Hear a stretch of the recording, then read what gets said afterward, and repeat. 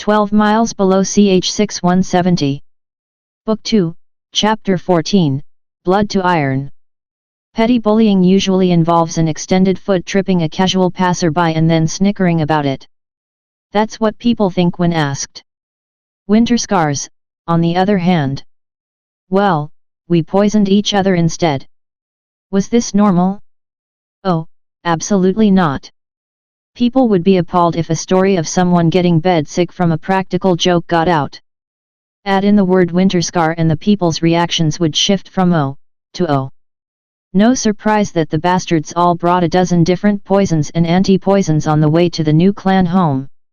All these old memorabilia had survived the trip, even if their original owners hadn't.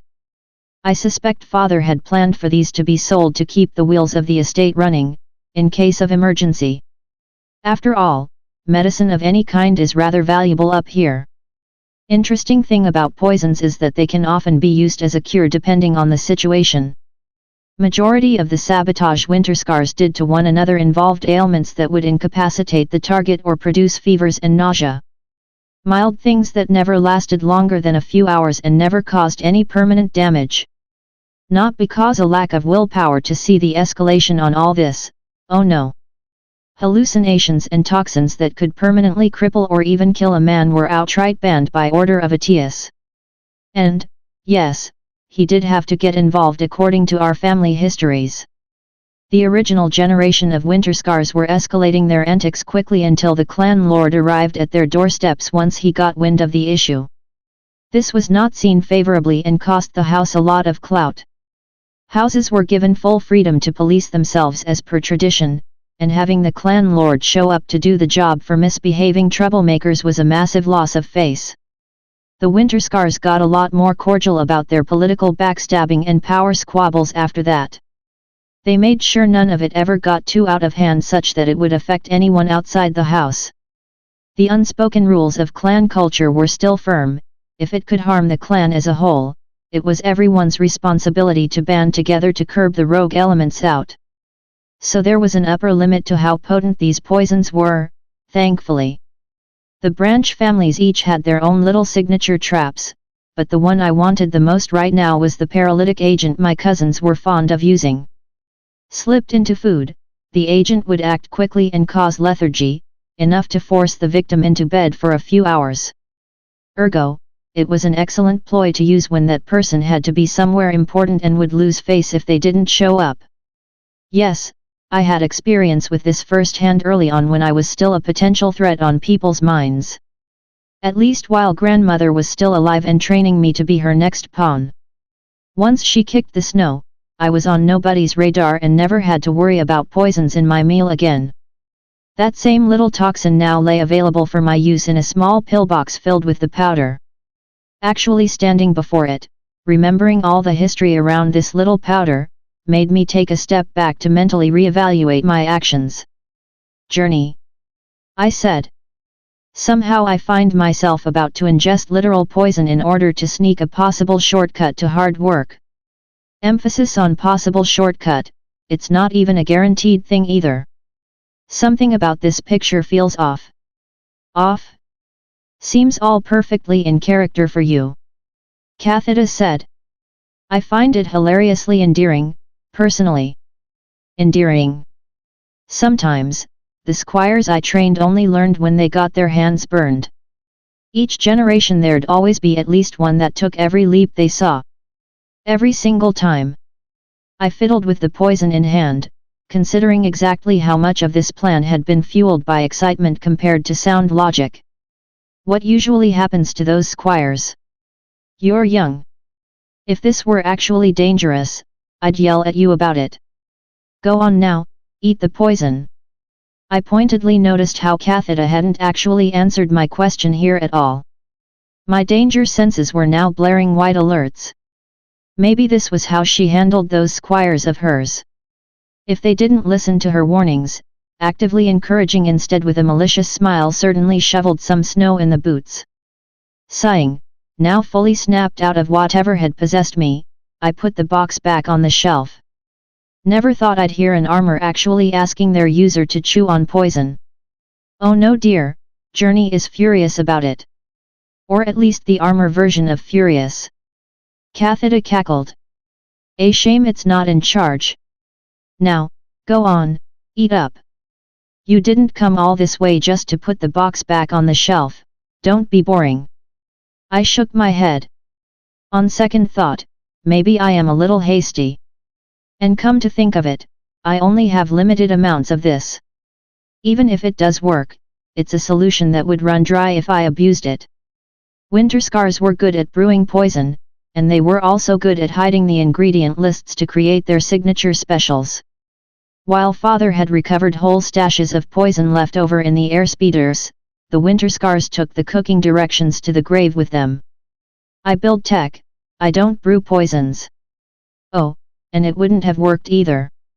Cathita added, almost as if on whim. Somehow, it seemed perfectly in character for her to avoid telling me that up until now. Still made me snort air out and roll my eyes. Couldn't have told me that sooner. What? And spoil the fun.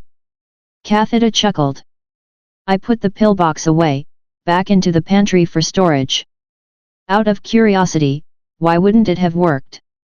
Journey's returning a bunch of medical gibberish to that question, I wish you hadn't asked. It's giving a headache to process. Do you know what acetylcholine is?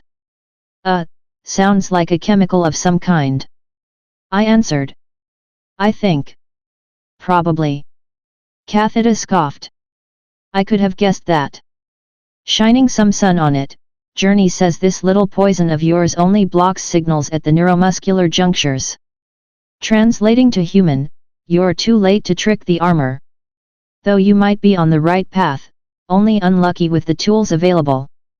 You think there's promise to this? Well, maybe I should expand my horizons after all. Learning how to brew poisons is a healthy and normal hobby anyone could be proud of after all. It was known that imperators were masters of the iron body technique, even using improvised movements outside the imperial style. Cathita always assumed they were simply picked from child savants and trained 16 hours a day or some nonsense like that. Imperators were the zealots among zealots, even the old bat didn't want to mess with them. Now thinking about it, could it be some kind of venom they used? Nasty business. I brought out the other bits of poisons I had on hand, anything I can cobble together with what I've got here? If it's possible to get this to work, I should give it a go. You want to start mixing compounds we hardly know about and then eat them? How desperate are you, exactly? She asked dryly. Point taken. Fool me once, shame on me. Fool me twice, I really need to stop thinking with my monkey brain here, jumping at the first solutions available. This compulsion of mine to leap first and ask questions never is going to get me killed someday, and I don't mean that as just a figure of speech. All right. Let's slow down and be more logical about the whole thing. From the drug's angle, this particular poison was the best Winterscars had. They might have come up with something more potent if there hadn't been a ban on the brewing arms race, but unfortunately we lived in more civilized times. So, if there was a trick to learning this technique without the grind, I'd have to work with the advantages I uniquely had available. The Winterscars had poisons, and I had technology. Is there anything I can do with the administrator access I have in order to make it easier to do the iron body technique? Some kind of preference tweaks? Settings. You could turn off the safeties and up the sensitivity. Only option I can think of. Would that work? I pointedly asked. Cathita laughed. Oh, by the sun, no, it wouldn't. The armor would break your bones with the whiplash if you put the settings too high. They need administrator permissions to tinker on for a reason. They weren't made to be messed with by rank and file soldiers. All right. Administrator direction was off the list. What else did I have access to that other people before me didn't have? The occult. Only the warlocks knew that one, so if they'd discovered any armor secrets, they'd likely kept it locked up for themselves.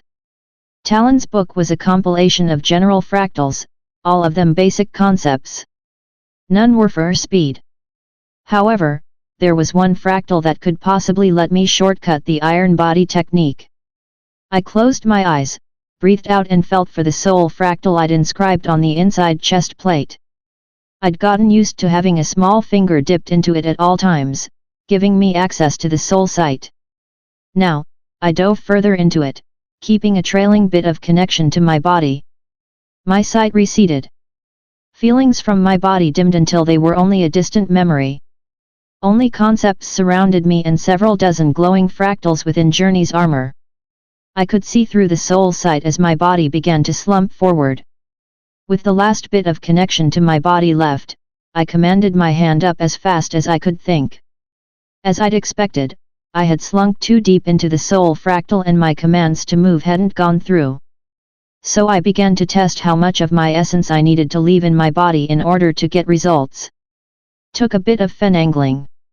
The hand shot up, finally. Or at least, I think it did. Hard to tell with only my soul sight. I drew back into my body, taking full control again. My world reawakened to Catheta speaking mid-sentence. Do that? What sort of violet devilry is this? The hand I had commanded up was raised, palm out to the ceiling. Did it work? I asked, curious. Work? It did more than that. Journey picked up command signals to move without any signals detected anywhere past the spine. You went from a complete novice to a grandmaster. What in the sun's name did you do? Hocus pocus stuff. I grinned. And trying to squeeze out every bit of value that I can out of what I have to work with. Looks like I'm on the right track with this. Only issue is that I had been almost completely submerged into the soul fractal, which seriously limited the way I could perceive the world around me.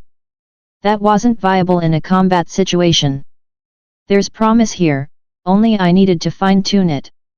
The trick would be to find a way to keep my senses connected, while disconnecting my ability to move just enough. I wandered out of the medical wing and returned to my room to train. I didn't want anyone to watch me raise my arm up and down a few times randomly. People might talk. It took 3 hours to find the right spot. I nearly gave up a few times out of sheer frustration. While my essence felt like a blob that could be moved around, it could also be shaped in a way as well. In this case, the shape I ended up making was that of a plant's roots where my head would be, while the rest of me was sitting inside a new soul fractal I had inscribed on the inside of my helmet. I had to keep a steady discipline to maintain the shape so that my soul touched the right parts of my body but avoided other parts. Felt like I was balancing on one foot while keeping my arms in weird shapes and my other leg bent. Awkward, but not impossible. With this configuration, I could keep my senses with exception to smell, and feelings from my right toes. I had no idea which root had accidentally brushed up the right way so that my left foot's toes were fine. At this point, I'd given up trying. I could live without smells and moving my right toes. All in all, I had hobbled together an extremely rickety workaround to using an imperial technique which itself was a workaround to exploit an edge case in the relic armors. Well, a great man in my life once said the most profound words of wisdom: if it's stupid but it works, then it's not stupid. And boy does it work. I moved my hands, in awe at the sheer speed of it. They moved fast enough there was an air current trailing behind for a short second. I could even feel the skin and bone squeezed a bit each time the hand came to a stop from sheer inertia. Everyone using armor naturally ended up to a point where they moved faster than human speed. Past that point, improvements became scarce from what I learned. Didn't matter if the technique was used to train or if it had been a natural development. The imperial teaching certainly trained people to reach that point faster and with more focus, but the end result was the same. My technique, on the other hand, blew past that limit.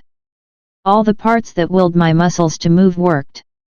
Only the part of the brain that actually sent those signals down didn't and registered more like a coma. As a result, I was technically performing the perfect iron body technique. Outside on the courtyard, time had passed by. The guards had all left to begin the day, and besides one servant passing by, the courtyard was empty. Moving felt slightly odd, even walking out here had a strange dreamlike sense. The motions were a little too crisp and quick until I slowed down and took each step deliberately. Nothing that couldn't be fixed with spending a day or two moving around in the armor. I took the stance once more and tested the movements of Cathada's top strike. Once I felt comfortable with the moveset, I decided to execute it full speed and see what that looked like. To do this I had to go through every step as fast as I could think while keeping it accurate. I took my stance, sword moving to position. Closed my eyes and breathed in deep. Journey moved. The sword cut through the air with a high-pitched whistle. Just as quick as the motions had been, they came to a stop. I could feel the whiplash even on my limp body, my chest felt like it had been crushed lightly both ways. A small gust of air passed over after me, fading a few feet ahead. Wind resistance would be cut down significantly if you powered the sword so that it cuts through the air. Right now, only the metal edge is cutting and that's got imperfections. Can the blade get warped? She cackled at that. Oh no dear, you don't have to worry about the metal breaking apart. Tensile strength against the inertia is largely within spec at the speed the tip is reaching. Not enough mass for it to get dangerous. Similarly, you won't have to worry about the blade heating up. Journey's already crunched all the numbers and returned deep green. I blinked. 1 second, heating up? How would swinging a sword heat it up? Air friction. She said as if it were the most natural thing ever. Well, can't expect you lot to know that obscure bit of trivia. The old bat sure didn't. Only something to worry about if the speed breaks past the sound barrier. Journey's powerful but not that powerful. All right, fair. I had no idea what she was talking about. Going back to the topic, mechanics-wise, how was that swing? Imperfect stance, yet paired with the speed of an imperator. Never seen that combination. Very odd to see. You think they managed to reach this level with the venom path? Cathada never knew the answer to that. Whatever techniques they used to reach those speeds, it's a well-kept secret. The armor gave an almost verbal shrug. Result is the same, you're moving as fast as an imperator. Don't know how you're doing it, don't know how they did it either. Wasn't she a high-ranking crusader? I'd have thought she'd know. Too brash and unruly. Certainly had the skills, but lacked the sheer single-minded faith. I paused for a moment, curious. Does Journey know? She cackled at that armors talk with each other only to assist their users in some way. Journey had no reason to ask, none of the armors are born gossips. Even if it had sent a request, answers would be encrypted anyhow. Indicator mortis do that with everything they touch. After adding gold to it somewhere, of course. Priorities dear. I could have all the theories in the world, but for now I had something tangible that gave me an advantage. Sure, it wasn't unique in the world, but it was good enough to get me an edge up here. My stance shifted back to the traditional one surface dwellers used, and then I engaged in my favorite kata. The movements blurred around me, even faster than Father's strikes had been. With the sword active, I was now the center of the whirlwind. There were errors everywhere in my strikes. The speed blurred it all together. Even if they weren't perfect, I had a feeling I could stand toe-to-toe with some of the better knights in the colony now simply because speed would overcome most mistakes. Atius had fought with this speed. And the sobering thought was that his opponent, Tuekar, had still been twice as fast. I needed more wins before I could handle the circus happening a mile under me, let alone more than one level down. I couldn't go back down there without being stronger. I had the occult, a perfected iron body technique and an armor with the full unlocked memories of an elite crusader.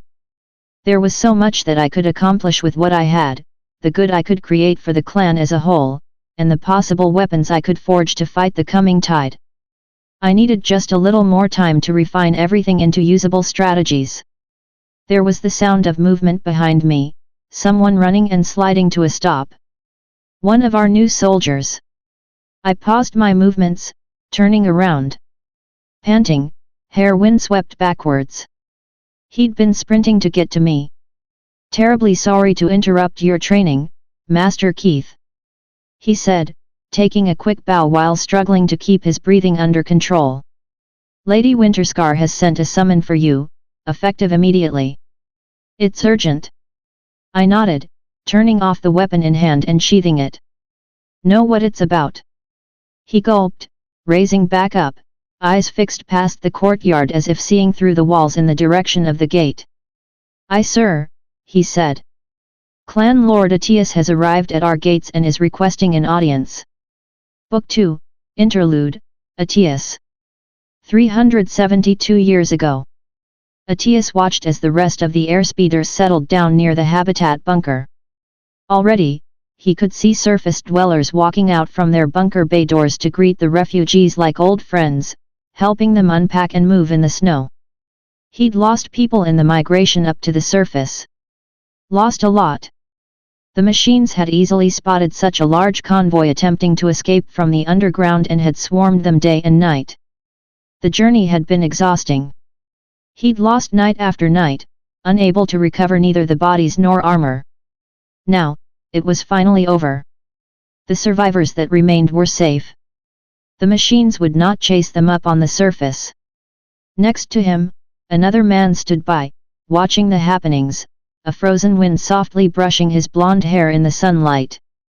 The length of it made the man look almost feral. Unkempt, save for the rough braids. Atius found it fitting, after all Clan Lord Yvain had gone native centuries ago, up here on the surface. You'll see, my friend, Yvain said, clapping him on the shoulder. The surface isn't as bad as everyone makes it out to be. Sure, living up here is rough. I'll not lie to you about that. Still a small price to pay for safety from the machines. Atius shook his head, frowning. It's a prison sentence in all but name. We've traded the enemy we knew for a different kind of struggle. I respect your clan's help, however I still wish this hadn't been necessary at all. He found it so odd of a word. Clan. Almost like they were tribal savages up above, not cities or anything permanent. If I had been stronger, or could have made better allies, maybe this could have been avoided entirely. The odd clan lord smiled, teeth just as white as his surroundings. Atius, lad. My friend. I don't think all the power in the world could have saved your city. It was simply too far from the others. And that was established long before you woke up as one of us. Rather, I'm impressed you stood the line this long. 7 decades? Or was that Lord Titian's number? He chuckled.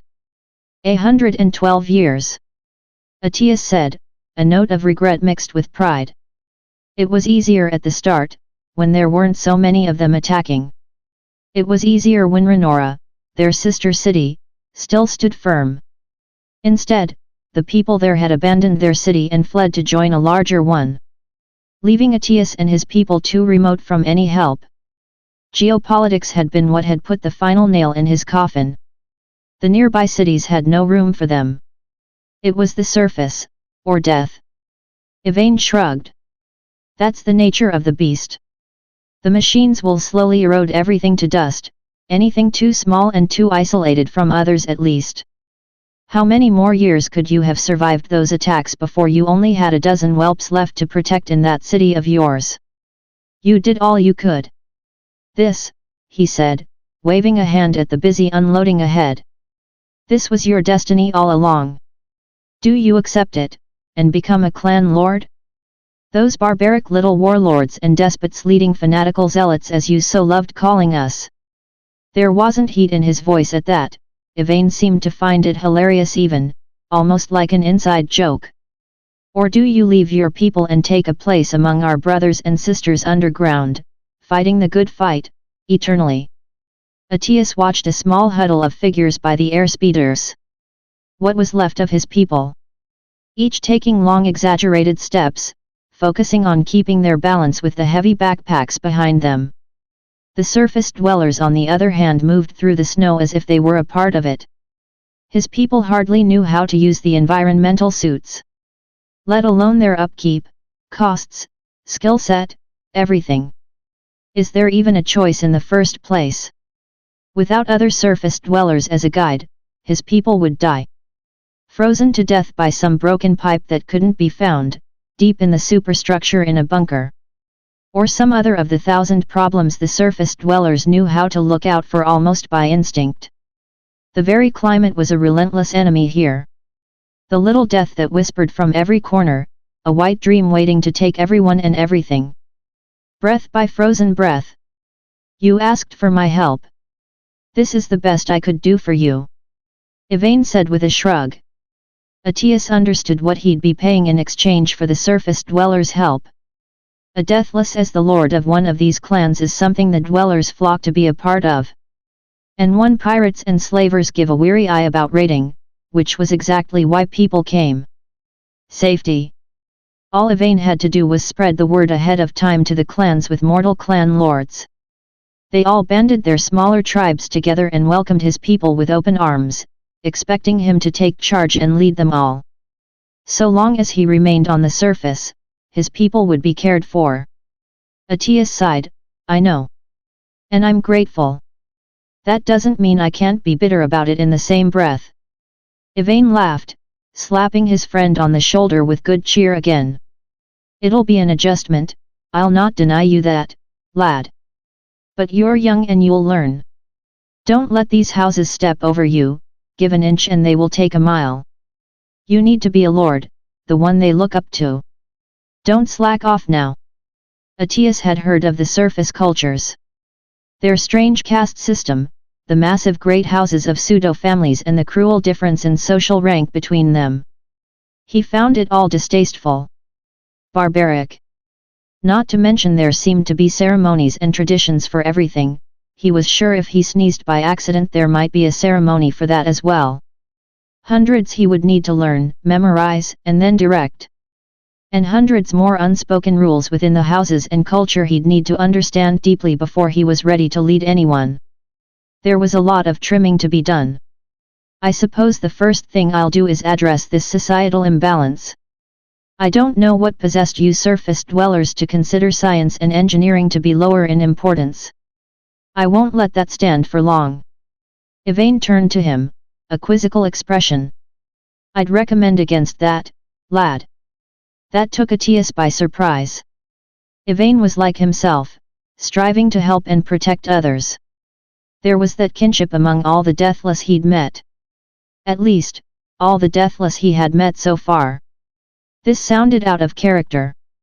Ah, don't look at me like that. It's not pretty to speak about, but there are certain realities up here on the surface you will need to contend against. Yvain said. There's more to surviving the surface than tech and maintenance skills. You need people to venture outside. And people who venture outside, well, they don't always return. It's inevitable. That's why the caste system is the way it is. What are you implying? Yvain sighed. Think it through, lad. You need people to go out there for meltwater, metals, trade, power recharging, everything. He said, pointing out the white wastes. And out there, everything wants to kill them. The weather, the raiders, slavers, pirates, covered up crevasses in the ground and age-old derelicts that forgot they're supposed to be dead and turned off. Can't send the hard-to-replace engineers, they need to be kept safe and deep within the walls. Can't go around demanding anyone with no particular talent to sign up for scavenger duty, where the death rate is a reality they all internalized long ago. He chuckled darkly at that. No one's stupid and no one likes to be seen as expendable. I could pay them. That seems the obvious, moral, solution.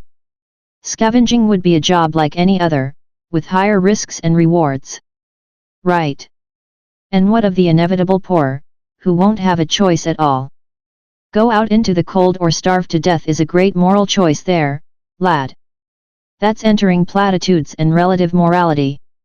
Atius countered.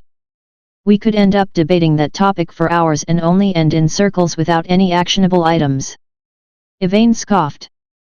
All right, you undersider whelp, let's look only at the numbers then. Do the math. What happens if you use greed as the main motivator? What are the impacts of a society that functions that way 50 years down the line? 100? Think, Atius. How will your neighbors see your clan, given their cultures of pride and honor compared to yours of money and wealth? Your last city fell to its knees because it had no neighbors left. And now you want to forge a clan up here with a culture that's incompatible with those around you. Atius remained silent on that. He hadn't squandered the century of life he'd lived so far. He'd been as much a scholar and philosopher as he had been a warrior. His village had needed him to be everything in order to lead them. And fortunately, as a deathless, he had all the time to slowly accumulate that knowledge and the books to dig it out of. The wines gently tugged on Atius's cheeks as he contemplated how the wealth would move, and eventually pool. How the houses would mobilize to protect that wealth. How the death rate outside and inheritance of wealth would affect the clan on a macro scale. And how the culture would shift in accordance over the generations. We'd end with the same system, eventually. He concluded. A different name, but similar stratification. Yvain smiled. A worse system, even. One where you have no control. Greed as a motivator has no integrity, no morals, and most importantly, it won't answer to you. No way to correct the airspeeder if it starts swerving at a mountain. Once more, Yvain's armored hand held Atius's shoulder as he leaned forward. See, greed, my friend, is a mindless maximizing function with short-term gain as the only metric worshipped. People who forget this always pay the price. So you need another way to motivate people to go out there and possibly die for the greater good. You know where this line of thinking leads. Atius warned. You'll stop seeing individuals and start seeing the world in terms of groups and macroeconomics, if you haven't already. People will become numbers on a sheet to be juggled around. You're trading one monster for another, Yvain. And what do you think I am? You call us petty warlords and despots leading fanatic zealots. You think I laugh because I find it funny? I laugh because I know it's true, and the best humor is one that touches reality. He chuckled, then his voice turned to ice. There are no simple solutions up here, Atius. No clean wins. The surface demands everything of you. So you pick the easiest monster to tame, and you make friends with that darkness. His fellow deathless looked across the white wastes, in the direction of his own clan. I keep it simple. My people have shelter, safety, community, and purpose. The door is wide open, I don't stop anyone if they want to leave for better pastures, I make it easy even. And they don't want to leave. That's the only metric I use when I doubt if I'm going down the right path. Clan culture evolved the way it did not by accident or happenstance. It was artificial from the start. Built to maximize survival of the whole by the most stable means possible. Scratch just a bit under the ice and you'll find every song, every tradition, every part of this culture has a purpose behind it. He waved to the scavengers further in the distance, returning from an expedition, hauling the large ice blocks needed for meltwater back into a hangar door. There has to be a less manipulative way. Atius said. Yvain slowly shook his head. Sometimes, the best way to keep a child safe from the stovetop is to toss a toy the other direction. Not everyone needs to be a scholar and know the hows and whys. And the societal imbalance? The suffering this caste system causes. He quirked his head to the side. Suffering? What suffering? Is bowing down when a scavenger walks by really too much of a price to pay for a stable system? On the macro scale, it's a bargain. I would lick the ice off boots if it meant people as a whole would live better. A quick bow is utterly free in comparison. I've seen the lives of undersiders. You live in luxury, surrounded by the poverty around the rim of the city. My city had none of that. Atius growled back, insulted. Yvain lifted his hands up, placating. Easy there, lad. Your city was run by you. Of course you'd shape it all up to work well, you had 100 years to work on it. Up here though, the surface dwellers might be poor compared to your old city, but the people. They band together in a way undersiders don't appreciate. I certainly was surprised by it at first. Don't misconstrue my arguments. There are going to be people who abuse that authority to oppress the lower castes. That's not a matter of if, but when. Play your part right and it won't happen. Yvain countered, taking a lazy glance at the convoy passing by. In the distance, one of the refugees stumbled in the snow, falling down hard. 3 surface dwellers were already on a direct path to the man. They swarmed around him, helping him up, checking the suit integrity, field kits already out and ready for any possible puncture. The older Deathless nodded. This was as it should be. What do you mean by that? Atius asked, watching the same scene. I told you. Everything in clan culture was built for a reason. He pointed out the field.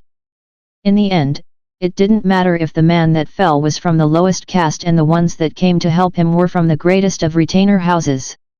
Duty is still the same, to help and protect those of the clan. Do you think the oaths people take are for nothing? The vows of the houses. He paid little heed to it when he'd first heard them. Imperial-sounding babble to Atius, meant to impress. When sacrifice calls, I shall answer it. The vow of the retainers, the ones who ventured outside. What darkness covers, I shall bring to light. The vow of the reachers, the ones who maintained the technology. Where life may grow, I shall nurture my people. The vow of the agri-farmers, the ones who fed the colony. And so on. A dozen vows, each unique to their caste. Lip service as far as Atius was concerned. His questioning gaze might have said everything to Yvain, for his friend looked him gravely in the eyes. It's not simple pretty words up here, Atius. He said. Oaths are everything. Lad, think of it this way, even the heroes sung about in the stories, they're not the ones who fought off an army of pirates, or conquered the levels underground. The heroes up here on the surface are the ones who lived up to their oath in some way, each and every one of them. That isn't by accident. What, the stories are made up? Atius scoffed. Stories are always made up. And yet his mind worked furiously through the implications. Everything up here served a deeper meaning, Yvain had said. The culture up here had been engineered to be what it was. Then where did these oaths fit in? What was their purpose? Why were the stories told up on the surface made to glorify the ones who lived up to these vows, and why was that so important? The answer came as cold as the wind on his back. The single piece of information that clicked everything into place. They swear them at childhood, Atius breathed, realization dawning.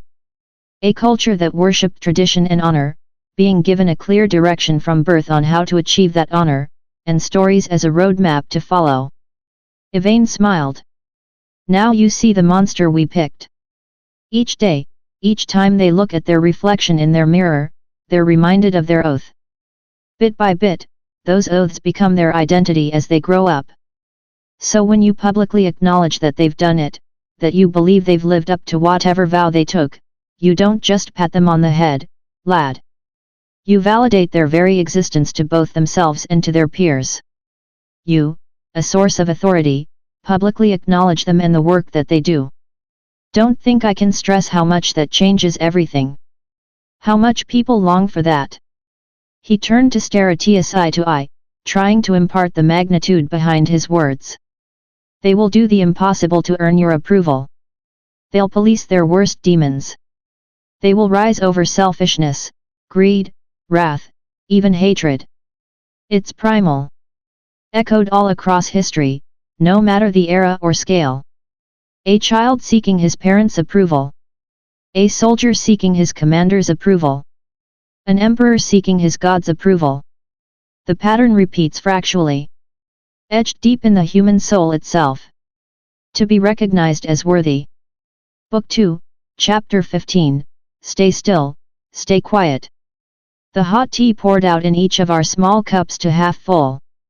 Each of us thanked the servant as she dutifully did the work and left the kettle on the table. Bowing deep, she slid the door closed behind her. It was only the three of us left in the room.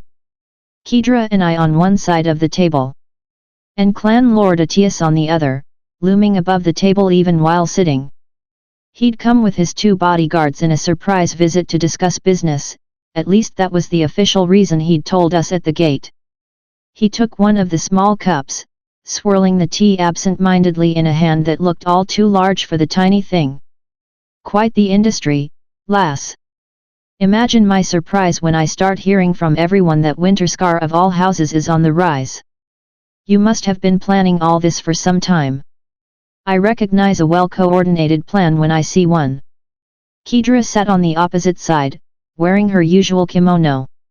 Prim and regal as usual, with sharp eyes that always gave an impression she was seeing far more into the conversation. I'd asked her about it once and she'd told me that yes, she practices on the mirror until it was her default look. I can't tell if that was a joke or if she's serious. This had been the first time since the last couple of days that I'd seen her. Most of her orders were now sent through runners to me, since she was busy being in a dozen different places for different reasons. If it was anything sensitive, she'd send it written out on a letter. Despite all the work she'd been doing, fatigue was well hidden even from me. In all likelihood that fatigue didn't exist at all. Kedra wasn't stupid.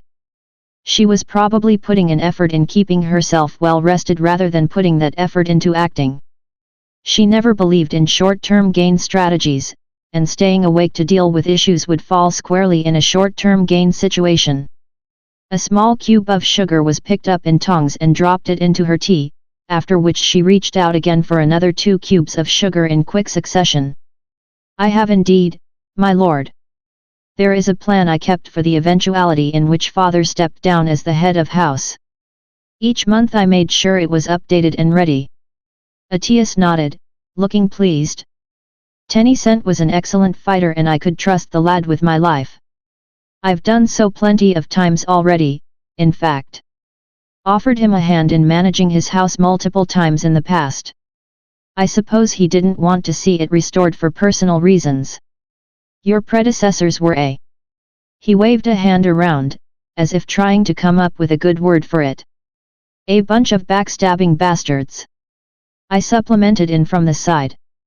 Both Kedra and Atius gave knowing smiles at that. That'd be a word for some of it. He said, a small chuckle passing through his voice. I always had to handle Winterscars with a different set of gloves compared to the other houses. But not all people are bad from all angles, lad. There were plenty of times they'd shown great honor and cooperation. When the medal is brought down, I could trust Winterscar would be there to stand with all the other houses. Suppose at the very end, that's what they did, sir. I said politely. Atius eyed my armor from the side as he took a sip of the tea. Was I interrupting your sparring session? Nothing I can't do another time. I discovered a lot of interesting topics. Was in the middle of testing one such thing. I turned to Kedra. I think you'll have a day in the bath with this one. The iron body technique was something veterans would slowly develop over time. Having Kedra go from novice to master would turn her into the hard carry for our little group.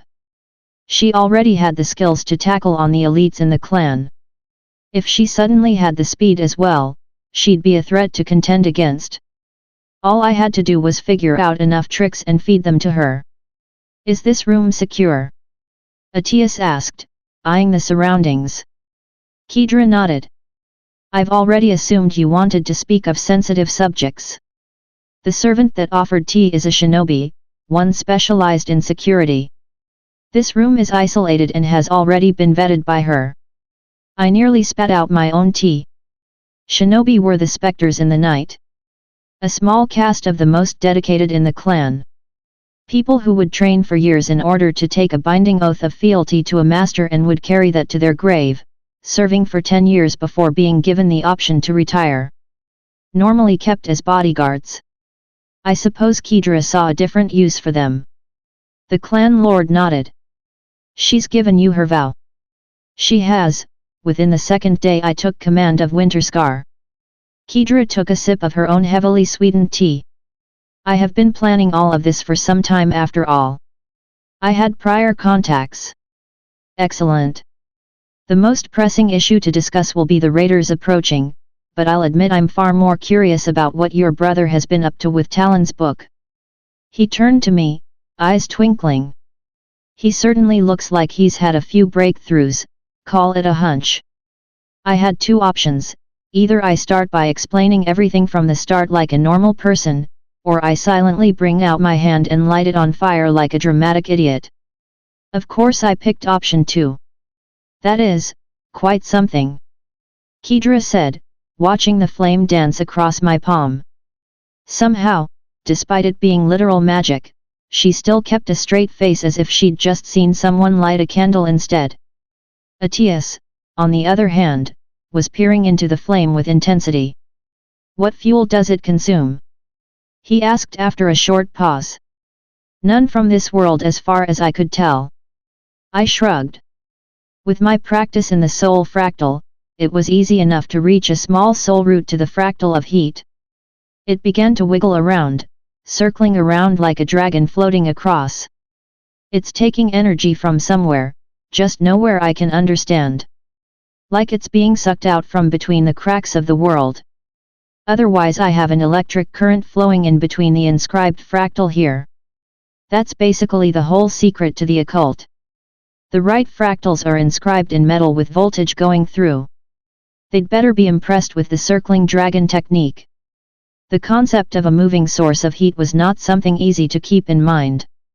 Took me a long while to get that going right, though I hesitate to say it was the wisest choice of time spent. I gave them a quick rundown of my experiments. Of the soul fractal. Kedra corroborated my theory, explaining what she saw when opening Winterscar.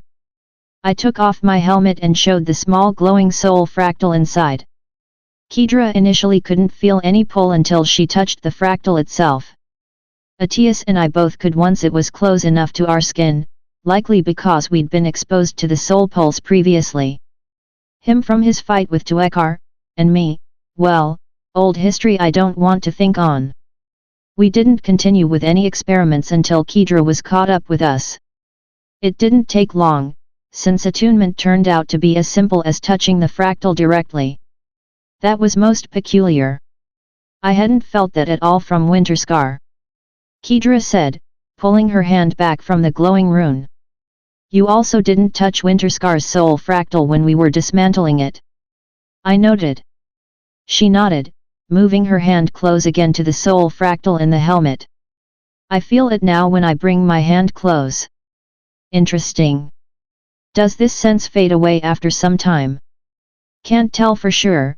It's been a few weeks but I could still feel the sense the moment my hand was close enough. Atias reached a hand for the helmet, and Kedra passed it to him without issue. He looked oddly at the small fractal within. Certainly looks familiar. The pillars where Deathless gain and trade their powers do have inscriptions that look as odd as this. He drew a hand closer, touching the soul fractal for the first time. His eyes went wide at that. Novel. Very novel. I believe I felt some of your armor's soul even. He touched the armor again, a grin on his face. It's not quite happy with the prodding. Perhaps I should quit while I'm ahead. Forgive me, great armor.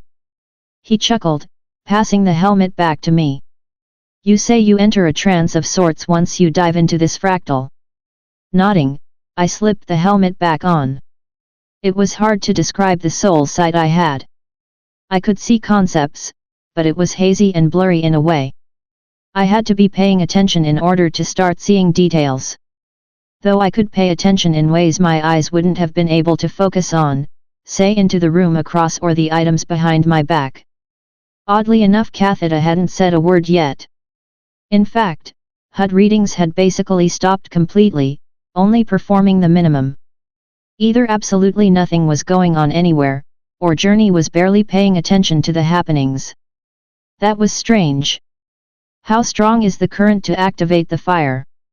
Atias asked, motioning me to reignite the fire. Low. It's also easily reproducible. All that needs to be engraved is this symbol into a flat metal surface, and then a current is passed through. I think even a hand crank could keep this lit. Kedra's eyes never left the floating flame, watching it intently.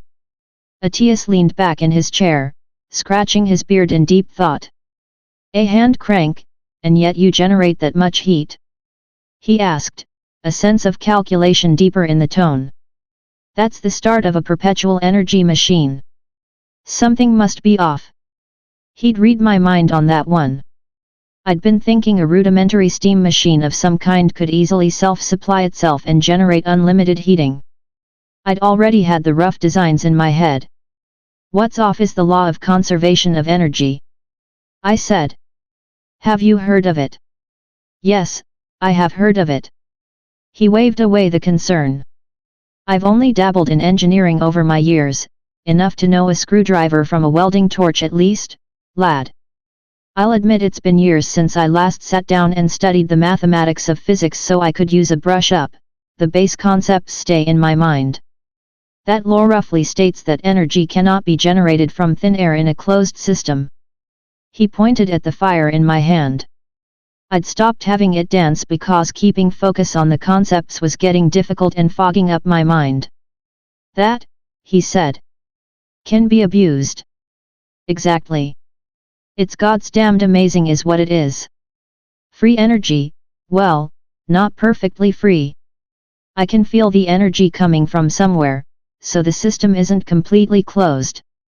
Atius remained in deep thought, leaning back and frowning. I took the silence as a go-ahead to bring out my plans. See, first we can create occult heaters, I said, getting animated. We can easily disguise it, but once we get those heaters and start spreading it out in the clan home, we'll free up all the power cells taken for that task. We can then shift those over to def. No, Atius said softly. His eyes turned to me and I saw an echo of eternity there. Gone was the warmth, instead only the centuries. Cold calculation. No, he said again, now with the full voice and authority of the clan lord. Keith, this book is not unique, is it? I shook my head, a little bewildered. And no. Talon said it was one of many. He nodded his head at that. And already you've discovered a possible secret to perpetual energy and heating, within scant days of opening it. A simple, easy to implement solution no less. He tapped the sigil in my palm. You are not the first to hold this book. Likely, there were hundreds before you that stood in the very same spot you do now. I didn't quite understand what he meant, until Kedra voiced the question Atius was really asking. Then, where are they now? The clan lord nodded at her with a smile. Imagine Keith created this heater. It would spread out in the clan and then traded out over time. Every clan would eventually own these heaters like we own the occult blades. And yet, we don't have these heaters. So every person in Keith's boots either failed to create the heaters, or was eliminated in between the creation and their complete spread. My mind jumped to the cycles of destruction Talon spoke about. The shamans, the wizards, and likely other long-dead cultures and civilizations that had taken up the occult so long ago their names don't appear anywhere in the world. Either this perpetual energy of yours is not feasible due to logistics issues we can't yet see. Or, Kedra said, trailing the question. Or the machines have some way of tracking the occult and are making sure anything that could be a threat is destroyed before it spreads too far. Atius finished. The warlocks don't create perpetual energy machines, I know their ilk. The tools and items are simple. Straightforward. I don't believe this could be just coincidence. They may be aware of the enemy in the dark and are being deliberate in how advanced the spells they use are. Machines have never been spotted on the surface, however there's a hole in this. Survivorship bias. We've never heard of machines on the surface. It might be because they've never let anyone live to tell the tale. Atius drank more of the tea, clearing his throat with it. I've been mulling over one additional issue I've had with Talon's book. The armors are purposefully blocking the sight and mention of the book. Yet the rest of the occult itself is perfectly visible, am I correct on that assumption? I nodded, looking down on my palm where the fractal of heat was clearly visible. Journey wasn't making any effort to hide that. In fact, it was being incredibly idle right now, almost as if dozing off. It is. Why try to hide the book itself? It made no sense in a way I'm familiar with. There was more to this than I could see. Now, I find out that this book also contains free heating with next to no drawbacks, within the hour of reading it. I don't like this. He set his fingers on the ground, folding them together. I don't like this at all. There are no free meals. This reeks of a ploy. What do you mean? In the old books, they spoke about icebergs, giant mountains of ice that floated within a large body of water. Often the surface seemed small, but it hid a mass under it that was deceptive. He undid a few buttons on his tunic, easily stripping them off. The same happens over time when studying history. Quirks that make little sense. Traditions that seem silly on the surface, only because the context behind them isn't exposed. The world doesn't make sense, simple solutions seem evident and yet haven't been implemented. Often it's what you don't see that's the more important lesson. The dark spots in history. He placed the first button on the table. Imagine a game with 2 players. This is the player's first move. He set down another button. Imagine the 2 players took turns countering the other's moves. More and more, he placed the buttons on the table until he no longer had any more buttons to put down. Each time they played, the board was changed. Say a third person walks into the game just now. If he sees the board, can he understand at a glance? Likely not. Some pieces may have ended up in situations that seem outright improbable, or make little sense. The third person can't understand why the pieces are where they are because the history and context is missing. Kedra took a sip of her tea. Then, in this metaphor, we're the third player. And the book is the last move played by Tsuya. Correct, except we're not a player at all. We're a game piece. He sighed, looking deep into his cup. I don't trust that Tsuya has our survival in mind. I trust she has humanity as a whole in mind. She had no hesitation in sacrificing you during the destruction of the site all those weeks ago, right? I gulped, nodding.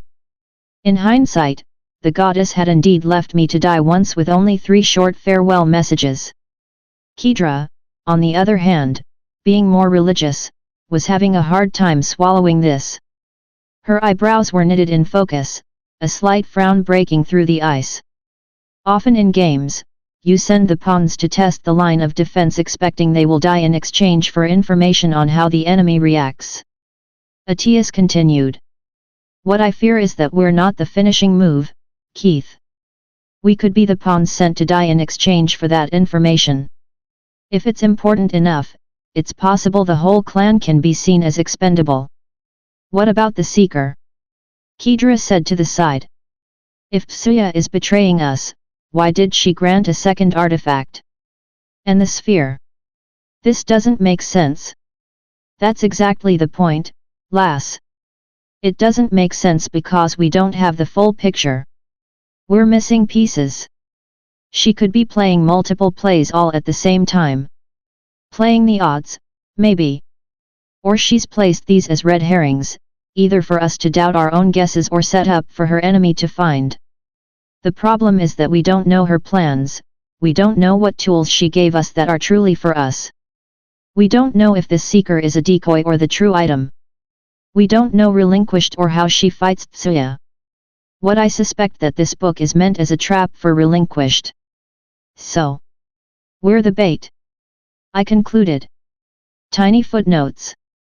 Why hide the book from the armor but not us? Atias nodded.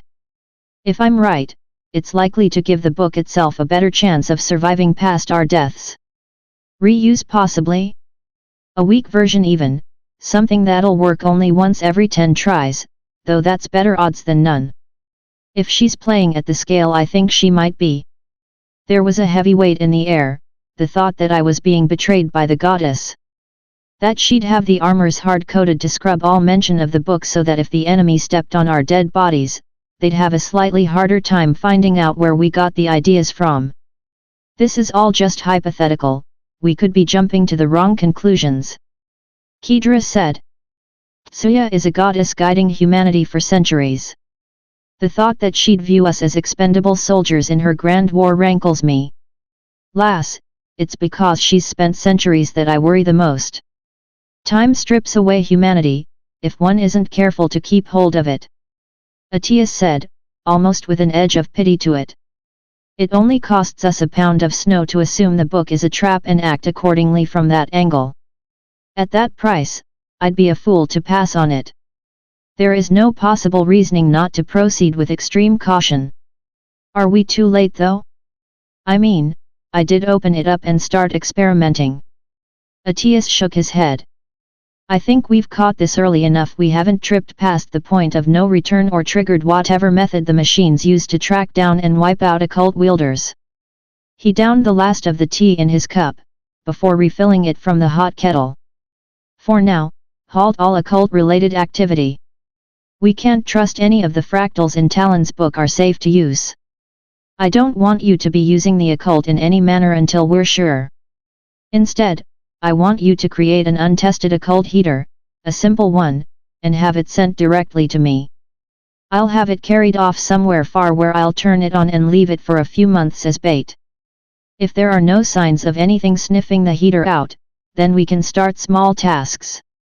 And always as far as possible from the clan. While I felt sad about being forced to abort my progress, I knew it was the right call in the end. Besides, there would still be some progress on this, only slowed down to a crawl in the name of safety. He watched his cup intently again, eyebrows furrowed in thought. I'm finding myself having a hard time making this call. This kind of power could be the difference between life or death against the coming raiders. Immediate survival might be a play we're forced to make if things become dire. The old deathless remained deep in thought, mulling over options, calculating lives and their weight. Neither Kedra nor I dared to interrupt. There is an alternative. He said simply, looking up. Armor runs on the occult. We know those runes are likely safe given that it's been used for centuries without issue. Those we can study in relative safety. The issue with that, I interjected, is that I don't know what those fractals do, and even if I did, I can't modify them in any way since I can't reverse engineer the fractal equation from an image. I don't have that kind of software. Their use might be really limited. Not to mention the armors were more than just the occult.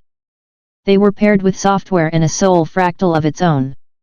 Those could end up being required to use the rest of the suit's fractals. Fortunately, that's not the end of our options, lad. There are two more set of fractals we can draw from. Atias said, waving my concern away. The first set won't need to be modified, and we'll know what they do already. That should help with your situation. We have that. Yes. Mine. He lifted a hand out, a cold blue flared to life there, crackling like lightning. Two pairs of ghost hands extended out before fading off. As I've told you before, Deathless gain powers by attuning to Pillars Underground. The Pillars Underground predate us Deathless. I know from folklore that the fractal symbols inscribed on their sides didn't appear until we appeared some 500 years ago. Given how the pillars pair with us, I suspect it might have been a patch job of some kind. The goddess using already existing resources to help power us further. I strongly believe they're far more safe to work with given their goal was to be used in combat. I remembered talking to Tsuya, she mentioned Relinquished had appeared 7,000 years ago, and that was when the world ended. It was silly to think about, but the ancient Deathless might actually be a new thing to the world, at least on the scales that the gods played on. Atias paused to take a sip, swirling the tea in his cup. In my travels, I had my armor take pictures of each pillar I came across underground. I felt it would be important someday, though I didn't know what any of it meant at the time. He patted his tunic. The armor didn't survive my last death, but the data has been stored away a long time ago. He fixed me with a look, the cold calculations once again alive within the recesses of his eyes. You and Kedra will work on reverse engineering the fractals I use. See if it's possible to use them either as a bluff or in actual combat. If the raiders believe we have 3 deathless ready to fight, they might simply break before even attacking. Given what you've told me about the soul fractal's use, you have my permission to use the soul fractal to pair with the pillar fractals. It'll likely be required, if my hunch is correct. The soul fractal has already been touched upon, no sense in backing out now. I'll take that chance given the possible payoff. He drew out his sword next, laying on the table. The second source of fractals are the occult weapons. If you succeed in discovering how these weapons function, I'll have you forge as many as you can make. Whatever the secrets that allow the sword to cut more than reality, I want it. That kind of power in a fight could easily cause a rout in their forces. I gulped, thinking back at the rip in reality swords like his could produce. That sort of strike, done in the middle of night battle, could easily cause the enemy knights to panic and run. Information is dangerous in this world, he said. All things and knowledge travel physically, given that the mythical internet is long dead. And that means the spread of knowledge can be contained. Possible treasures like software or weapons are likely found all the time by chance, and when they are not, keep secret. We need to stay still and stay quiet. I'm trusting only the 2 of you with this. The more people are involved, the more danger of a leak appears. If a ceiling plank falls in the frozen wastes miles away from anyone, does it make a sound when it hits the ground? I think I know what happened to the wizards. Eventually, they must have made too much light in that dark forest. Book 2, Chapter 16, Trial of the Occult Blade. The neighbors are going to be a problem. Atius had ended the meeting with us going over what he had originally come to settle, the raider threat. The update was short and to the point. He'd dispatched scouts to get early reports on movements from the other siders. The scale of the attack would need to be massive to overcome the defenses of the clan and the reputation of a deathless. That sort of industry can't be hidden. The clan lord was going ahead with shoring up the defenses and getting maintenance crews to start bringing the wider turrets out of their mothballed states. If it turns out to be a hoax, he'd lose a few months of resources that could have been put to living conditions, which was a price he was willing to pay. The price he wasn't willing to pay was panic and terror. After debating with his war council, they had come to the conclusion to keep the attack hidden from the public for now. When the announcements come, they'll come paired with all the solutions. The last thing the clan lord wants is fear spreading through his clan in the middle of preparations for it. The airspeeder's crew had already been sworn to secrecy as a baseline. This was just confirmation that these orders were now permanent until Atius was ready to deliver the news himself. Regardless, time was not in our favor and the clock was counting down until the threat came to our doorsteps. We had to get prepared.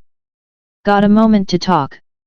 I asked Kedra as we watched the clan lord pass by the gates of our estate, bodyguards in tow. I have 15 minutes at most before I need to return to my duties. Kedra said. The feast, I'm guessing. I'd heard about it from the gossip vine. Kedra was putting together a feast to celebrate the rise of House Winterscar. As should be expected. We recently gained a new armor and we have a new head of house. Both would have earned their own separate feasts, so Kedra couldn't skimp out on this one.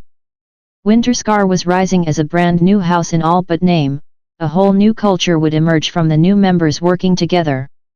It was our duty to make sure that culture wouldn't become the petty political power grabs of the old. Kedra wanted something functional, streamlined, and powerful. And I just wanted to eat fish and tinker on projects without having to worry about words like budget and responsibility, so I'd say our goals were perfectly aligned. She probably had a few more tasks for me to do. And the recent news Atius had dropped on us paired with his direct orders had probably put her plans on the wayside. Don't think I can help out with that, given the priorities to the clan. I didn't mention the occult since we were now outside the safe room, but the idea was implied. Between helping her with the feast and working on the tasks given that could possibly swing the fight to our favor, the priority was obvious. I'll need to compensate. Thankfully, I have a myriad of tools at my disposal besides sending you to stare people down in armor. she said, already calculating in her head. Got a few more minutes while I have your ear? I did discover something recently and we haven't had much time to talk. I'm assuming it's good. I chuckled ominously at that.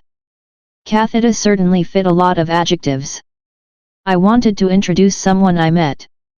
Since you're always nose deep in paperwork these days, I haven't been able to introduce you yet. You know, I'm going to miss the days when I didn't need to schedule an appointment just to talk scrap shit with you. Somehow I question that. Knowing you, dear brother, you'll already have figured out how to bribe my secretary within the day. Please, I would rather call it charitable contributions. And it's chocolate, by the way.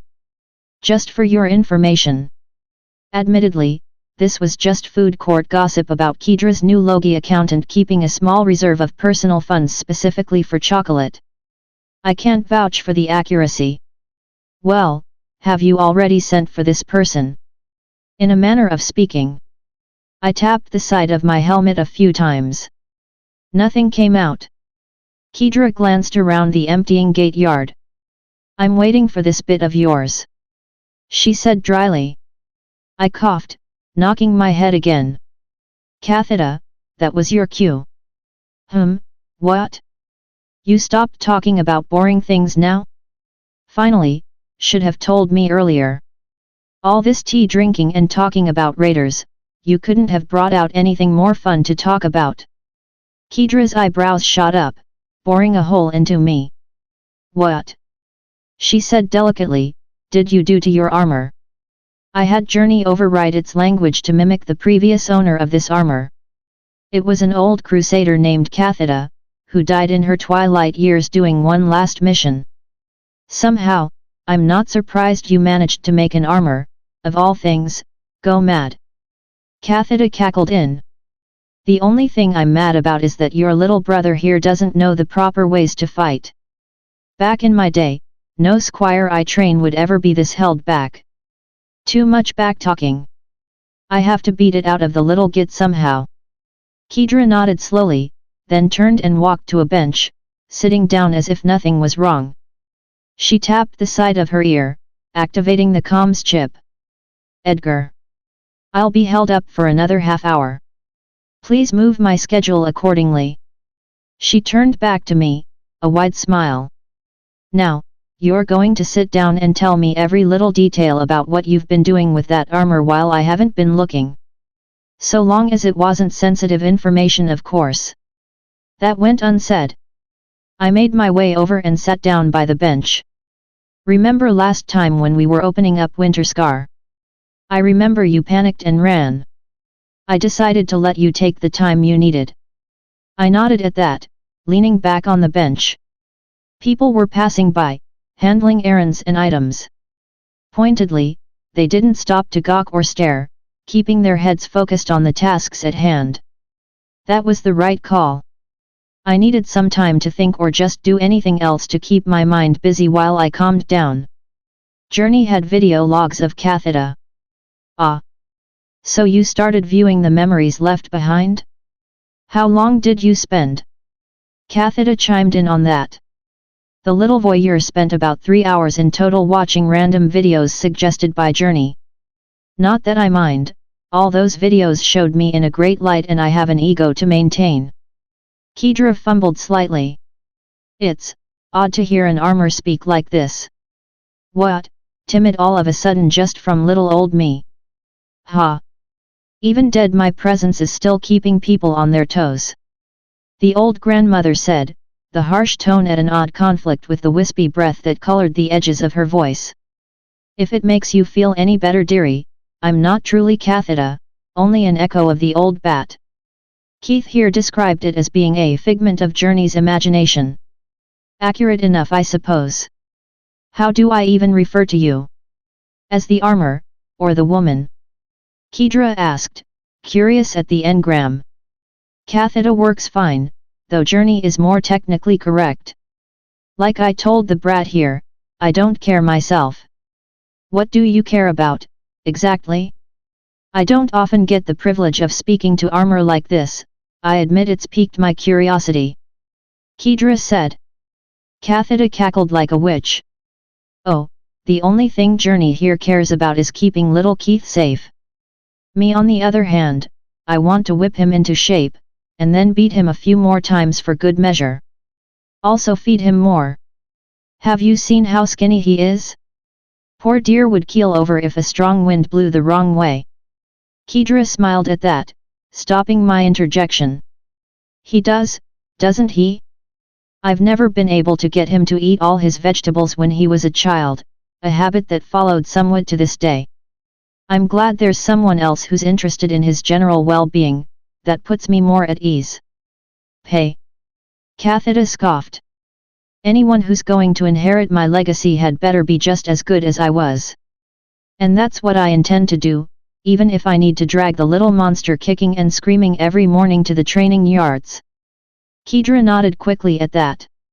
He has been rather lax about his combat training. What kind of training are you planning?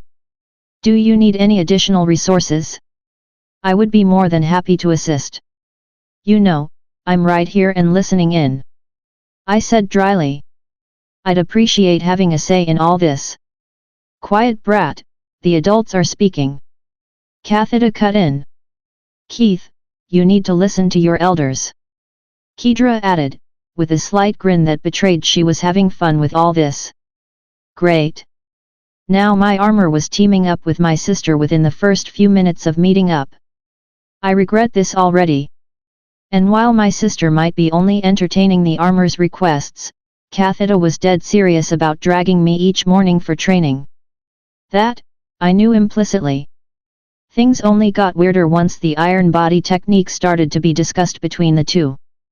Before I knew it, I was now booked each morning for the courtyard, with Kedra as my sparring partner. She wasn't going to miss a possible chance to gain an advantage, and what Kathida relayed on my breakthroughs with the iron body technique had her attention. I sighed in defeat, watching my lazy mornings vanish into a soft memory behind me. For me, I had a good amount of work on my hands. First of which was staring back at me. I cobbled together a cold heater, untested as requested. I'd never turned it on once and I had no idea if it would work. However, all the components besides the occult had been tested in isolation, so in theory things should be fine. It had been a bit of a head-scratcher to get this working. The first idea was to simply boil water and have the steam rotate a turbine which would then power the fractal for perpetual energy. Easy, right? Except that this heater would be left in a dark place away from the world for months. And the fatal flaw to this early concept was that eventually either water would leak out of the system or the moving parts would wear out over time. I needed something that didn't have any moving parts, nor required anyone else to come by every few days to refill something. That significantly cut down on the options I had. However, I did have a trick up my sleeve: thermocouples. Tech as old as time. Taking 2 wires of printed metal, 1 copper and 1 iron, I connected the 2 and had the joint hovering over the expected fire source. The other 2 ends joined together and were left out in the open where they'd be exposed to the cold air. In between, the metal wires would connect to the metal block that should house the occult fractal, and the temperature difference would cause a current to go through. That's basically the whole core of the heater. I'd added a lot of other tweaks to the model, including an environmental shield and casing with a nice handle to make the whole thing more portable. So long as someone jump-started the thing, it should in theory keep going almost indefinitely. The metal would eventually wear out, but not for years I expect, which was plenty of time for the experiment. I packed up the heater into a canvas bag and put it to the side. That would be destined to go straight to the clan lord with written instructions. The next thing to do was to reconsider Talon's book. All of the fractals inside that book were basic ones that could be used for general-purpose engineering. That's the pattern behind these. With exception to the soul fractal, that one tied everything together. Given that the armors all used that fractal, I was pretty sure Atius was right when he said it was worth a gamble to use. If it's somehow something machines can pick up on, that airspeeder has already flown the hangar a long time ago. I'd already made up my mind to continue using the soul fractal inside my helmet to enable the iron body technique, and soon my sister would be joining in on this too. She had been extremely interested when Kathita had started to blab about how her lessons with me had been going so far. Well? You gonna figure out the hocus pocus that's making my sword a good one? The old crusader in question chimed in. Or are you going to stare at that box and drool all day? I'll get to that when I get to that. See, I can't even brag about this box to anyone. I reached out and grabbed one of the folding sections. Look at this craftsmanship. It folds up perfectly and can still insulate itself. Everything connects flush to the surface, it looks like absolutely nothing from the outside. Why yes, you're right. All I see is a box.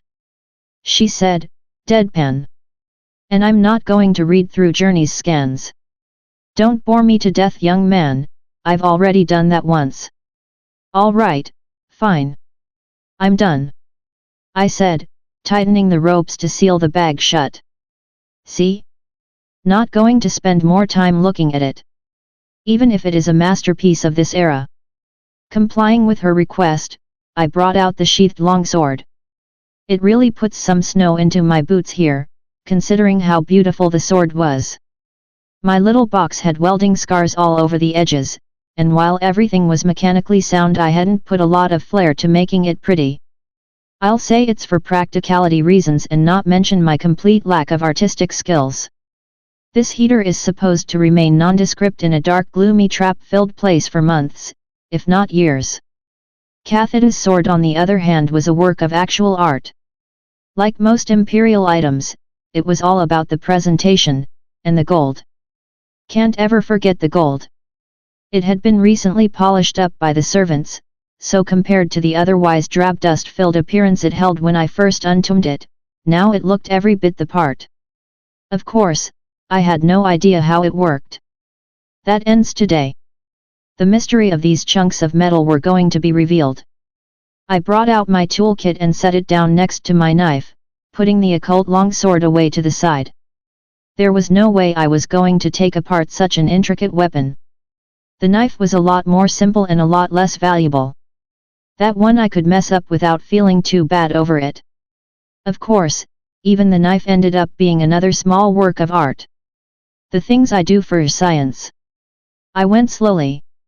Journey gave me a visual display of where I needed to tackle the weapon, and I kept the workspace clean around me. Every part was removed bit by bit. There was a possibility of putting it back together after, so long as everything was organized well enough. The valuable part of occult blades weren't their hilts. A lot of blades have been disassembled and reassembled in different ways. A knife could become a spear and then turn back into a knife over a few generations depending on the owner's whims. Though a spear was usually something more for a mantelpiece. The only occult spear I've ever seen seriously used in combat was done by that machine feather, Tuekar. Given his confidence with it, I'd guess he figured out something to make the shaft occult-proof, otherwise it would be too big a vulnerability. I didn't feel too nervous dismantling a blade, since the important part wasn't something that could be dismantled. Eventually, all that I was left with was a chunk of metal with a blade and my knowledge of fractals. It had the shape of a blade, but no sharp edges. Instead, it looked fat, and uniform in volume at all ends. Occult weapons cut in a way that no one could explain. No edge needed to be honed, and rather that would actually reduce the effectiveness of the blade. The glowing edge was where the cut happened, after which the blade would follow through. From experience, cuts were fat things and everything in the way of the blade wasn't shoved to the side, it was outright gone.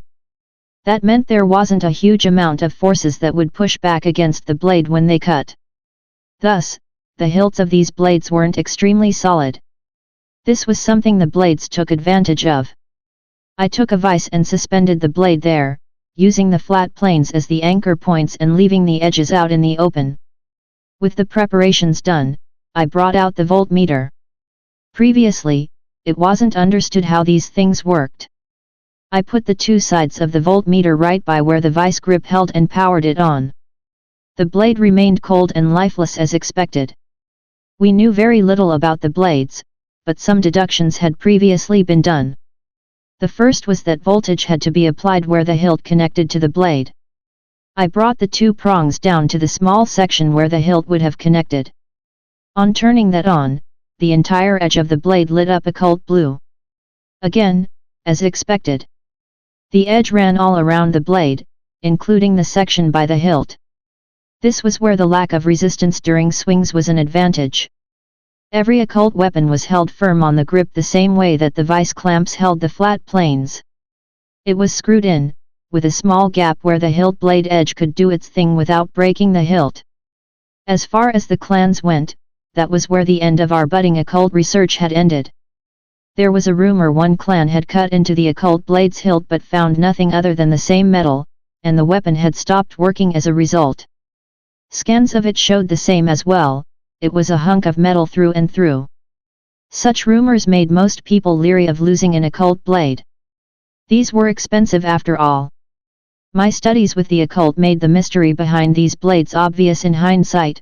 Inside the metal, the warlocks must have somehow hidden a fractal. No one needed to see the inscription after all. So long as reality recognized the symbol somewhere, it would work. How exactly the warlocks had managed that, this was what I set out to figure out. I dove into my soul fractal, activated the blade and stared down at the metal. There was no glow, no signs of a fractal that I could see. Which made no sense, because if there was a fractal inside that metal, then Journey's soul fractal should have equally been hidden. Maybe it was a proximity thing? I brought my hand closed to the blade hilt, and got results almost instantly. My hunch was right on this one. The small pale glow of a fractal hummed inside the hilt all at once.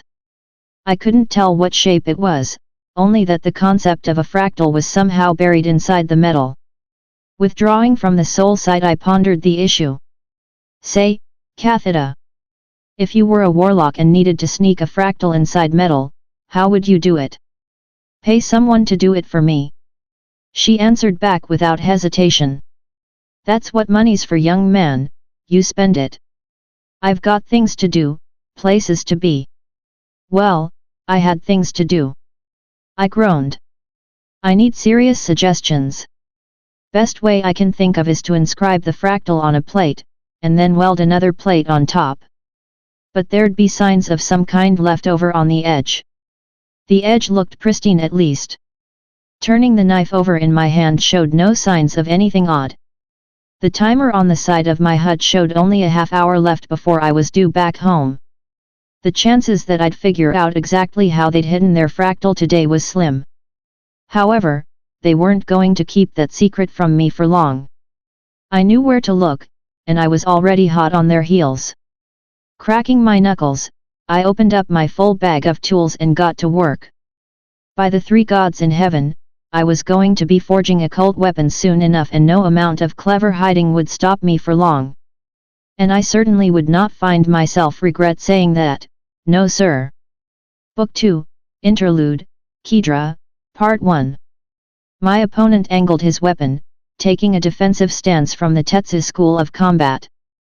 The posture radiated stability, nobility, and an unyielding will. It complemented his relic armor nicely, fitting. The flat metal blade he held reflected a glint of light off the edge, promising an invisible wall of steel that could hold off any foe. A wall I fully intended to crush under my heel. I mirrored a response with the far more aloof stance of the Makiskaru combat arts. This had me constantly bouncing on the tips of my feet, sword moving lazily through the air like flakes of ice in the wind. Ready to launch in any direction at any moment, from treacherous angles. This style was a favorite of mine, though not something I could execute for long, requiring too much effort to be effective for long.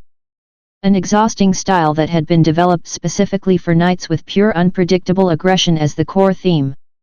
But in armor, stamina had no meaning. Some people find only adrenaline in fights. A terrifying brutality of life and death descends down into the mind, usually surrounded by the white promise of ice, ever searching for the smallest of holes to slip a shiv in between bones. My little brother was one such person. Others felt only grim resolution, a reality that must be faced with no other option than to fight and possibly die. Father fit here. For myself, I felt music. Like a chorus whispering in the back of my mind, grains of sand spinning wildly down in a waterfall, the noise ending as a crashing cacophony the moment my blades came within reach. Each grain a possible action, a possible counter. In the center of a fight, I felt most at home. Match. Set. The soldier nearby announced, raising a hand up. Tinar was among a recent hire of soldiers, a great 10-for-1 deal that I'd gone a length to recruit under my banner. The other 9 soldiers that had defected with him surrounded the courtyard, watching the match intently, all wearing the Winterscar uniform. This was the first time they would see their sworn leech fight. My list of sparring partners was in short supply. Keith trained with me in the morning, and as admirable as he tried, combat simply was not his calling. Certainly, he could hold his own against the rank and file. He had been trained by father after all, his skills were a cut above the rest by sheer discipline and repetition. He knew all the steps and fundamentals. They didn't sing to him the same way they did to me. The soldiers here had trained all their lives. Some could stand and offer an excellent fight, outside of armor. None of these soldiers had training with relic armor, so even if Keith loaned Journey out for a few hours, the fights I would get wouldn't draw out the best of my skills. They would need more time to train as knights first before they could challenge anyone. So I had to be resourceful. It started as curiosity at first among the soldiers. That turned to excitement when they heard and saw the distinguished elite knight walk onto the field, invited onto the house grounds for a friendly sparring match. One of the 5 knights hand-picked by the clan lord to be among his bodyguards. A celebrity. Denmar Ironreach. The same knight that had stood at my side a few weeks ago as we escaped the underground. It was an excellent opportunity to engrave allegiance further into my budding army. A demonstration that they had made the right choice in signing up to this new, untested house. The first match had sealed that impression. These next few matches will be for my own practice. I needed to see the full depth of my new abilities. Fight! The soldier yelled out, taking quick steps out of the way. Ironreach remained steady, unyielding. Waiting for me to make the first attack. He had quickly changed his mannerisms after the first bout a few minutes ago. Now, I could tell, he was taking me at full value. I wasn't the youth he had met and protected a few weeks ago underground. I was a knight retainer, the head of a house, and the inheritor to St. Winterscar's teachings. He'd forgotten that for a moment and paid the price. Now, he wasn't going to make the same mistake twice. The field expanded as my focus narrowed. The sound began to hum in my mind. The dance was well known and the steps predictable. Only my feet and arms were too slow to keep up with my mind. Winterscar had removed some of that limitation, the relic armor giving me infinite stamina to draw upon. Keith's soul fractal technique had removed the rest, granting me speed as quick as thought. I darted forward. Dust flowed behind my steps, scattered up by the speed the armor reached. In a second I was already on him. Ironreach reacted, taking a step back and sweeping his long sword down in anticipation for a possible barrage of attacks. A dozen different ideas flew through my mind, not in words, more in concepts that I implicitly understood. I ignored the correct solutions and dove into his guard firsthand. Here, I aimed to test my ability to overwhelm a perfect counter-defense. Like a crashing tide, I struck. He moved into it, expertly reacting with the exact steps required, his blade lightly deflecting my attack, leaving my side exposed. Ironreach was an elite, among the best knights the clan had. His easygoing manner made people forget that. His counter to my opening attack had been perfect. Exactly the optimal move to death my opening strike. He never got a chance to follow through with his retaliation. Instead, he'd been forced to abandon the attack lest he take far too many hits. The Makiskara's style's weaknesses became strengths as the sheer speed I moved eliminated all possible exploits. The wind rippled around me, trailing behind my strikes at first. Then it devolved into an undirected mess as multiple strikes wove through in opposite directions, crashing like waves against him. Iron Reach held by sheer technique and intuition, minimizing his movements, taking quick steps backwards to keep enough distance to work with. I didn't let up, continuing the barrage, repositioning with each set, left to right and back again. In the time he could strike at me once, I could strike at him twice in combinations that Iron Reach had never seen an opponent deliver. It took 4 more seconds before his defense faltered, at which point he instantly struck back on pure reflex. I easily dodged that attack, watching it sail past my vision, as the rest of Winterscar obeyed my commands and swept past, one leg striking out low to throw him off balance. He jumped over the sweep. There was no other option he could have done. High up in the air, his long sword was already sweeping down to parry my follow-up thrust. Time moved slowly in my mind. My steel weapon clashed with his own, rang out, then finally snapped in half. I bolted forward, right hand throwing the battered hilt at his face as his body continued to sail through the air. His hand swept, battering away the thrown weapon with a backhanded slap. His attention misplaced and unaware of the true danger. I reached out with a hand and closed around his ankles, fast as a praying strike. His boot firmly in my grip, inertia still pushing his torso backwards from the escaping leap. I had full control over him now. The match was over, all that remained was the follow-through. Winterscar's inner muscles moved, the strength to twist and slam an entire relic armor well within its abilities. The shock of being pulled out of the air, and slammed down into the ground passed through him, stunning him for that one single critical second with a heavy grunt. My foot found Iron Reach's sword hand, stomping down and pinning it in place, while my left hand drew out my reserve knife, unerringly diving down and striking at the segments between throat and chest. His armor's shields flared up, easily freezing the strike from my unpowered knife. Match! The Solider yelled out. It had taken only 12 seconds in total, a set of movements from both of us that came out so quick non-warriors would need to rewatch on video at a quarter of the speed to see what truly had happened in those scant seconds. Talon's Fortress, what in the purple hell happened to you? Iron Reach's voice spoke from his prone position. I tilted my head cordially, standing back up, sheathing the dagger and giving him a hand up. He took it gratefully, grunting back on his feet. A couple days ago you'd just gotten into that armor. Has your father been giving you secret lessons this whole time? Something of the kind. I answered back, keeping the card to my chest. 10 cent Winterscar had been a monster in combat. The youngest knight to ever earn the title of First Blade, not since Yesero of the Red Mist, who was said to rival Lord Atius in combat. It was within reason to expect father's inheritors would take and improve where he ended. I let him make his own theories. I wasn't quite sure if my new abilities would allow me to defeat father at the height of his skills. While he was quick, the defining trait had been his uncanny ability to predict his opponents. I'd fought hundreds of spars with him, I knew what set him apart. Speed alone wouldn't have been enough. No, for that, I needed to continue honing my new skill. Iron Reach patted down his armor, tossing away non-existent dust. Then, he examined his own disposable sword, checking the integrity. Dents had already formed, the telltale signs of failure crackling through the scrap metal. He'd need to discard and draw a new one soon.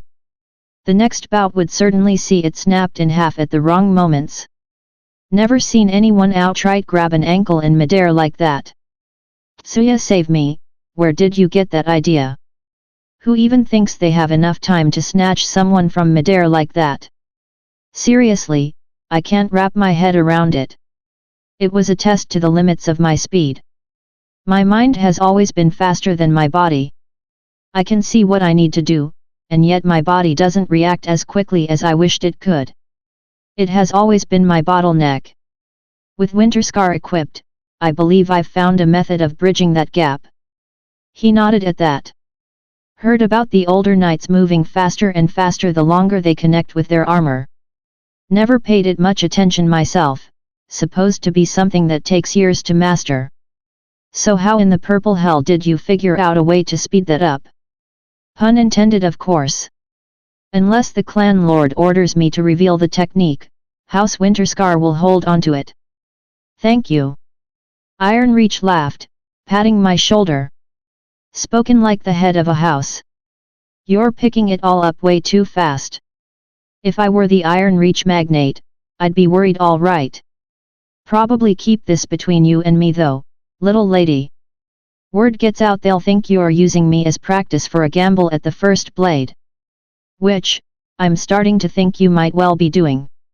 He laughed, a hearty thing, giving away his blade to the attendant next to him, where it would be ferreted away and melted down to be reformed. Ironreach wasn't in any positions of power among his house other than being the current owner of the Ironreach Prime Armor. A position he had earned the same way father had, sheer skill. I hummed, considering the idea of first blade. I'm not quite sure the position warrants the effort. I don't need easier access to the ears of the clan lord. My ties to Atius were already closer than anyone could guess. Given what Atius had told me of the sphere he now kept locked and hidden away within his estate, I had a choice to make. One that I had never stopped thinking of in quiet moments of reflection. Don't feel compelled to accept. The clan lord had said. You aren't the only one. Perhaps a few decades from now, another inheritor will appear. Do not make a choice purely for duty. The sphere may be someone else's destiny, after all. Time has a way with events, lass. Everything always happens eventually when it needs to. Ironreach nodded, recalling himself the events that happened underground. Suppose you don't.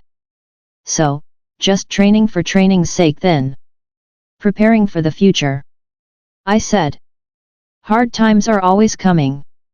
We all sharpen what skills are the most worthwhile to offer the clan, while we still have the time to. Talon hears and accepts those words.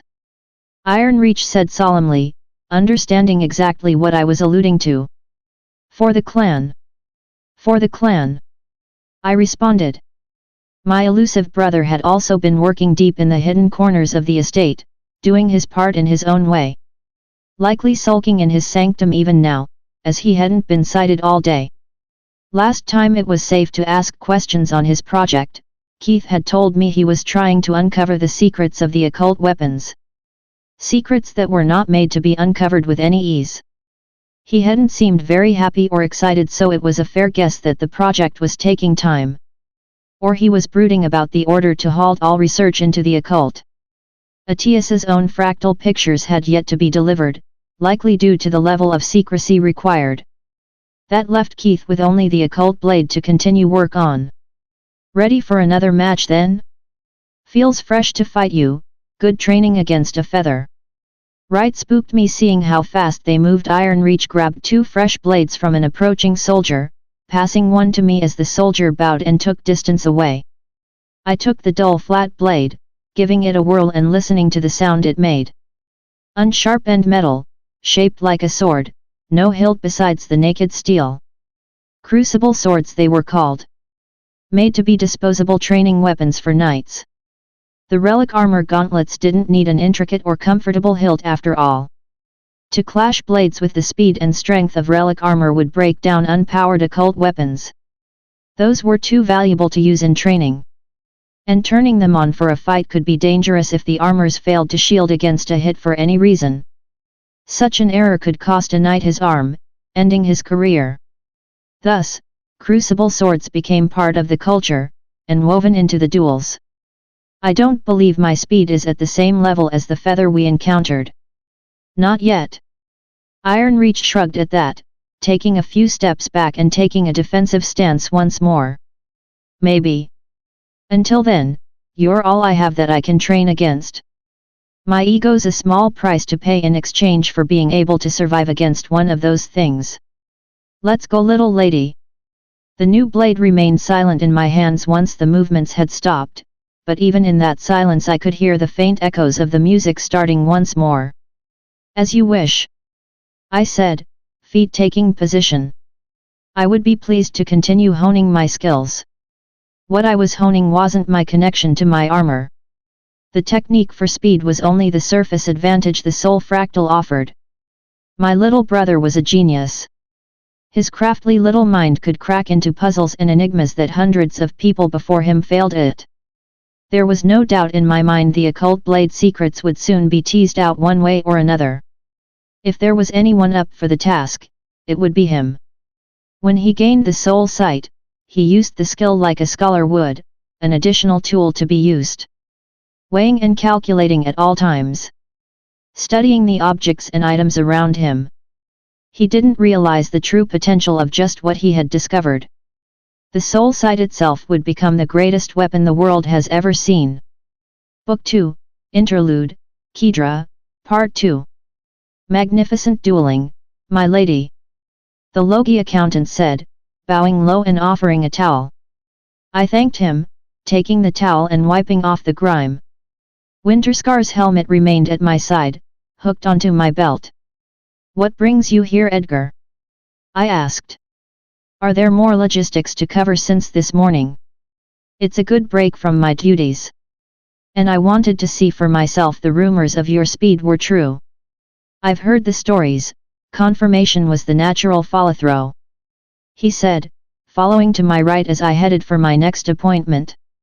House Everbloom's representative would be arriving within half an hour, where we would discuss business and a possible trade relationship between House Winterscar and their own industry. Estimated effect on morale? I know you've already crunched the numbers even as you were watching me fight. He chuckled, a dry and slightly forced sound. I knew him well enough to recognize that was his genuine laugh, even if it sounded off to everyone else. Edgar wasn't part of House Winterscar, rather part of his own Logi caste. He was on loan, and sworn to secrecy. He would be working hand in hand with my house for the rest of his life if all goes as expected.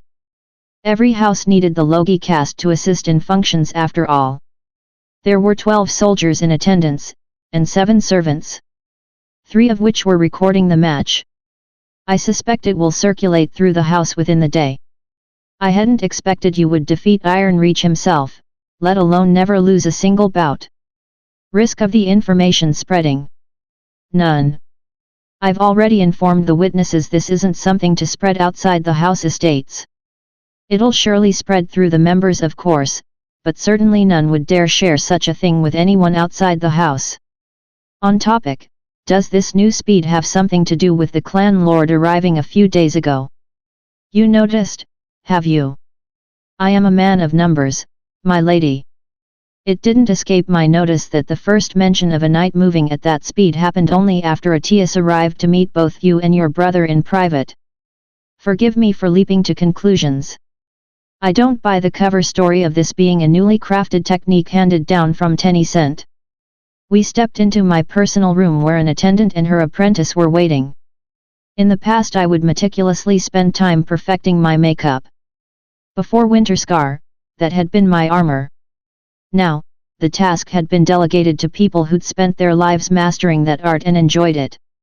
These two were in charge of all the house's outwards appearances, fussing over soldiers before ceremonies, making sure uniforms remained well tailored and that everything looked at its best. I sat, giving both a respectful bow and told the stylist my needs. The agri-farmers will be meeting within the next half hour. I'd like to present an approachable and friendly face to them. I don't expect the meeting to be cutthroat, more sealing formalities that had already been talked over correspondence. The stylist nodded, I know just the touch. By your will, my lady. At my side the accountant continued. How would you like to handle the rumor directions on this front within the house, Lady Winterscar? What are the current conclusions? He closed his eyes, stringing together the words in his mind. The arrival of the clan lord was noted, but people have muddled up the timeline. They believe the source of these new techniques came from Master Keith. He'd been spotted appearing and disappearing within the estate like a ghost previously, often in places that don't lead to anywhere. Some say he returned from the expedition changed, after having struck a deal with a Ure. They say it lives in his armor, and grants him the strength of machines, something he's now teaching you in the mornings.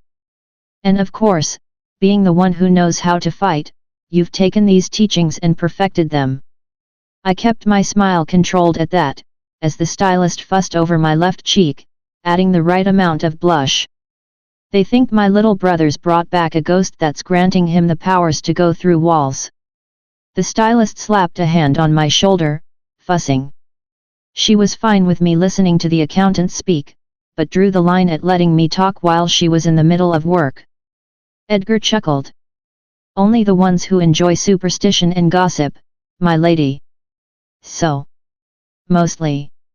Everyone. I said, hand signals being used so that the two ladies fussing over my face and hair wouldn't have any issues. Mostly. The Logie accountant grinned across the mirror. Nothing more exciting than believing the young crafty master of the new house you've joined commands ancient powers dredged deep below after all. The ones who care about truth have a different theory. Your little brother was known to hide away shiny items like a pipe weasel would. Notorious even when I asked the old serving staff, they had entire stories of the trinkets and items he would hide away where he thought nobody was watching. They think the young master has simply found new tunnels and attic spaces to scurry around in, now that his armor allows limitless movement and protection from any element. Conclusion?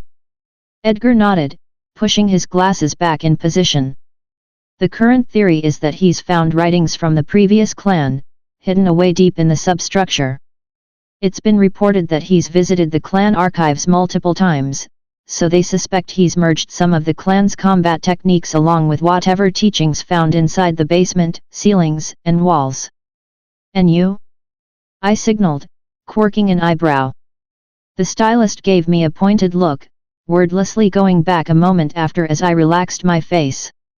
Everyone's tight-lipped about what actually happened that caused your airspeeder to return home early. What I've uncovered was that the clan lord decided to change the destination unexpectedly, as if searching for something.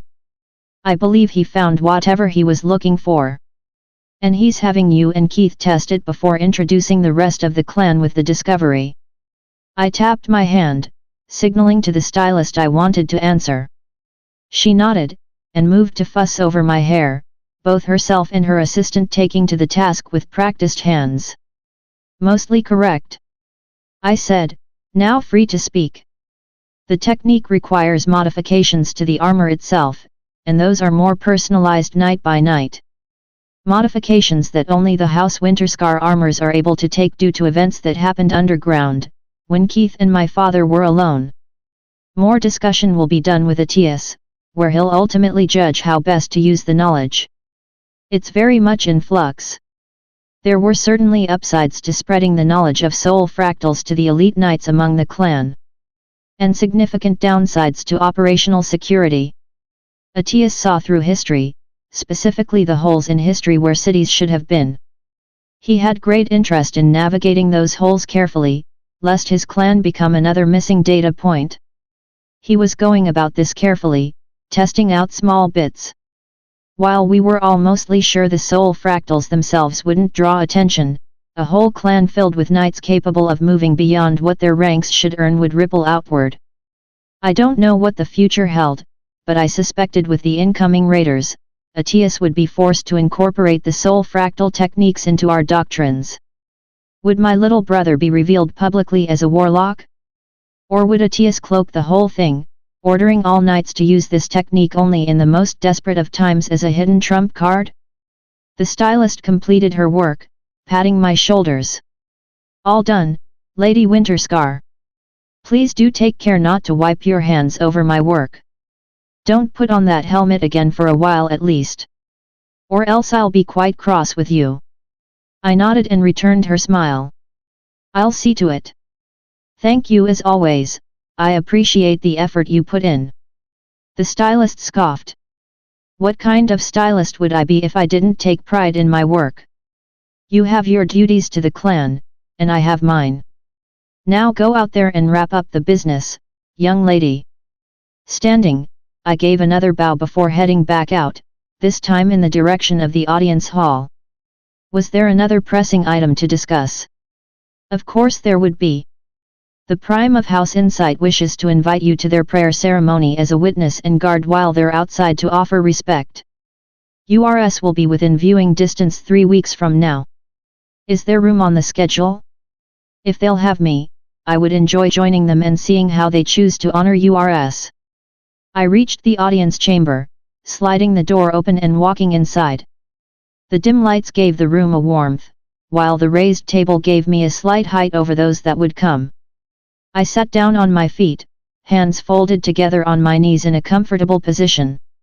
The composite wood groaned slightly at the full weight of armor, but it held without issue as it had done dozens of times before. There is room in the schedule, I'll note it down. That's it for now. I assume you want to meditate for a moment before they arrive, yes. Edgar gave a short bow before leaving at my nod, as 2 attendants came in, getting immediately busy setting up the final touches for the room. They would remain as witnesses to the discussions, scribing the conversation. I had about 10 minutes before anyone else was expected to arrive. I closed my eyes, and dove deeper into the soul fractal on Winterscar's helmet, laying by my side. The world receded around me, turning into concepts. As a warrior, to me the soul trance was the ultimate form of meditation, the greatest connection to the living world around me. It had clicked into place like the last missing piece in my long years of training, the cornerstone technique that drew and weaved everything together. Keith saw concepts he was attuned to. Fractals, items, and objects. I saw people instead. The 2 attendants in the room moved with practiced ease, concepts of long training and execution flowed from their minds. Concepts of pride and a budding sense of loyalty. Keith hadn't been able to achieve this, he saw only the physical concepts, not the spiritual ones. He'd seen it like a tool. To me, it was a weapon. This was what had truly let me defeat an elite like Iron Reach.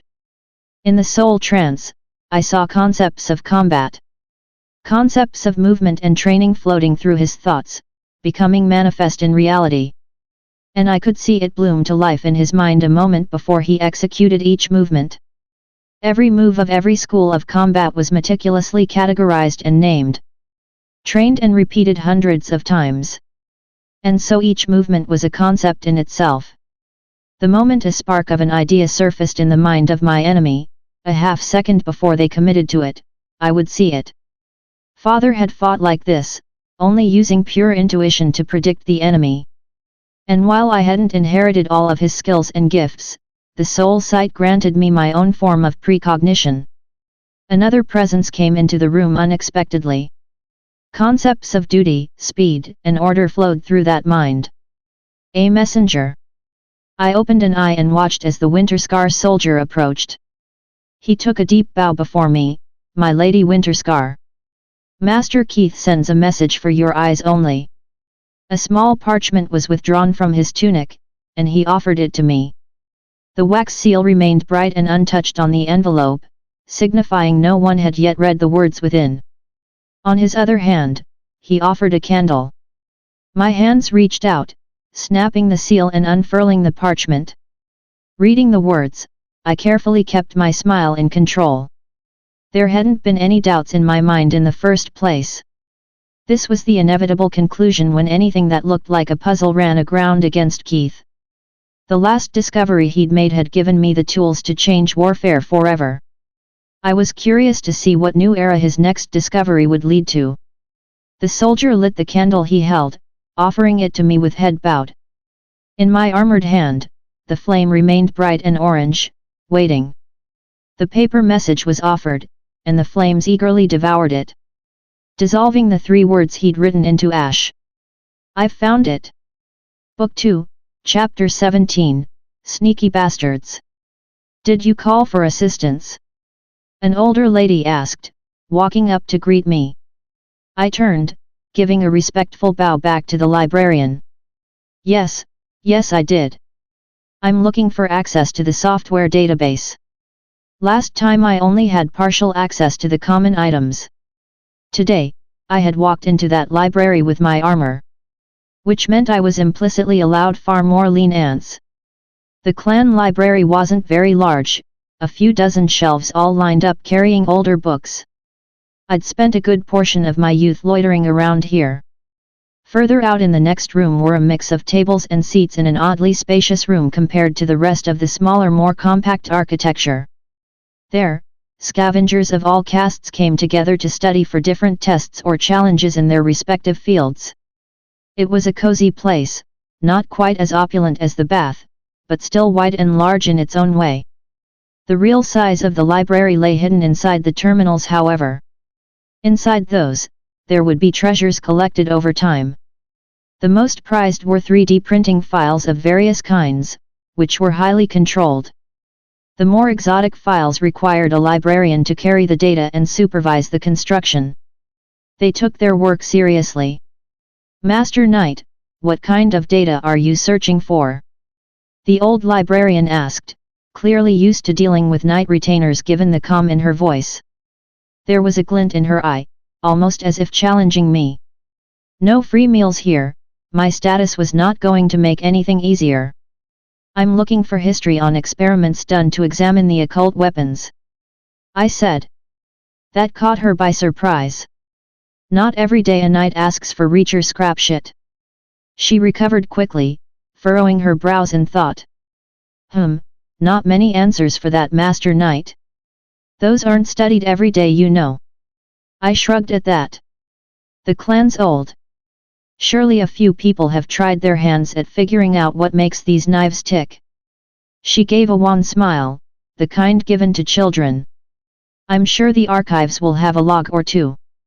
I'll go search for it now. Please, I would appreciate it. I answered back, following behind as she made her way to a terminal. It has been 3 days of nearly non-stop work on that knife. I didn't expect any easy answers, of course. I haven't yet started the batch of more intrusive or outright destructive tests into it just yet. This was the research phase, where I was coming up with a list of possible ways the warlocks could have been sneaky about this. The obvious first idea to hit my head was that these blades were 2 separate plates of metal, with one side inscribed with the fractal and then both sides welded together, then polished up to hide the welding. That seemed too simple and easy of a solution. No, if I were a warlock, it wouldn't be enough to just hide the fractal. I had to make sure that if anyone tried to sniff it out by testing the blade, that the fractal would be either impossible to notice or otherwise erased some way before the tester could reach it. My running theory was that they'd used 2 different metal types. The center core would be created of a metal with a high melting temperature, and inscribed with the fractal. After which, the warlocks would bring out a second metal with a far lower melting temperature and dip the blade into that. The result would be brought out, cooled and then polished up. If they made the metals to have the same coloration, then the inscription would be completely invisible to the eye. The only issue with that theory is that reversing it would be simple as well. Heat up the blade until the weaker metal turns to liquid and flows off, revealing the stronger metal and the fractal as well. So while this method would hide the fractal correctly, it would not destroy or prevent the fractal from being found if someone got lucky with the strategies. And there could be lost tech that was made to scan metal alloys to discover their composition. Those tools would certainly discover 2 different metals stuck together. An alternate theory is that the warlocks understood the inscription doesn't need to be visible to human eyesight, which means any method of forming the pattern would work. It could be sand of some kind perfectly trapped in the right shape and contained by the metal. Once the metal is breached in some way, the sand flows out and breaks the pattern. For example, a disk of thin white sand with black sand forming the fractal. And then held in place by metal pressing down. The moment that pressure lessens, the sand moves around and the fractal is broken. That sort of convoluted system would open up a lot of problems, but this was just an off-the-cuff example. There were too many ways these warlocks had set up their fractal, and I only had one knife. So the tests I made needed to be carefully considered. I have 3 logs of past attempts to discover the secrets of the blades. The old librarian said, pulling out a small slate with the files loaded into them. One of the logs comes from outside the clan that was purchased at a heavy price, one from a hobbyist and the last from a group of reachers who pooled together their wealth in order to take a shot at the mystery. Given we're not producing the blades, I'm assuming all three failed. I said, absent-mindedly examining the slate she was fiddling with. Unfortunately. The hobbyist quit early, too afraid to destroy his knife. The other two logs went to the very end, and then continued with a full autopsy of their destroyed knives. I suppose I don't need to remind you that this information is highly classified and a treasure that belongs to the clan. Information was wealth. If the other clans wanted to take a look at these records, they would need to pay a fee for it. In a way, this was currency, given freely to me out of trust stemming from my station. The librarian handed me a slate, filled with text. I'd be expected to take that and find a seat in the library, and by law I would not be allowed to take this slate anywhere outside the library. You'll need to remove your helmet before I can let you read off the slate, she said. Sure. One armored hand reached out and unclasped the helmet. Might I know why? I'm a fairly new knight. The air was warmer in here, it softly licked at my cheeks. The heaters were kept online through the day, even into the night. There were plenty of people who would spend entire nights studying here. It is well known that armors can record video.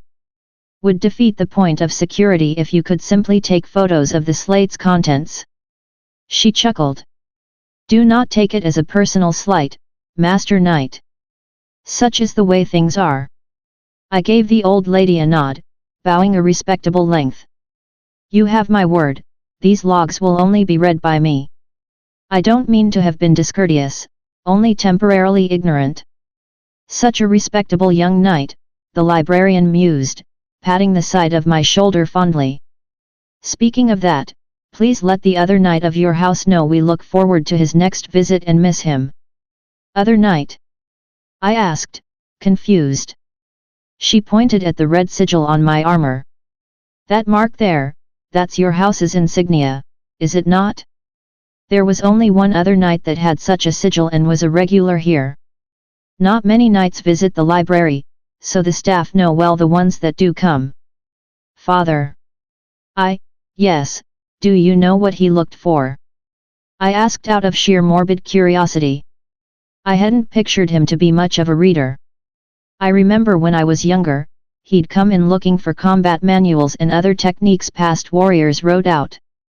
He'd spend hours reading through those, very studious and dedicated. At least for a few years. He stopped coming in for about a decade, so I suppose he'd read all the manuals we had. Recently, he'd made a return again and become an occasional regular the last 3 years. His tastes had changed dramatically from combat, however. Changed? How so? She chuckled at that. More like you, Master Knight. Looking into Reacher books. There was a pit in my stomach I was pointedly ignoring. Do you have an example? She hummed, turning back to the console and searching through the archives. He always checked out pairs of books. Let me see what he last brought out. Ah, here they are. The Art and Secrets of Fabric. A book that explains different fashions currently in use, their histories, and how to tell high-quality goods from poor ones. The other book he checked out was An Introduction to Electrical Knowledge, 9th edition. A book written by one of our more famous reachers from a few decades ago. Considered a cornerstone for electrical engineering, an excellent primer for the youth. I'm familiar with that title, I said, almost nostalgic. That book had been among the first books Anari had ordered me to read if I wanted to muck around with his scrap shit. It had been written specifically for younger kids, ages 10 to 15. The librarian quirked her head to the side. Oh, you are familiar with that one, are you? How curious. 2 knights of the same house dabbling in odder items. I certainly won't stop anyone from expanding their horizons, though I fail to see how such books would assist in your particular duties as a knight. Others might look down on you for it. Shrugging, I gave her a wan smile to keep appearances.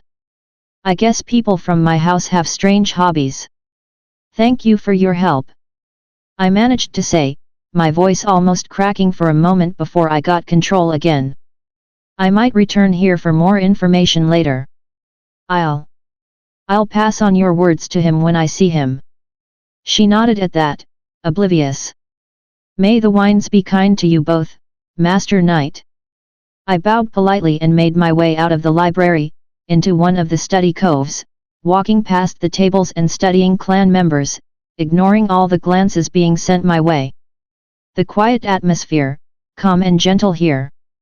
I wondered if Father had stood where I did. Or where he had sat down to study. Had he a favorite spot to sit? Was he trying to read these books to understand me better, or for another reason? I found a seat, then placed the tablet in front and activated it. The logs of past occult tests were all here, and my eyes scanned over them absent-mindedly. It took a while before I could read even the first words written down. The logs were a treasure trove of information. Smarter people than I had spent months trying to crack the secrets of the occult blades, and they'd tried dozens of different tests. Certainly saved me a lot of time. The first logs were from an outsider of some kind who had tried to solve the occult knife mysteries. From the context clues, he had been a trader of some kind peddling exotic goods between the surface and the undersider cities and was good friends with a metalsmith. The two decided they had a good shot of possibly cracking the code. At great expense, they procured a blade and set to work on it. The pair had first exposed the knife blade to some kind of X-ray, using the results to detect metal compositions.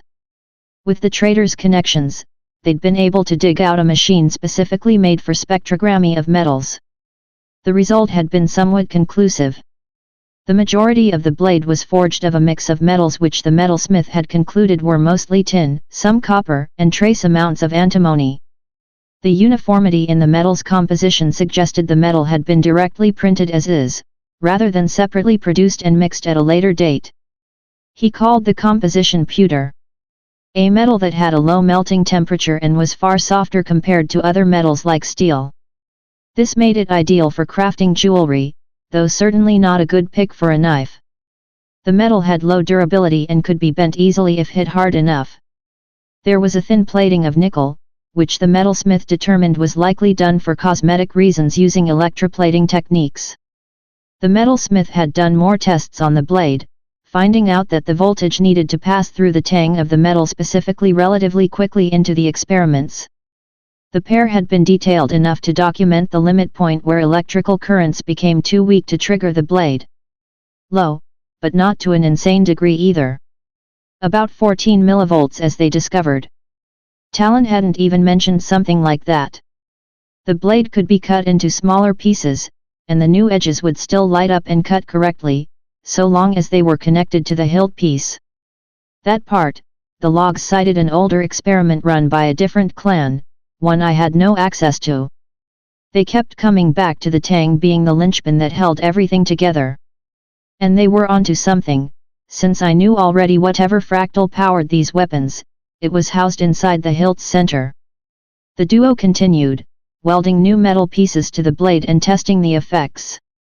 So long as there was a steep enough angle for an edge, the blade would incorporate the new metal parts as part of itself. They took their time and meticulously recorded progress. Rounding out an edge caused the blade to simply stop functioning after a certain threshold was passed. So there was a limit to how long an occult edge could go. The fractal was clearly ambivalent to the type of metal as many different variations were used in those tests without issue.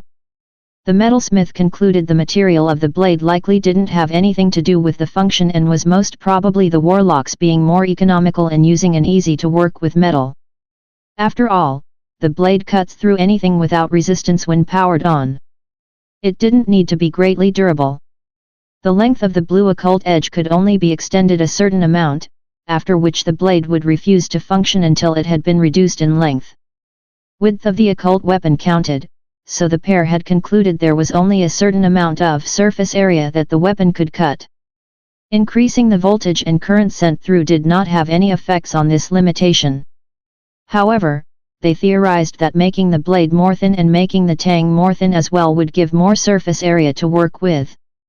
They weren't willing to do anything to the tang just yet. Making the blade wider would do odd and unpredictable things to the occult edge, warping its path. The ultimate theory on that is that the magic of the hilt would always try to create a closed loop of the destructive occult edge, on the smallest side possible. Having run out of non-destructive tests, they moved on hesitantly to the next part.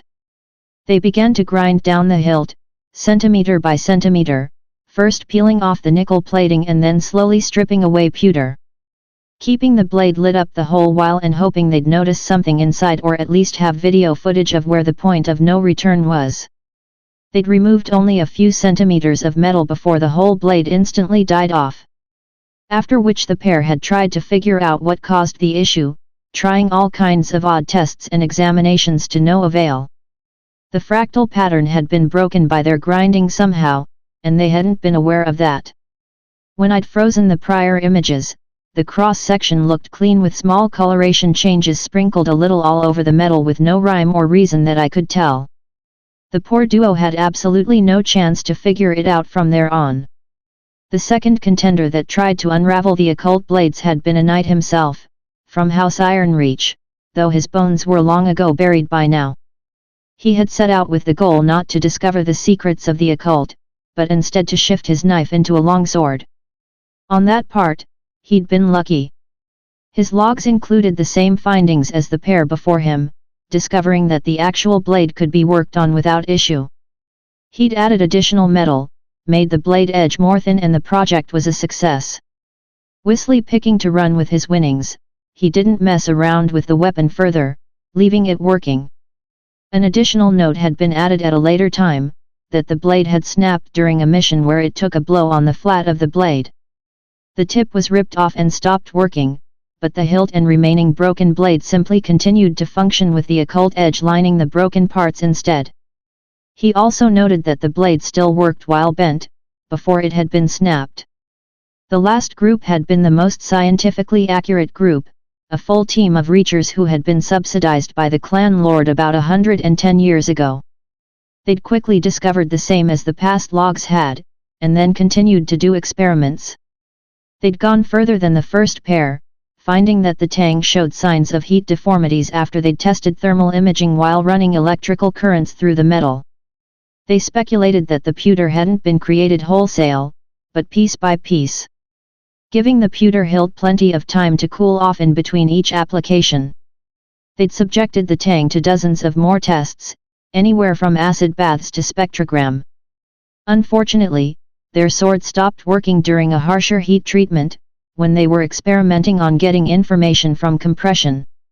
With nothing left working, the team cut the tang into slices and tried to see if any of the slices had anything different that had somehow fooled their sensors. Results were worthless to them, there was nothing other than oddly tempered pewter in every slice. And that was that. They logged their results, and mourned the loss of their investment. I'd spent 4 hours studying this slate, my eyes were shot. Sitting up, I made my way back to the old librarian and surrendered the logs. "Did you find what you were looking for?" she asked, wiping the data off the slate and storing it in the cabinets behind her. It gave me a few more directions to experiment on, and let me know what not to do. She chuckled at that. "I imagine that last bit is the most important one. Please feel free to return to the archives whenever you wish, Master Knight." The walk home was slow and steady. My predecessors had broken their weapons, one by grinding down and hitting the fractal in some way, and the other by compressing the fractal inside somehow. They'd all concluded that the entire hilt was made of pewter, which meant the fractal has to be made of that too. Somehow the warlocks had figured out a way to hide a pewter fractal and encase it into pewter.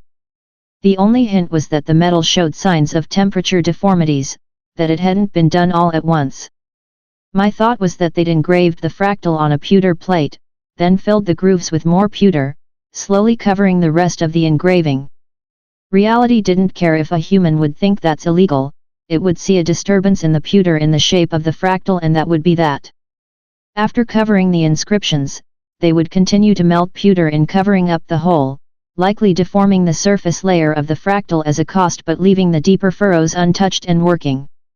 The only issue with that theory was how the first duo had grinned down the tang slowly until it stopped working all of a sudden. Had the tang followed my plan, the original inscription would have been deep so that the pewter wouldn't deform the engraving. Grinding down, they would have hit a point where occult blue would start showing, and that would certainly cause the pair to start a whole new operation. Instead, the grinding had instantly cut the fractal's power, without even a hint of occult glow to point out the fractal itself. Somehow the entire fractal had broken apart before being noticed. All this was a moot point, however. I already knew how they had hidden their fractal the moment I saw the blade die. There was really only one way they could have done that: the bastards had put the fractal in at an angle. Book 2, Chapter 18, The First Blade of House Winterscar. Some long-dead asshole was ruining my day. In fact, if I had to put a word on the emotions I was feeling, well, this would be the time that you'd pull out the pretentious words kept high up in the drawers with the fancy silverware. Words like irate, wrathful, and my favorite, tempestuous. That was a good word for this. The object and focus of my malcontent was this single piece of scrap metal practically leering at me. Somewhere buried deep inside this ingot of metal forged in the bowels of hell itself was a fractal that if I so much as sneezed on would stop working. Also, I'd be down a small fortune, but that's just par for the course. Further experimentation over the last few days slowly confirmed my suspicions about how the warlocks had hidden their fractal. I could certainly be wrong about it, but the chances of that were more slim. The real issue is the next step forward. I had no tools to derive an equation from an image, so if I happened to break even a small part of the pattern, I'd be left stranded topside with no ride home. There'd be no way to figure out what the missing piece was, and I'd need to start over from scratch on a different blade. I already had my work cut out for me here, but wait, it gets worse. See, the warlocks seemed to have figured that someone, at some point in time, would know about fractals and use that extra bit of info combined with real science analysis to crack their little secret. Ergo, someone just like me. So, clearly disturbed by the thought of anyone else having a slice of their cake, they'd made it their personal mission to put a stop to that. And they'd gone with all the stops possible. First of all, Journey couldn't eat the metal. Something about the forging process it went through made it more like might-made material, which needed to be reprocessed in some way first before it could be consumed. My one-hit wonder tool that I'd lovingly abused so far to cheat through every bit I could squeeze out? Worthless here. I suppose I can't fault the warlocks on this one. Everyone knows that armors eat material to repair itself. They also knew materials existed that armors couldn't eat. Obvious in hindsight that they'd go out of their way to forge the fractal into something armors couldn't touch. I'd bet that was the very starting point for picking out how to hide the fractal. I had no idea how they did that. Maybe pewter itself was a material relic armor couldn't eat. They couldn't eat the ceramic white plating machines had, I knew that for a fact. So for all I knew there was a whole shopping list of odd materials armors didn't like to munch on. Bad for their diet and all that, poor things. Okay, that's not too bad. I'd simply need to take my time and slowly file down the metal bit by flaky bit until I spotted something different in the metal composition. And on reviewing the video footage of the disparate slices, I found they'd thought of that one too. What's better than burying a fractal all in the same metal? Why, burying a dozen randomly engraved patterns along with the fractal. And that's exactly what they did. The whole block is actually filled with random engravings, which causes heat deformities to appear at every slice, in every part. No way to know which bit is part of the fractal and which isn't. With the blade being made of all the exact same pewter composition, there weren't going to be any clever solutions like heating it to a specific temperature, or using acid to eat away at some parts of the metal. Now, I pride myself on finding the optimal solutions to challenges that come my way. By optimal, I mean the ones that involve the least amount of work and effort. This blade here is the anti-Keith. Every trick I could think of, they've thought of it too and planned for it. The only viable solution I could think of was the single most effort and time intensive one left, manually filing away at the pewter one tiny layer at a time. Checking in between each scrape to see if I'd hit my target or not. Fractals glowed bright occult blue when they were active, that's the one of two advantages I still had. I did mention that there were two advantages I had. Besides fractals glowing when powered, there was something else the meticulous warlocks didn't seem to have any counter for, the soul fractal. In my sanctum I meditated on my opponent. With the soul sight I could detect faint traces of something coming from the center of that hilt. If I focused enough, I think I'd be able to peer through the pewter and get a better sense of distance. With that kind of info, I could easily grind away the layers right up to where the fractal would be and then take it more delicately, saving me days of work and reducing the whole ordeal to something that'll only take a few hours. Here's the conundrum: the warlocks so far have proven to have plotted a counter to every possible tool I could use to pry that secret out of the pewter. Except soul sight. That seemed really odd and out of character for them. There were three possibilities for this. The first is that the warlocks actually didn't know about the soul fractal and have only been using the common fractals up to now. Maybe when they rediscovered the occult this key fractal had been cut out or otherwise too hidden away. So naturally, they couldn't come up with a counter to something they couldn't have known existed. The second option is the complete opposite: they did know about the soul fractal and they did set up a counter to someone sniffing around with soul sight, and the one who's ignorant right now is me. I might be walking into a trap of some kind. This second option is why I haven't really dove into the soul sight and started abusing it. Something could be lurking inside there that I didn't know about.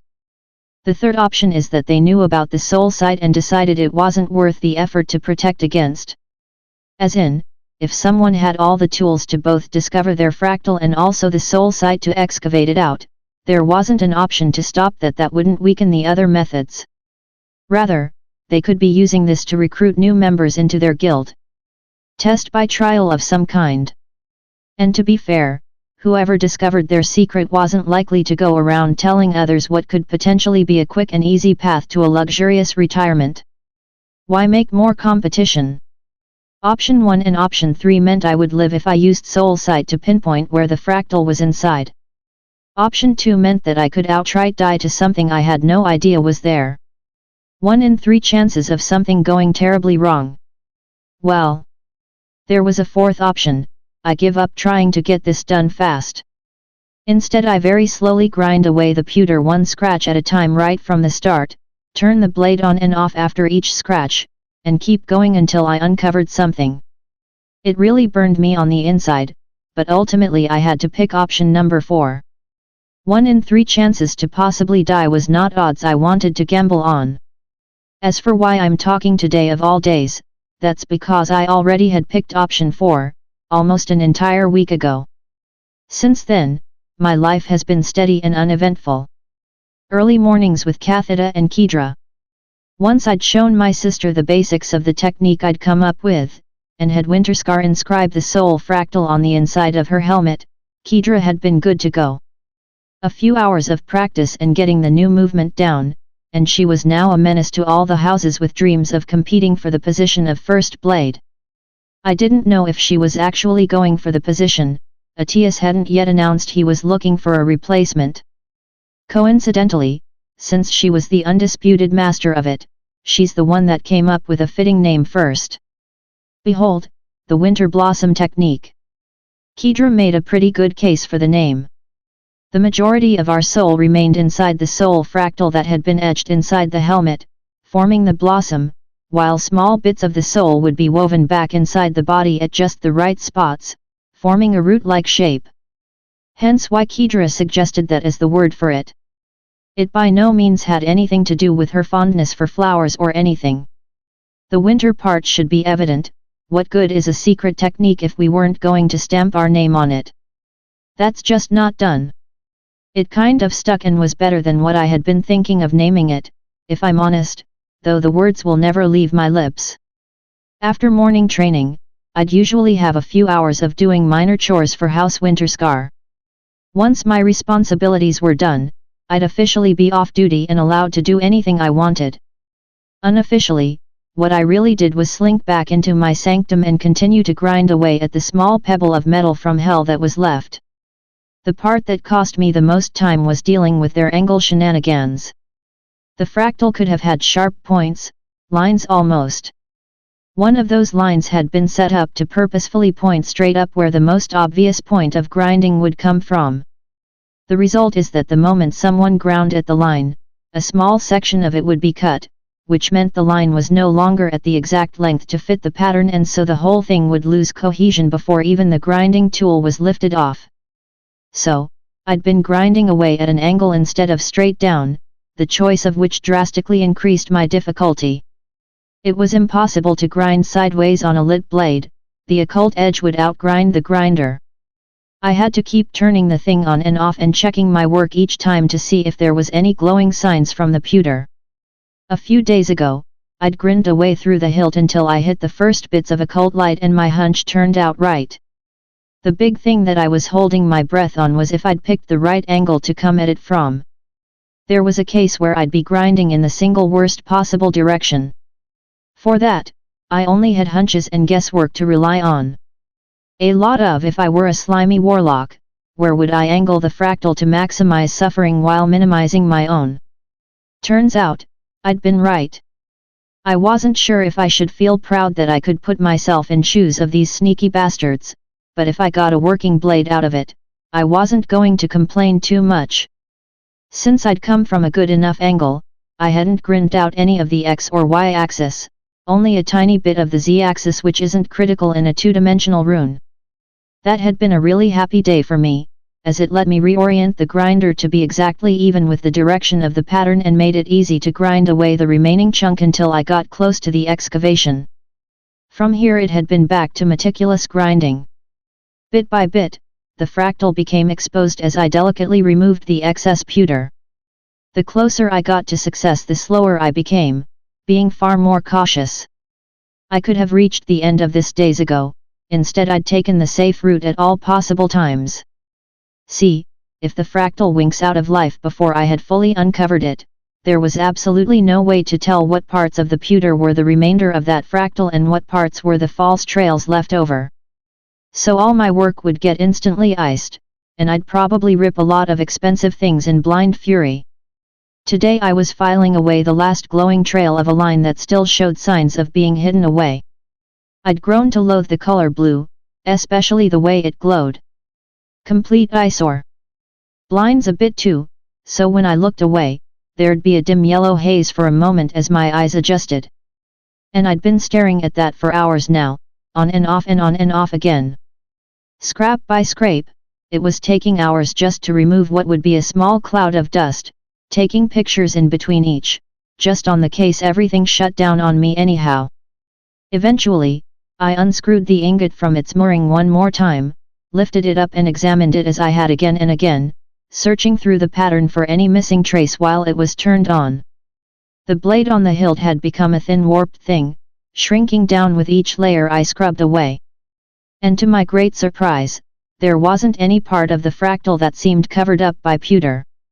Or at least, after a quarter hour of staring at that horrible glowing blue eyesore, in detail, I genuinely couldn't find any direction forward.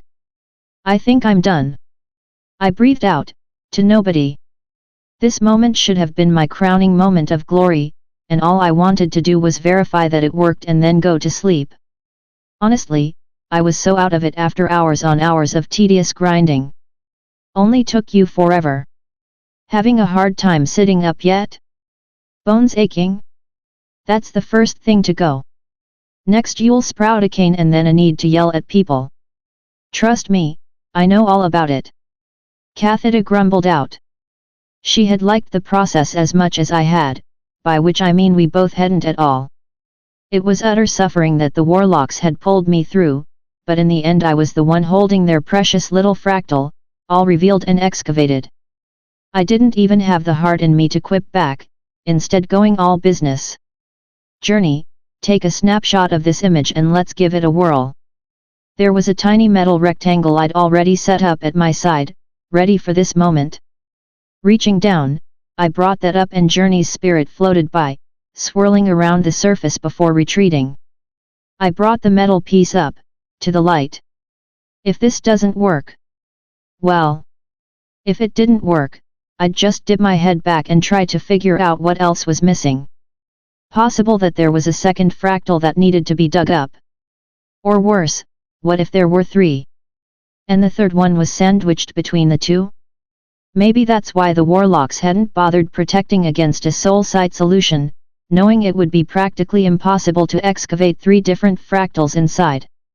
My mind was a spiral of doom and gloom, already expecting the worst to happen. That all my work had been for nothing, that the secrets of the warlocks had run deeper than I had anticipated. I lifted that little rectangle of scrap, gave the order to pass a current through it, expecting nothing to happen. Instead, all four sides of that scrap metal began glowing a blessedly bright and beautiful occult blue. It was now my favorite color again. Book 2, Chapter 19, Meaning of Life, T. Activity made the small settlement scurry around like dewdrops splashing in the ponds. The ex-humans here were frightened. Weary. They sent looks in her direction before quickly looking away. Always trying to pretend everything was as it should be, when nothing was as it had been. Where she stood, a small empty void surrounded her, as the people didn't want to approach close. Part of that might have been due to the old runner that had accompanied Tarath here. Curiosity was common among the older machines, though the subject and focus of that curiosity would wildly differ between model and rank. Tarath had noticed that trend among all her senior staff. The old ones, who had survived trials and adapted to them, each showed an element of curiosity. She wondered if that emerged after a long enough time, or if it was the prerequisite for their survival in the first place. Which came first? Perhaps with enough study, the answer would be clarified to her. The old runner was curious about humans. And while these ex-humans were no longer considered targets, they were as close to humans as the runner would see. And more importantly, they held information on how the humans lived their lives, deep in the safety of their shielded cities. There was a book Tarath had read in her search for information and knowledge, an ancient book written by a human from a long-forgotten era. The machine archive had preserved the contents, if not the physical copies. In that book, was a quote she had found kinship to: "If you know the enemy and know yourself, you need not fear the result of 100 battles. If you know neither the enemy nor yourself, you will succumb in every battle." Tarath knew neither herself, nor the enemy. Before, when she had the form of a spider, her life had been simple and clear. Protect the nest. Observe. Hunt that which steps upon your territory. Now, things had become complex. Her nest had grown to include dozens of different roles and ranks. Dozens, each with different priorities. Tarath might not yet know what or who she was anymore, but that would come with time. She felt confident of that. What she could work on was to understand those that had sworn loyalty to her. The ex-humans were the most convoluted of her new subordinates. Unlike the more simple-minded machines, all with uniform desires, the ex-humans had hundreds. Each unique to the individual. They lived a life that reminded her vaguely of her old nest. Each grouping and dividing themselves into tasks. All of which was necessary for survival. She watched one such group return from foraging, carrying baskets of frost bloom and other plants. Others carrying back fish poached from the rivers and lakes underground, long fishing poles held over their shoulders. They would deliver their goods to others who had dedicated themselves as cooks, creating a communal meal for the small tribe. "What caused your people to leave?" she asked. "The records I've seen detail your people as a nomadic caravan. It did not explain why you chose to become one. This was not a wise choice. I do not understand why your people traveled as they did instead of finding safety in a city. Dangerous. For you. For humans." The old runner grumbled. Skull staring directly at the tiny human by his side. "I not understand, either. Humans cannot run from runners." "You knew. Not stupid." The timid ex-human answered carefully. "It's complicated." Tarath raised an eyebrow. Complicated things were handled in the same way as anything else. One step at a time. Then explain. Begin anywhere and continue. We did live in a city once. We were poor. We couldn't afford to live inside the protection of the pillar. They didn't want us around, so eventually we were forced to leave. Or the machines would kill us eventually. She took a glance at the feather, then shifted her eyes back, noticing the confused expression on Tarath. The further away from the pillar shield, the more time it takes to run for safety when machines are spotted. Eventually, the rim camps grew too big and people started dying each time the machines came for a raid. So instead of waiting to die, we grouped together and left. We set out to look for another pillar, to make a new city. The city did not see any other means to repurpose you? Not even as expendable resources. Tarath didn't quite understand why the humans would waste such potential. Even the bodies could be used, surely. No, we were undesirables. Not producing anything useful, taking up space and a drain on the food supply. We had hope, it could have worked. Maybe a few more months and we would have stumbled on something. There's the underlayer, close enough to the surface for Frostbloom to start growing, and usually machines don't go there. The runner shivered at the side. Sacrilege. Heresy. The surface is not good. Too cold for machines? The girl asked. No, the runner said, voice rumbling. A deep bass that vibrated her bones slightly. Cold. Hot. No difference to machines. Surface is heresy. Surface is not good. No, go there. No. Go. But, why? The girl turned, finally looking at the runner eye to eye, if only for a second before flinching away. He remained silent for a moment. Then spoke. A feeling. Surface is heresy. Tarath gave the short girl a glance. Your old god protected humanity in different ways. Hallowed ground most machines cannot step on. It does not stop the likes of me. How did you survive outside the city? She gulped, suddenly reminded that the machine she stood beside was far more dangerous than the massive hulking runner. A feather was an enemy of myth, and Tamari was surprised to find herself forgetting that any time she spoke to Lady Tarath. We had 20 relic armors we brought with us. The knights hunted down power cells and kept us safe from the machine raids. They're all gone now. Lord Tuekar took them with him along with the others. Tarath nodded, walking to the cooking fires grouped up.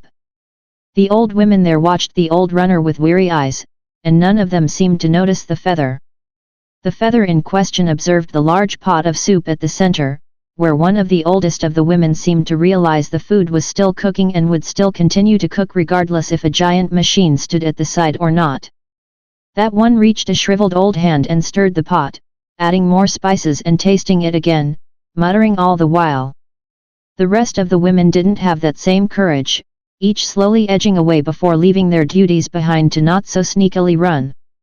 The familiar action seemed to shake the lady out of her initial scare, and she turned to stare up at the hulking monster towering above. Well, she said, lifting the ladle and waving it in the old runner's direction. Ya don't have a mouth to eat this with, so scram. Either put me out of my misery already or get out of the way. A bone-like hand wide enough to wrap around the old lady's entire body reached out and plucked the threatening ladle out of her hand. The old runner brought the tiny metal instrument up, holding it delicately with 3 fingers before his skull, violet eyes searching the surface. Why? Stir? He asked. The old lady remained frozen in place. Then shook herself loose a moment after. It's fine, I've gone crazy a long time ago, I don't even care anymore. She turned and pointed at the pot. It's so that the soup doesn't burn the bottom, of course. Why, you think I like stirring a pot all day with these old bones? The machine shook his head slowly, up and down. Then he took a step past the woman, dipping the ladle down into the soup. He began to stir it slowly, those horrifying violet eyes hyper-focused on the task. Watching the small bubbles drift up and pop at the surface. Tamari thought she was going crazy as well. That this was all a vivid hallucination and she was actually back home on a sickbed, slowly dying while the city kept the doors shut and the medicine locked behind wealth. The sight of a massive hulking machine, hunched over a communal pot, stirring it with such fascination seemed almost comical to her. This couldn't be real, could it? Tarath took a seat by the side of the pot, watching. "Why did you leave the city?" she asked the small ex-human girl. Tamari slapped the sides of her cheek a few times, snapping herself awake again. Then, she scuttled over to take a seat next to the feather. This was her duty, the best thing she could do for her little tribe. Placate the feather, and possibly the machines may have mercy on them. So Tamari talked and gossiped, pretending the angel of death she spoke to was an old friend she'd finally seen again after years. "Everyone here has different stories. For me, Da was a traitor and died a few years ago when he was making a more dangerous pass. Ma tried what she could but wasn't able to really put two and two together like he did. She kept gambling everything he'd saved up." "Gambling? Explain." She would play card games hoping to get more money. It never worked, she had a problem with that. Tarath tilted her head. "Money," she said, a faraway look in her violet eyes. "A current medium of exchange in the form of coins and banknotes. Tell me more about what the cities use." It was times like these that Tamari could forget she was talking to the embodiment of death. A feather was an enemy best left to the deathless. Even elite knights wouldn't consider fighting one without having a massive number advantage. And here she was, sitting mere inches away and talking to one. Explaining what money is and how it was used. But Tamari was a trader's daughter and more than just that, she liked to talk about money. So she quickly forgot who she was talking to, becoming more animated with the topic by the passing seconds.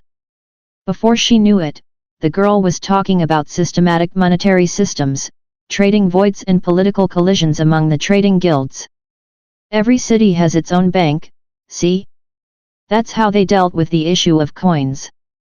Coins aren't good as money like they were in the older eras. Anyone can print out gold or metal if they find the right printer and files. Imagine making a coin only to find out the city next door can simply print those out whenever. But there's still goods some cities can make and others won't, so they all settled on city banks keeping individual accounts and everything digital. You can't print up an encryption code. So traders like my father had dozens of accounts across different cities, all propped up on goods he ferried between each. Could be an entire headache to keep track of, but that's what made him good at his job. So that's how money is used. And you ended at the city rim? You speak as if you had been wealthy. This does not make sense. The girl scowled at that. Okay, so, there's this asshole in control of the trading company to work it. He's a greedy little scrap shit and saw an easy way to swipe up all the accounts left over. Bribed the right people, and before I knew it, Ma had already signed away all the accounts without knowing how much they were worth. And just like that, our home was gone and we were kicked out into the rim. Ma got sick pretty quickly out there, and then it was just me. Tamari had found kinship with some of the other rejects. She'd once thought they'd all been lazy homeless trash that deserved to stay in the rim, until she was among them and forced to confront the misguided logic she'd been fed. They'd all been like her at some point, simply dealt a bad hand that spiraled out of control. The ones who weren't lucid didn't stay alive outside the walls for long, so the remaining homeless were like her, survivors. Tarath, on the other hand, was realizing war wasn't all that made humanity. To understand her enemy as to be able to crush them more efficiently, she would need to learn their culture. Something she hadn't considered to be a factor before. "Lift it up, let me taste," the old woman at the pot ordered. Curiously, the old runner followed the command, lifting the ladle with a full scoop of the soup. "Taste?" the runner asked, confused. "Yes, taste. How else am I gonna make this soup taste good if I don't taste it as I cook it? You think I can just snap my fingers and the mites will make a good soup for me? Ha!" The woman stuck out a small spoon almost angrily, lifted a bit of the gruel and stuck it into her mouth. Needs more salt and a bit more pepper, yes. She grumbled, wish we had more corn, pity. Corn. The runner said, putting the ladle back into the soup and continuing his slow stirring. Yes, corn. Goddess save me, it grows on the walls in green vines. Bright yellow, tastes good, hardly needs any water. You can't possibly miss it if you pass by a vine.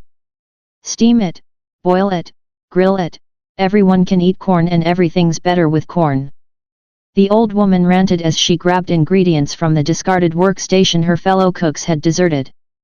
When she returned, it was to toss out some black-colored powder into the pot. The old lady then peered up at the machine. "Cept you. You don't got teeth or a mouth to eat with. What do you even get to do out here if you don't get to eat good food? Stare at walls all day." "I run. With pack." The old runner said. "I hunt. I fight. I kill. Soup is new. Cook is new." The old woman winced, suddenly aware that this monster had killed dozens, perhaps even hundreds of her old kin. She took a hesitant step back, before breathing in deeply, squaring away her courage and stepping forward again, staring down the monster before her. "Well, what else do you want to do in your life? You want to cook now? That it? You want me to show you how to cook?" The old runner tilted his head, contemplating. A pause. "Okay," he said. The skeletal hand moved the ladle and the pot bubbled. The old runner didn't need more reasons, this was new and different. He liked that. Soup was interesting. Soup was different. Tarath watched the interaction. She stood, the wings behind her lifting her onto her feet with little effort. 2 light steps forward and she peered over the pot of bubbling thick soup. "What do you do with this soup?" she asked.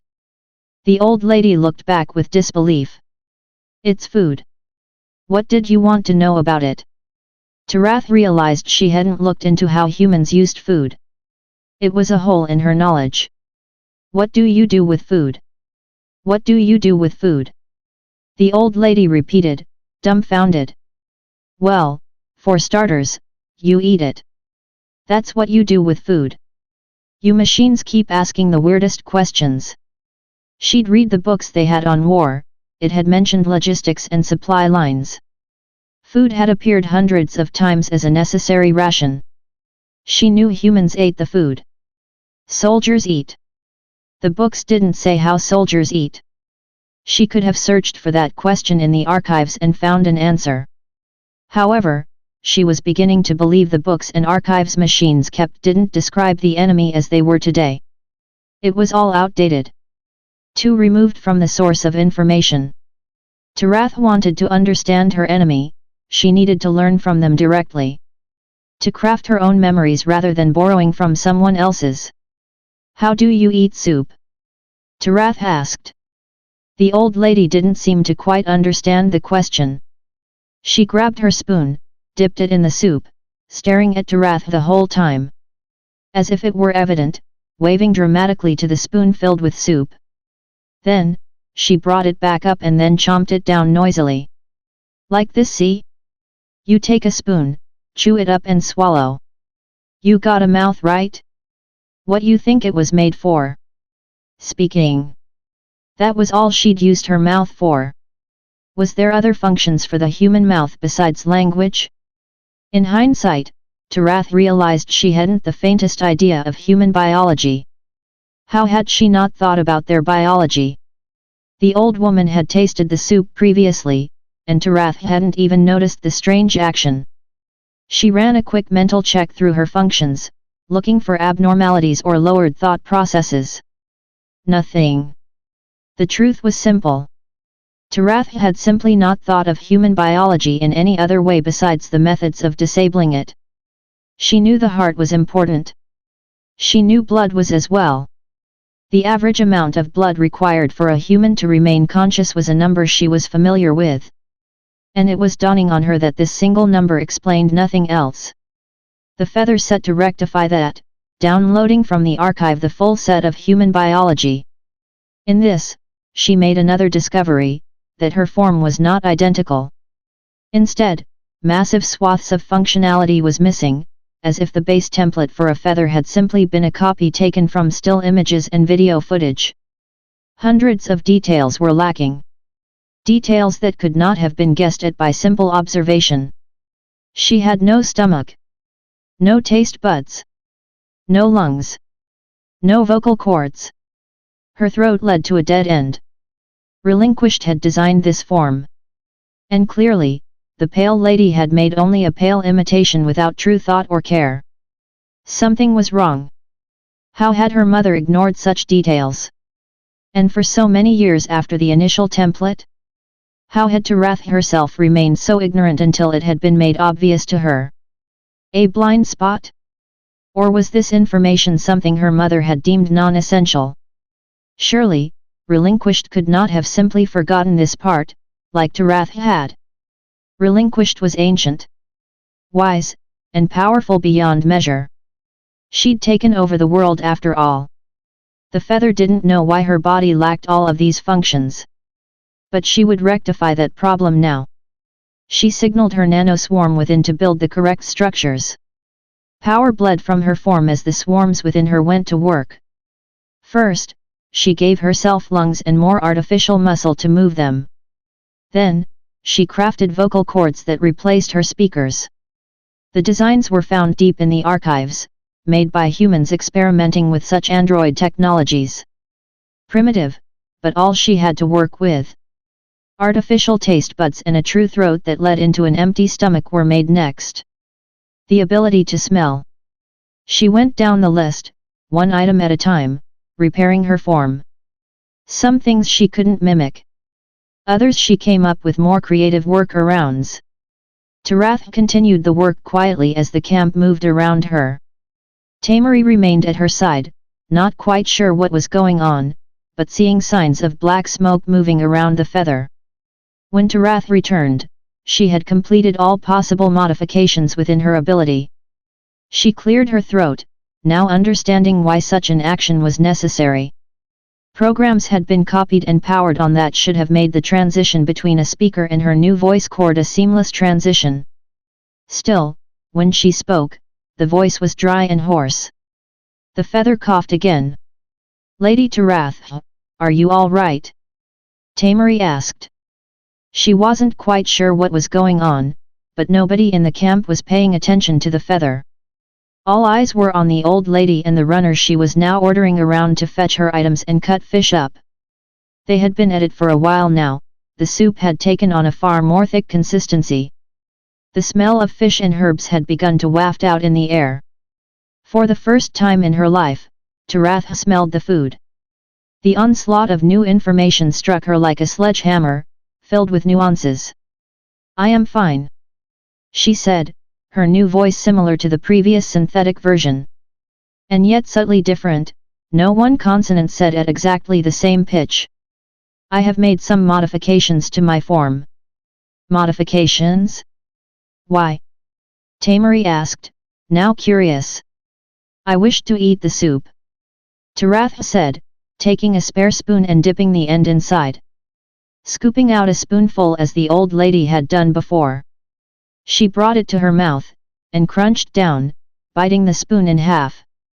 Then, she chewed, bits of metal spoon crunching in between her teeth, mixing with the warm soup. It was interesting. Different. The information sent by the taste buds mixed with what her new nose had sent. "I don't think you're supposed to eat the spoon with that," Tamari said, trying hard to keep her face neutral. "It's only used to get the soup in your mouth." Like this, the girl dipped a spare spoon herself into the pot, brought it back and licked off the tasty broth. Time and work had made it begin to truly taste like soup rather than simple stock, despite the cheap ingredients used, like fish. Tarath nodded, ordering the nanoswarms within her to pull out and repair the spoon back to its original form. Energy continued to drain from her reserve power cells. She would need to be more careful, the modifications had cost her and she would need to recharge soon. No more mistakes would be allowed. Only mites could create or destroy matter without paying a price in power. Once more, she dipped the spoon in the soup, brought it back and sampled the broth. This time, only the soup was tasted. It was good. Tarath decided she liked soup. Very much so. She turned to the old runner, who had returned with grilled fish, breaking apart the flaky chunks and placing them into the broth as per instruction. Tarath sent a data package to the runner, her experience and the taste of the soup the runner had helped prepare. He froze, processing the data. Tasting the memory. It took some time before the old runner moved again. Soup good. He finally said. Cooking good. I search for corn next. Book 2, Chapter 20, Fish and Letter. Fish was the ultimate luxury food saved only on truly momentous occasions. The agri-farmer caste didn't sell any without a few of their arms bent first. The common joke was that they'd be buried with their fish if they could. To be honest, I'm not 100% sure that was only a joke. Fish were bred in the aquaponics farms, where apparently there was some sort of feedback loop that fish offered to the rest of the hydroponic system used to grow vegetables. I had a friend among the agri-farmers. He'd gone long in length about the care and feeding of fish.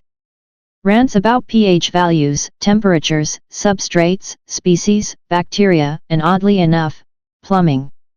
The funniest part of all this is that as an apprentice, he wasn't even allowed to touch the fish.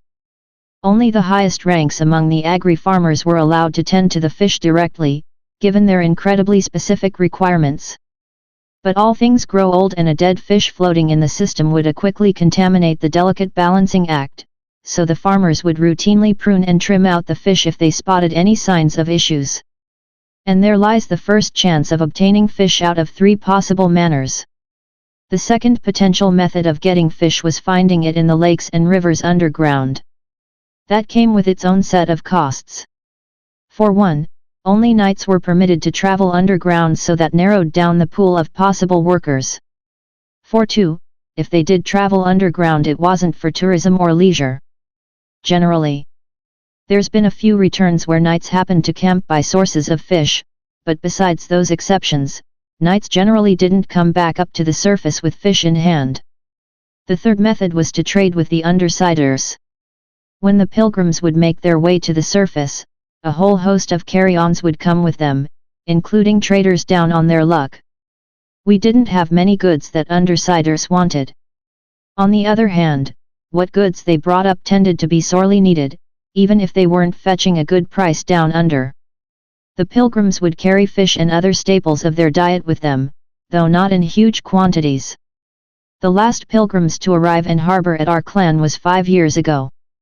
Safe to say all the fish they'd brought up and left in the freezers had long since vanished. So how Kedra had managed to finagle not one fish, but 20 of the scrap shits from the dark clutches of agri-farmer freezers was something I suspected the clan lord had a hand in. Or she had a knife to someone's throat. She did have 2 of those now, and she's become scary good with them. If I throw enough things at Kedra to abuse, she'll probably handle the raiders all by herself. It was an excellent plan, all in all, and I'm a genius for thinking it up. I call it, feed the hard carry. But I digress. We were talking about the wonders of fish. A celebration deserving of fish was in order for a few different reasons all put together. The first was for father's passing, the previous head of the house. The second was for the newly gained armor in the family. And the third reason was the sudden resurgence of the house. All of which would be call for fish. So this is how we ended up in a fully filled house hall today with around 90 members all merrily talking with one another. The core servants had been inducted into the house and were fully fledged Winterscars now, they had been since the first few days of Kedra's new rule. The rest of the new arrivals were servants and soldiers, taking on the ropes and building up from fresh ground. High talent, picked out on sheer merit, into a house whose past culture of nepotism and poisoned words had been razed down to the ground. Whatever our house would become, it was a vision that we could change the course of for once. Already, the house had 2 armors to our name, which was a ridiculous advantage new houses simply did not start with. Not to mention they'd all seen Kedra's skills in combat. She's practiced each morning with me diligently, despite the fact it's long past the point of being worthwhile to her. I certainly wasn't a threat, even with matched speed I was still reacting too predictably. We do less sparing and more training katas now for a reason. After I'd shown her the trick with the soul fractal, she came up with new ones that stumped me but clearly were working out for her. Talk among the house was that even the Shadow Song Prime wouldn't be able to stand boot to boot with Kedra at her current skill. To say morale was high was an understatement. Everyone felt like they were a part of something that was exploding, that would do more than just be a strong house. Something that would become part of history and song. But getting 20 whole fish to cook with was right up there in terms of impressive results. Kedra had gone the extra leg to really drive home the point of her abilities. There was a hushed silence as she stood from the head of the table and announced that we had enough fish to give the entire household a bite to eat, each. Including the minor servants. The rest of the bones and other items had been used for fish soup, sauces and all kinds of other dishes the mad creative geniuses down in the kitchen had come up with. The meal was the same for all of us, including my sister and I. The same proportions and everything. A direct message to our house that neither of us were going to be using our power to lord over like the past generations had. We were all in this together, and would sit at the table as companions. It was a feast like no other, and we drank to the celebration in equal measure. And then our friends joined and I don't remember much after besides the puking. "Wake up, you lug nut!" An old voice berated to me by the side. It felt tiny and minute, like it had come from a small speaker. "You think I'm going to let you skip on training just because you got a little handsy with a bottle or two? Ha! Drag yourself up or else." My eyes groggily opened up, searching for the voice from hell. "Over here." I didn't have much energy except to shift my bloodshot eyes around. Journey's helmet lay on the food table, tilted over. Behind was the slumped body of someone dressed in the Winterscar colors, a soldier. He twitched, snoring, smacking his lips for a moment and then going still again. The voice returned. "Pick up your helmet and let's get to work. Chop chop, young man." It was coming from my helmet. No doubt about it. I nodded and the movement hurt my head something bad. I dragged the helmet to my face and with some amount of effort, managed to hook it on. The padding inside was cool and comfortable, far more than the composite wood table here. Maybe I should have kept this on over the night in hindsight. Something sat down on the other side. "Awake?" my sister asked. Tidy, prim, and wearing her usual kimono robe. Pattern of scarlet red and deep blue flower outlines on black. Looking perfectly immaculate compared to myself. "How are you not dying right now?" I mumbled out. "I know you drank with us, we even did that song and dance thing. Least, I think we did. The one on the tables, you know. Preparation. I used Winterscar to eliminate the bothersome content in my cup." "What? How?" She turned to look at me with an eyebrow raised. "I keep my tricks secret. And more importantly, we have to speak about you learning to keep yours." "What? Oh. Oh no. Drunk me must have done some rat shit." A shiver of horror passed through my spine at the implications, all kinds of secrets I'd been keeping flashing through. Which ones had I spilled? When I didn't answer, she tapped my helmet impatiently. "Come with me now. We'll speak in more detail in a better place. And handling the fallout." She swept a hand out to the food hall, implying there were some people here who might have enough brain cells left to rub together. "What about training?" Kathida yelped out. "The boy comes with me first. I'll give the leftovers to you later where you can rake him over the coals in peace." Kedra shook her head. "Kathida. This is a matter of importance. Once we're done, we'll follow with the schedule." Kathida didn't like that answer, but after a week of morning training, I've learned the ultimate technique to handling her. Journey had a mute button. I painfully stood up and followed behind my sister for what I was sure would be a right scolding. Not quite sure about what, but I dearly hoped drunk me hadn't blabbed about the more serious secrets. Please, gods in heaven, make it something more innocent. We made our way to the medical room, where one of the beds was already occupied with Teed of all people. I have memories of him showing up after the main meal, along with other friends of the Winterscars that were disconnected from the central house. They had been invited to join after the opening feast was complete. 90 people all had their own friends they wanted to celebrate with. It added up quickly. Needless to say, that was when things had really taken a turn for the wild. Teed had a needle stuck in his arm, feeding him a transparent bag of fluid suspended above. And he looked in much better spirits than I was. "What are you even doing here?" I asked him. Teed shrugged, then pointed at my sister. "She carried me over yesterday night, and when I woke up I was already hooked up here to this drip." I had the immediate mental image of Kedra delicately princess carrying the gym rat, all easily done with her armor. "How are you feeling?" Kedra asked him, sitting down at his side and reaching out a hand to his forearm. "I had the servants fetch you some watermelon slices, they'll be here soon." "Honestly? I'm more surprised at how I don't feel anything like a hangover. I ain't one to black out in my life, but I know my limits before the puking starts and yesterday's binge went way far past that." He chuckled. "You drank us all under the table, dear. I take it you saw this coming." I narrowed my eyes at the pet name. "That was odd." "Did? Nah, can't be. I'd have heard about it already." Kedra nodded, then folded her hands into her lap. "I did. I've had light studies with medicine and among those were an old doctor's notes about 4 drips being an effective means of handling a hangover. After personal testing, I knew it to be true." "Wait," I interjected, "why didn't you help me out like that?" She turned and gave me a flat look. "Why, the thought just so happened to slip my mind, dear brother. How clumsy of me." "Right. Sure. Yeah, that's what happened. I take it this is divine retribution of the 3 gods? What did I do anyhow?" "Fire," Kedra said, tapping a foot on the floor, arms now crossed. "You were showing off fire coming from your gauntlet, like a magic trick."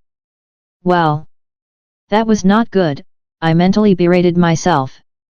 "That was very not good, Keith. The only metal lining to all this is that the fractal of heat was used in all relic armor already. I found its shape in both Journey and Winterscar. If there is an existential threat trailing behind anyone who comes up with progress, it likely targets on a macro scale or possibly one of the more specific fractals later in the book. Or if it didn't, we were already doomed to square up from the moment I activated the first fractal. Thus, damage from this current fallout would be all from clan culture rather than any existential threats. I'll take that any day." I glanced at Teed, who looked right back to me, shrugging. "She's right, kid. Everyone was talking about how you had powers of a warlock when you returned from the abyss. The new look for your armor didn't help make people believe otherwise too." He snickered. "So you played right along, stood on one of the tables, extended a hand out, snapped a finger, and bam! Fire coming out of your hand. Got everyone riled up like something from the songs, people banging on the tables demanding you show more. Still wondering how you pulled that magic trick off." Kedra turned to him. "Have any guesses?" I saw her eyes shift over to stare me down from the corners. "I'm deeply curious." Teed shrugged in the bed, unaware of the subcontext floating by. "If you're asking me as a reacher, my bet's on a flammable agent of some kind he snuck in a small wax paper vial. Or something that could disappear in flames. He crunches it in his hand and then sets it all on fire. Could have set up sparks to come out when he snapped his fingers. Probably had some of the servants in on it early. Ordered them to egg him on about being a warlock and he gets to show off as if it's all natural." Kedra turned to me, a small smile on her face. Others might believe this is real occult magic, especially since there were people from outside the house who can't be trusted to keep to themselves. So I'd like to know exactly what your trick was to assuage people's superstitions when they come to me asking about it. Well, dear brother? Has Teed figured out the trick to your display? I saw the bone being thrown in my direction and took it like a starving dog. I admit, you got all of it in one go. I confessed. Teed chuckled at the side, waving his fingers. I've been thinking about it for a while now while relaxin' here. If you ask me, you should let them keep on thinking you're a warlock. Add the mystic of that armor you have. The sorcerer knight of House Winterscar. Has a ring to it, you know, even if it's all smoke and mirrors in the end. If I wasn't so worried about my real secret coming out, this probably would have made me laugh at the irony.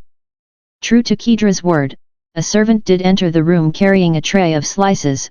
My lords, I've brought watermelon slices drizzled with honey. And a side of strawberries coated with chocolate that Miss Rella said the lady would appreciate. She set the plate to the side, bowed, and quickly left, sliding the thin door closed behind her. Kedra's eyes took on a greedy glint, glued to the strawberries as she took the plate and walked back to the chair, taking a bite out of the chocolate-covered fruit first thing on sitting down. Ah, I think your secret is busted, kid. Teed said from his bed. Servants are bigger gossips than you are. That one surely heard our talk. Error's mine. Looks like people found out fast it was all a magic trick using science, right on the first day. I said. Unfortunate, wouldn't you agree, dear sister? Teed quirked an eyebrow at the tone, but shook his head with a smile, thinking I was messing with him. Kedra waved at me, busy eating through the strawberries. Take off your gauntlet, I need to tie you into the floor. You'll feel better in a half hour after. I did as instructed, taking off my helmet as well so I could try a slice of watermelon. It looked cold and refreshing. Teed probably thought the same, considering he was eating his way through it. Kedra handled the needle with practice. Both of us had to get training for events when a medical professional was unavailable. She had me hooked up without issue. Sliced watermelon with honey was an old agri-farmer's trick to cure hangovers. Retainers say a bit of sparring and getting the blood pumping would cure the issue. I strongly disagreed with that, but kept the traitorous thoughts to myself. The Logi swore by coffee like civilized people, and the Reachers swore behind drinking even more. They never specify if it's coffee, however. The watermelon was every bit as juicy and sweet as I'd hoped for, the slight bit of honey pairing oddly well with it all. Each bite was crisp and filled with flavor and soothed my raging headache. The strawberries were nearly gone before either Teed or I thought to try one. My sister was territorial when it came to those, so I knew better than to ask for any. Teed, however, clearly had no such reservations.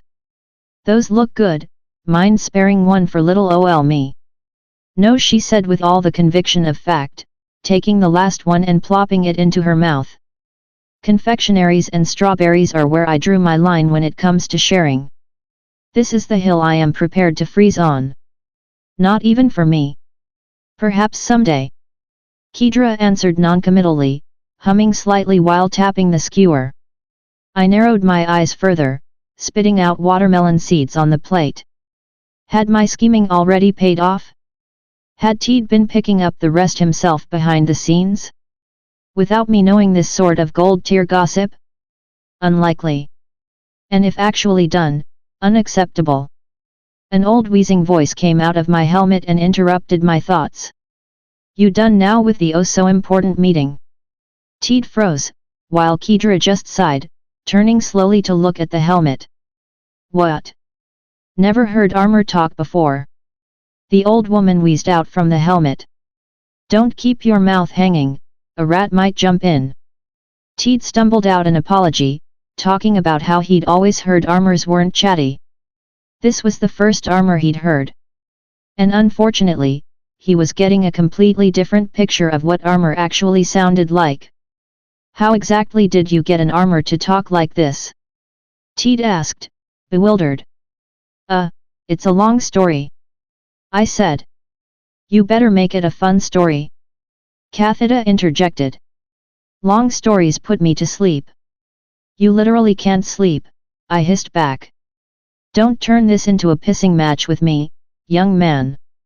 If I say I can sleep, I'm damn well going to sleep. The helmet rambled out. I know where the mute button is, I threatened. Of course, that was the worst possible thing to say to Kathida. Teed glanced back up at me, taking a look between the raging helmet and me. Are you absolutely sure you're not a warlock? There was a knock at the door. Kedra motioned and called out permission for entrance. Kathida didn't get the memo, which meant I had to go with the nuclear option and had her gagged for another 30 minutes. I'd be paying for this later, but that was future Keith's kin of crickets to deal with, the poor bastard. An armored hand opened up the sliding door, and the owner walked right in. Good to see you're all up, Ironreach said. Behind him 2 other servants were waiting. They weren't wearing the Winterscar uniforms, however. No, these were wearing the colors of the clan, Atias's personal staff. Morning, rascals. These gentlemen have come here with a sealed message for the lady of the house. He gave a nod to Kedra. With calm dignity, Kedra put down her tray and walked over to the bowing servants. One held out a scroll of paper, while the other held out a candle. To the current head of House Winterscar, this message has been delivered from the clan Lord Atias, with all due haste. You are charged to read and obey the orders within, immediately. House Winterscar stands ready, she said, the traditional response. Once the formalities had completed, she took the page and broke the seal of the clan lord, folding it open to read. It didn't take long, this letter must have been brief. When she turned to me and I could tell it was all business, cutting through the atmosphere like an occult knife. The clan lord has formally called upon House Winterscar's relic knights to attend to him. She then turned to look behind the 2 clan servants, where Winterscar staff loitered around. Prepare my armor, she said, already reaching out for the lit candle to burn away the message. The servants scattered off, rushing to the vault room to do her bidding as the scroll of paper winked away into ash. A cordial summon from the clan lord sent by seal was a call that brooked no argument. This wasn't going to be a light-hearted visit. This was a full call to arms. Book 2, Chapter 21, Call the Ships to Port. The clan lord had an estate of his own. The difference between the houses and his was the scale and location. Atias's home remained by the center pillar of the clan, multiple gates leading into it. As a trade-off, the scale and size of the estate was smaller in comparison. The auditorium was a simple rectangular room, 4 pillars giving the area a sense of larger scale, compared to what it truly held in reality. Panels and dividers sectioned off the room into parts, only adding to the illusion. While the clan lord didn't collect trophies or wealth, he collected memories instead. Flat-screen portraits held a few strategic locations in the surrounding walls, displaying image after image of past heroes and tales. Glimpses at the past, wars, and other items that held significance to the clan lord, even if they held none to us. Some of it was obvious, such as a proud-looking man standing tall and smiling in armor, while the clan lord's arm was wrapped around his shoulder, a grin stretched across his face of a mission well done. I didn't recognize the face, though the armor belonged to House Swift Strike. I was likely looking at the portrait of a long-dead knight from the past. Every few minutes, the screen would transition into another image. I imagine if the clan lord had commissioned paintings instead, the vast amount of memories made over centuries would simply not have any room to fit in this small chamber. Kedra and I walked in, flanked by Ironreach. He'd also been given the same summons, only he'd been at the Winterscar estate so naturally to wait for us. In the chamber, other knights had formed up, a small semicircle around the throne of the clan. The other knights in the room came from different houses. Windrunners were accounted for, and so were the Shadow Songs. All 5 of them, with exception to the Shadow Song Prime who was missing. Atias himself was also missing, the throne empty. A silence remained in the room, a breath held before a storm. We all knew what the score was. Given there were only knights in attendance here, the clan lord didn't keep us waiting, instead walking into the audience chamber with the Shadow Song Prime at his side. The two seemed to have been in a deep conversation, which had ended the moment they walked inside. Atius made his way to the throne. I'll be short and to the point. 3 of our scout teams have returned, bringing back positive confirmation of movement. They hadn't spotted the main army, only clear traces of movement and supplies that point to a massive event occurring by the other siders. Guns, ammunition, relic armors, food provisions, occult weapons, and shields. The room remained silent, all of us knelt down waiting for instruction. Atius sat on the throne, one hand on the hilt of his own sword. We'll need to step past simple contingency plans. The time for war is now. In my time underground, I've earned a few favors. Favors I intend to collect upon now. Given the situation, I'll be dispatching a small delegation group to the nearby city of Capranor. Their city would not stand if it hadn't been for my actions 55 years ago. He turned to look us over. Any volunteers?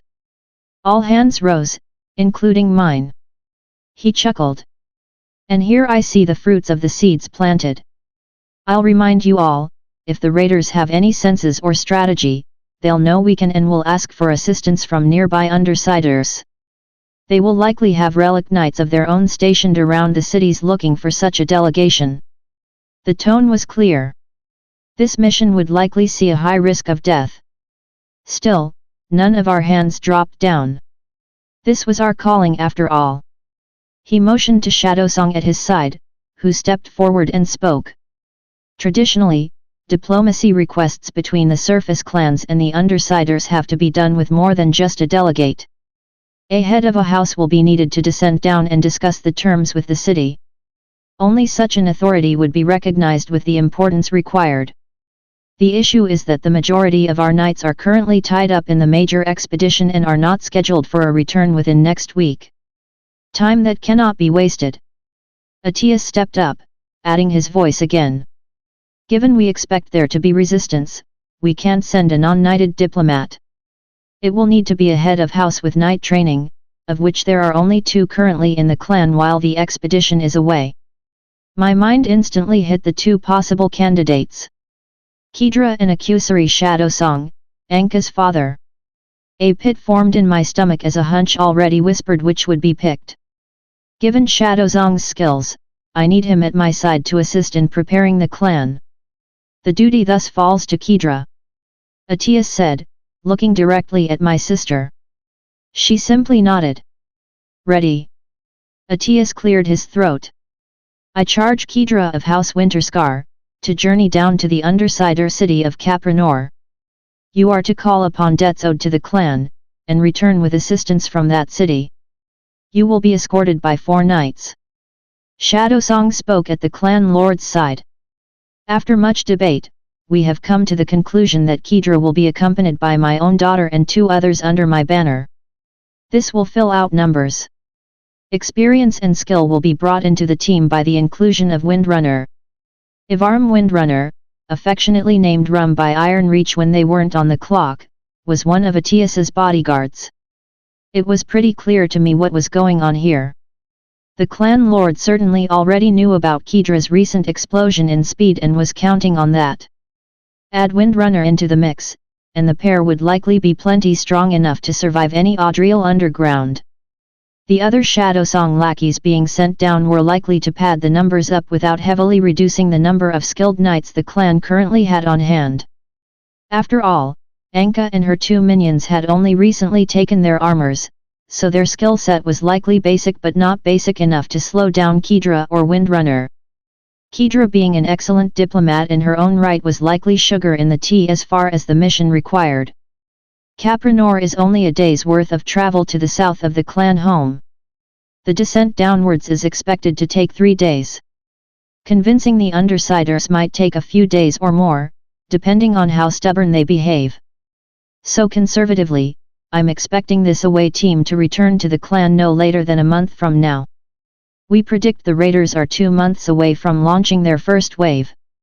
It's critical that you make it in time. Kedra nodded while Atias stood and glanced over the rest of the assembled knights. Everyone here are the reserve knights that were not currently deployed. I'm expecting light skirmishes as the raiders begin to mount up. Likely sabotage missions, or attempts to destroy outer fortifications. It will fall to us to defend the clan from such attacks up until the expeditions outside of communications range naturally return. Questions. One of the knights stood, bowed, and spoke. My lord, when are we to tell the people? Atias gave a nod to his right hand, and Shadowsong picked up the question. The rest of the session felt more like a blur to me as the crippling realization that within the hour, I'd be alone and left in charge of an entire house. Kedra clasped my shoulder and shook it, armor and all. Don't do anything stupid while I'm away, dear brother. I'll hear of it. Dozens had gathered here already to wave goodbye to their friends and family. The room was oddly packed and bustling. I almost couldn't hear her over the noise in the airspeeder hangar. I'll make sure there isn't anything to clean up when you get back. Or if there is, I'll sweep it under the bed. Out of sight, out of mind, right? I grinned, hands fiddling with Journey's helmet at my side. She rolled her eyes at that. Follow the list I left you, do not deviate from it. Everything to keep House Winterscar in working condition is there. If there's issues outside of my predictions, listen to the advice of Edgar. She said, pointing at the man to my side. He gave me a neutral, professional glance in return. He's the Logi accountant hired onto our house. Sagrius is the guard captain. If you need the soldiers to do anything, he'll be the one to contact for mass movements. That man in question was further back in the hangar, overseeing that supplies and crates were correctly provisioned and loaded up. The uniform was crisp and perfectly worn, including the golden Winterscar crest pinning his cloak. The man struck me as someone deeply serious and devoted to his work. Ergo, my spiritual opposite. Don't worry, don't worry. It's nothing new to me or anything. What's the worst thing that can happen? I said, shrugging my shoulders. A month is too little time for me to piss off everyone you've ever known. 2 months though, I can do a lot in 2 months. Now the air rolls had turned into a glare. Don't tempt the wrath of the gods. I know I can trust you with this. But please don't make me second-guess myself. I gave a nod, looking her dead in the eyes. Time to be serious. I solemnly swear to guide House Winterscar in the direction you set out. I spoke, giving her a full salute. She nodded, accepting the words. Behind the hubble of the hangar was reaching further levels as the airspeeder itself was going through the checks and tubes. Scavengers were now equipping their rebreathers and powering on their environmental suits. The vents in the hangar had started up, blowing ice-cold air into the room and quickly dropping the temperature. I'm just nervous, and when I'm nervous the bad jokes start coming out. It's like Iron Reach and his puns. I said. One of the reasons I'm glad to be traveling with Windrunner. Kedra said. He's far more serious about duties. Though the other 3 will be a pain to manage. Expecting trouble. Kedra glanced over at the 3 shadow songs, who were also giving their own goodbyes to a small gaggle of scavengers of the same house. The shadow song prime stood silently in the back, arms folded across his chest and appearing indifferent to watching his daughter leave for a month. If he had any thoughts, they weren't shared with anyone. Nothing I cannot handle, or have handled before. Kedra finally said. The 3 shadow songs are under my command, for once.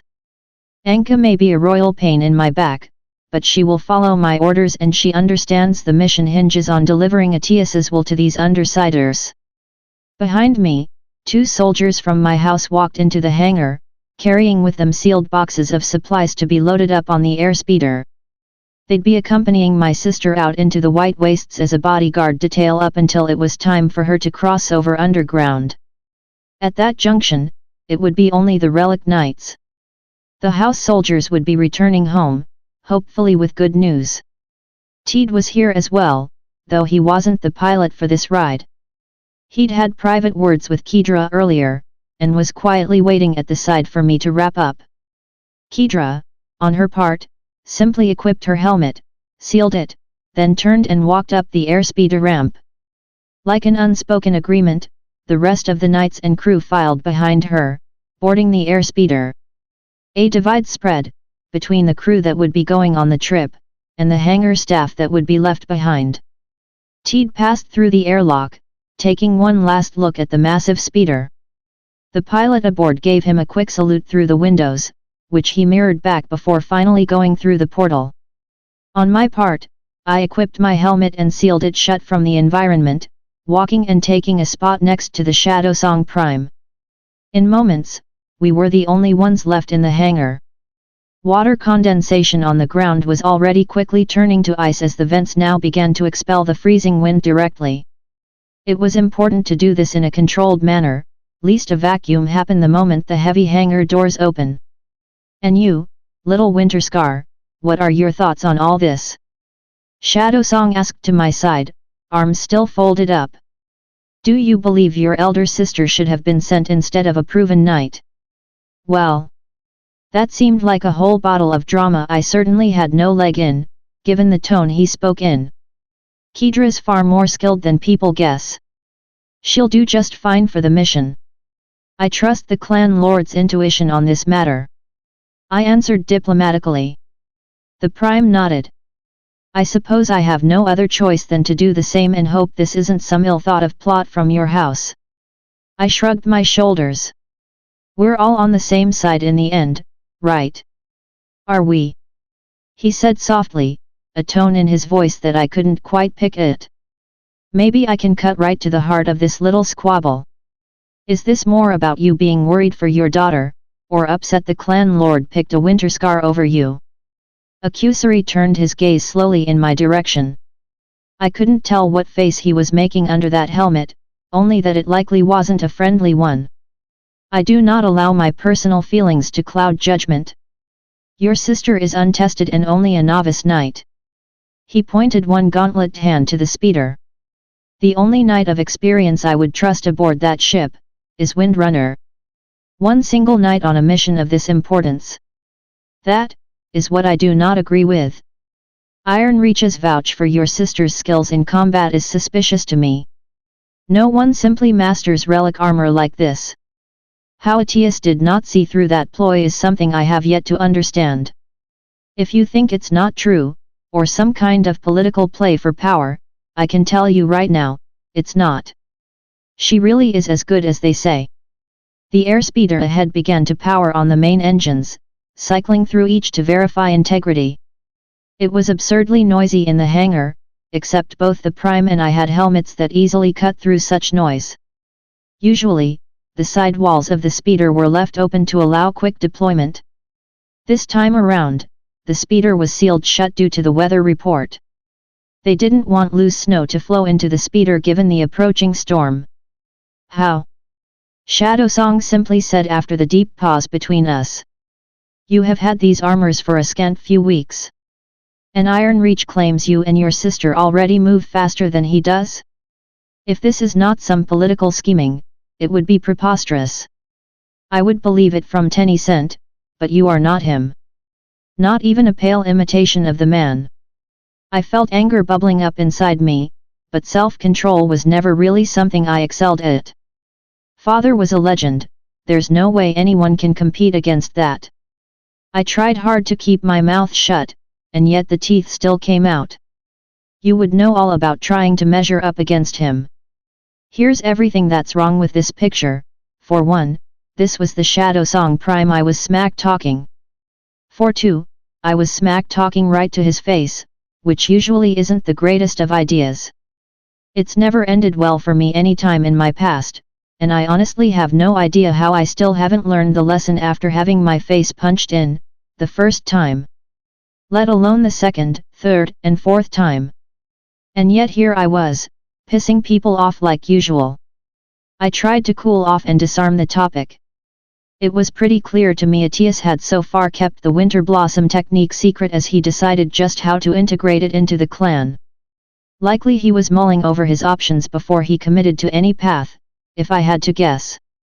It made sense that Shadowsong would think we're pulling the toolbox over the clan lord's head here, since he doesn't know what I've been doing in the shadows. House Winterscar has seen some, let's say, renovations on our work culture. I testily tossed out. Renovations that I'm quite proud of. The backstabbing politically addicted house is buried under the snow, and good riddance to that lot. This new house is Kedra's vision, and she doesn't make mistakes. Asking me to trust the words of a Winterscar. He scoffed. Do you take me for a fool? The airspeeder's engines picked up, and a deep rumbling could be heard even through the armor. The hangar door was opening up and the wind picked up strongly. The last bits of warm air inside the hangar sucked right out of the room out into the freeze. Behind, the sun was slowly setting across the horizon, a deep red. Waves of wind blasted snowdrift periodically, a small blizzard raging outside. It was a poor weather to set out in. A blizzard wall was fast approaching from the north. The airspeeder departing should outrun it, though they were already prepared in the event the storm sped up and overtook them. Side doors already shuttered on the speeder. The colony on the other hand was immobile, so in a few minutes, the storm will blow over us. We wouldn't be buried in snow, the wind was too strong for that. But for a few hours, visibility outside would be practically zero, especially with the sun setting. Nothing that an airspeeder can't plow through, though an environmental suit exposed out here would find danger if the winds blew the poor sod across the ground. Easy to break something if you're tumbling across hard surface. The airspeeder began to backtrack, gracefully sliding out of the hangar and into the ice tundra that spread across. Turning on itself as it moved, angling to the south. Far in the distance, mountains of white and silver stood waiting for them. With a final roar, the airspeeder began to pick up speed and kicked up a plume of white sleet behind it as it sped away, leaving the empty hangar occupied with only the Shadowsong Prime and myself. Look, it's too late to recall the speeder. You'll just have to trust me on this. Trust starts somewhere, right? Indeed, it does. He said cryptically, head glancing back out into the white wastes, hand on the pommel of his blade. I turned my own to watch the receding airspeeder. The distant howling of the oncoming storm could be heard already, a massive white wall of powder snow being shoveled by harsh winds, racing across the horizon towards us. Even this far away, I could hear it. And among that sound, I heard something else, the sound of an occult blade being drawn, right behind me. Book 2, Chapter 22, Worthy. Draw your blade, Winterscar. A voice hissed behind me, full of old history and emotion. I turned to see Accusory Shadowsong, the prime of House Shadowsong, with his occult long blade extended out. Tip pointed in my direction. I took a step back. If you're looking for a spar, you know occult blades aren't allowed. We can schedule. I'll halt at 20. You'll find no safety against me until then, Winterscar. That meant the fight would end once one of us hit 20% on shield reserve. A very dangerous margin. Shields don't last long against occult edges, it only took a few seconds of overall contact before they broke. And occult weapons were still weapons of destruction capable of cutting through anything, even the ancient relic armors. Why are you doing this? Why now? I hissed. This is stupidly dangerous, even if we aim to stop at 50. 20 is a thread's edge away from dismembering something. You've managed to fool Ironreach and the clan lord himself somehow, but I know your kind, Winterscar. Each time Ironreach fought it was scheduled and upon your estate grounds. Whatever trick you've come up with, it requires time and location. Ah! He thought Kedra's skills were a trick. To be fair, I could see his point of view in this.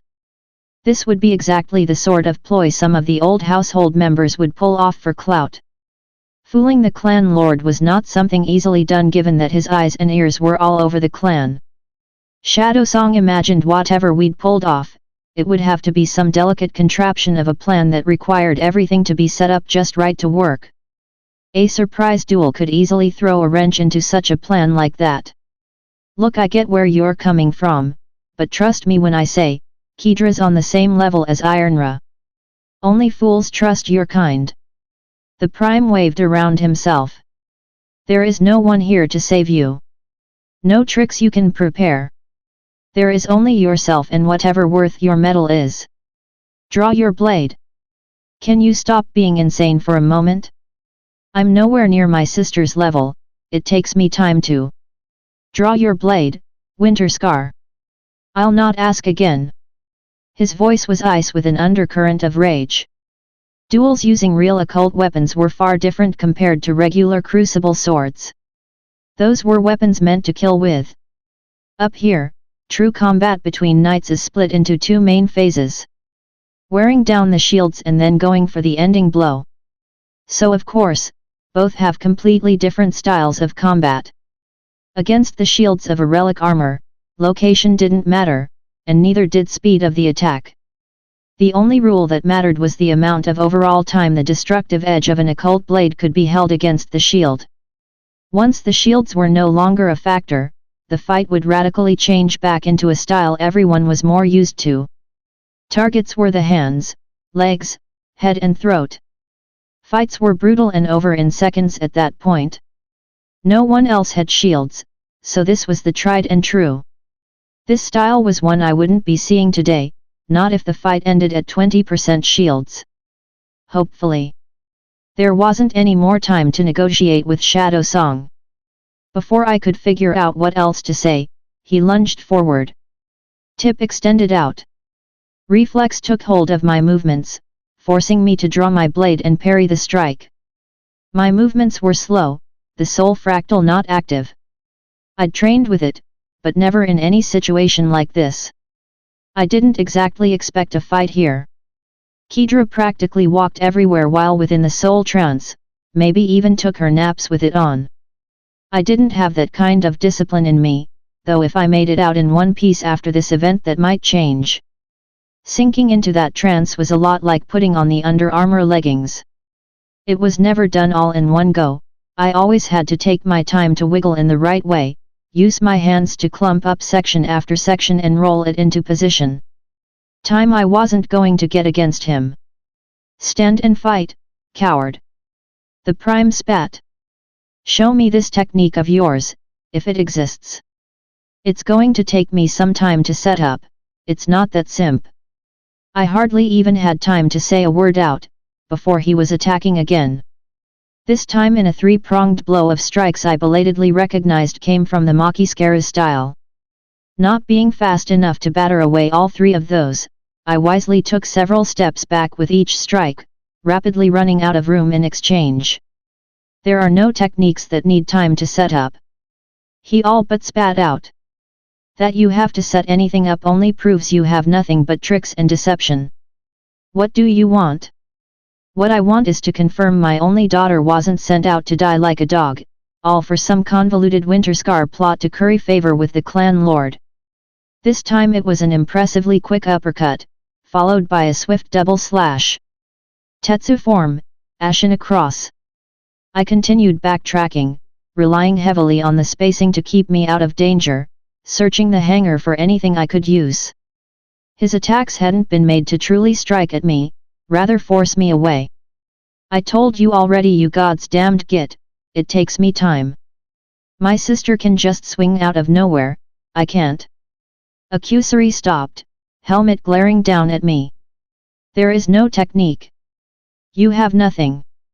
He lunged forward, a vertical strike that would have cleaved through me from head to chest had I not outright jumped and rolled out of the way. Another move from Tetsu, upper heavenly strike. I made a second saving roll for it, leaping across with all Journey was capable of. The Prime walked slowly towards where I recovered. I shouldn't have even hoped. It was obvious from the start. You're a boy in over your head and now my daughter will pay the price for your arrogance. I should have put you and your sister in your place the moment I heard your house was on the move. Should have seen the signs. If I had acted earlier, the clan lord would have seen reason and sent me out instead. Crouched down, My hands reached out and grabbed a rogue toolkit box from under a table, which I turned and chucked at him immediately. Right on time, he was about to strike again at me just as I lobbed the heavy thing at him. As the toolbox arched through the air, I bolted forward from my crouch, following the trajectory and executing a fast sideways cut cobbled together from Nagaru flow style, a school of combat highly adaptable to any recovery movements. Movements like water, capable of being used from any situation. The box was swatted away with an extended left hand, backhanded down into the ground where it spun and bounced away wildly, dented. With his right hand, he cut straight up at nearly the same time, guiding his blade to intercept my attack. Both our blades were knocked up with the telltale harsh ping of a cold edge on edge. In that window of time, he twisted on his foot, nailing a powerful knee into my chest. Journey absorbed the shock without issue, but the hit still forced me to bend over. With that, he had full control over my movements and leveraged it to throw me backwards, in the direction of the white wastes. The moment I raised my head back up, all I saw was an incoming kick coming straight at my center mass. It launched me out of the hangar, flying out into the harsh wind and exposed surface. Here the snow billowed around, already obscuring the battlefield. The gathering storm closing in from the distance, a massive wall of white. I recognized the mercy. In the span of a few seconds, this fight could have been over a few times over already. How did I know this? Because he chose to kick me instead of taking the obvious advantage after that parry and shredding Journey's shields then and there. Don't rightly know what I expected. This wasn't a real fight for him. Shadow Song was the best duelist in the clan, likely a step above my sister even with her newfound skills. What hope did I even have? What in the gods has gotten into you? I sputtered out. There was something unhinged about Shadow Song. The Prime stalked out of the hangar, walking with intent. Stop running. Show me Winterscar. Give me something. Anything. There was a hint of desperation leaking into his voice. I don't think I've ever seen the Prime behave like this, at least in the few times I've seen him. He'd always professed a steely control over emotions, and yet he looked absolutely furious now. I stared at him, mutely. My silence seemed to have been the wrong thing to say. 4 novices with only Windrunner to protect the fledglings? Do you realize what you've done? He bellowed, voice lined with desperation and anger. Think. Windrunner's been ordered to escort the delegate down to that city. Everyone else in that mission is expendable. My daughter is expendable. And now she's out there, without anyone. He stalked forward in my direction, anger boiling off his strides, as I scrambled back up on my feet. Windrunner is trusting your sister, and when the moment of truth comes and it's revealed she doesn't, someone will die. You wanted time? Have it. Show me, damn you, that there is still hope. Show me. I cleared my mind, while Shadow Song continued to stare at me. The soul fractal burned at the side of my helmet, waiting for me to merge with it. A breath in, a breath out, I searched for the calm I needed to organize myself correctly. If I messed up, I'd have to extricate myself and start over. Given the slight moment of peace, I don't think I'd get another chance. Pitiful. He said across the wastes, voice pitching down. Then he began to walk forward, closing the distance, as if he'd come to a decision. In the end, you're only another dog like the rest of the mutts that spawned you. I'm nothing like them. I hissed back, taking the first step into the soul fractal. The world began to blur, distance receding in and out of focus. Colors appearing and disappearing as different parts of my soul shifted around. Are you? He spread his arms out. Without time to set up your convoluted plots, to get everything perfectly controlled, you're nothing. Unable to stand against even a sliver of my attention. You're a traitor to the clan, Winterscar. You've doomed innocent lives for this farce. I took the second step into the soul fractal. Thoughts become more lucid as the adrenaline and fear taking hold of my brain lost grasp. I sunk deeper into the soul trance, each step being easier than the last. For whatever reason the clan lord trusts you over my objections, and refused to tell me why. Your house's lies have finally wormed past his judgment. What I should have done years ago, for the good of the clan. You're too dangerous to be left alive. Your entire house always has been. I'll accept whatever consequences come. He brought his blade up, giving a salute. A salute to the dead. 10 cent was the only exception in your house. It's clear to me his line ended with him. I'll honor the memory and remove the rot from our clan, starting with you. Frantically, I doubled down on the soul fractal. His sword moved from that terrible salute, into position. Ready to lunge. The roots clicked into place, one after another, like the pins of a lock. The whole suddenly ready as the last lock hit home. Just in time. You're wrong about me, I said. But not about the danger. I'll show you just what my father left behind. I slid my back foot into stance, then drew my sword and stood to my proper height. The speed of my draw and stance causing the wind to break its pattern for a moment, flakes of snow billowing in confused directions. Shadowsong instantly halted in his steps. His head ever so slightly tilted to the side, an unworded question. He knew something had changed. Could feel it. Maybe years of instinct and fighting had drilled things deep within him. A deep calm settled between us. A moment before a tempest.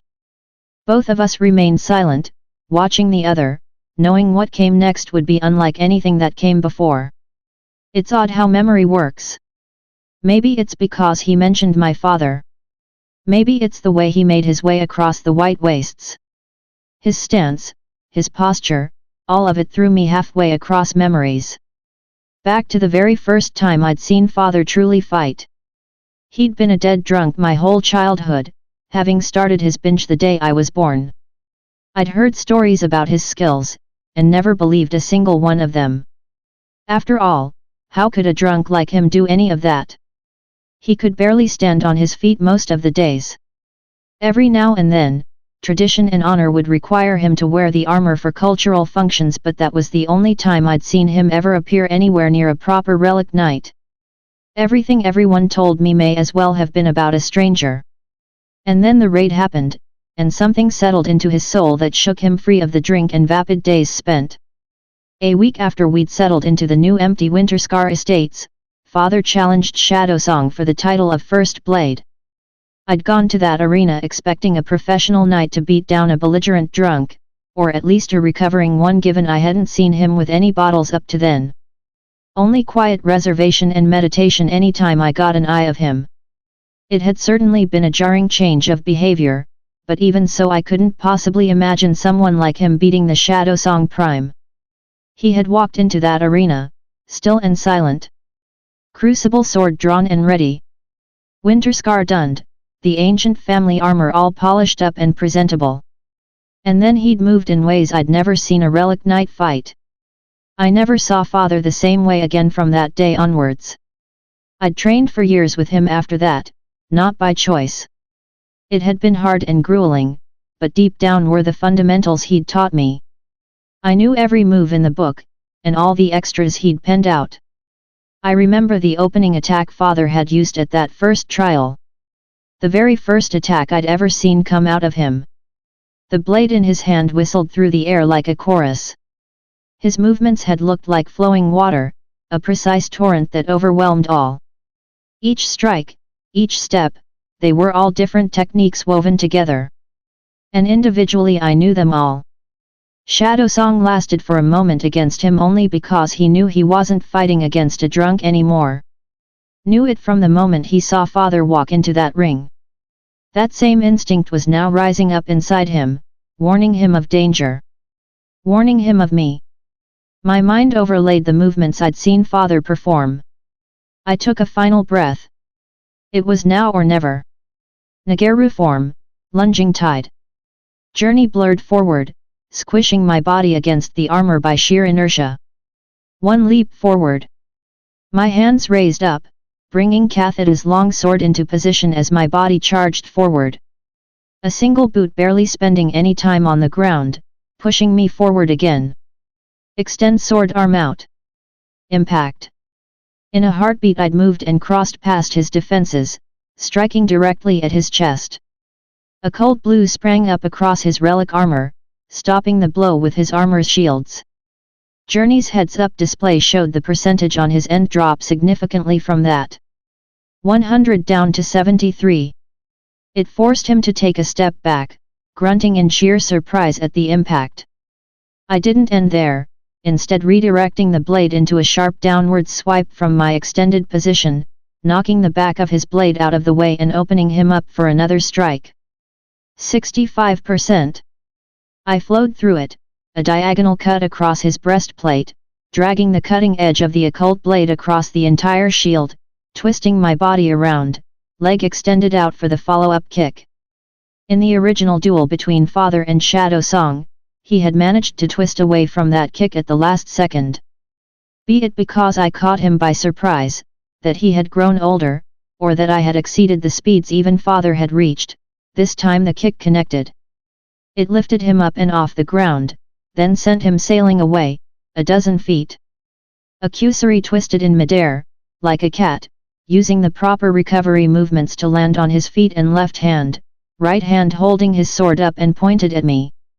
I could see the 3 trails left on the ground as his feet and hand had clawed the snowy ground to slow him down. 37% left. I needed one more solid hit and his shields would surely barrel past the 20% mark. What was that, Winterscar? He said, almost in a whisper. You keep thinking it's a trick. I said it before, you're wrong. It was never a trick. I'm just not as good as my sister is. Accussory didn't answer, staying mute for a moment. Processing the discovery. Why does this take you time?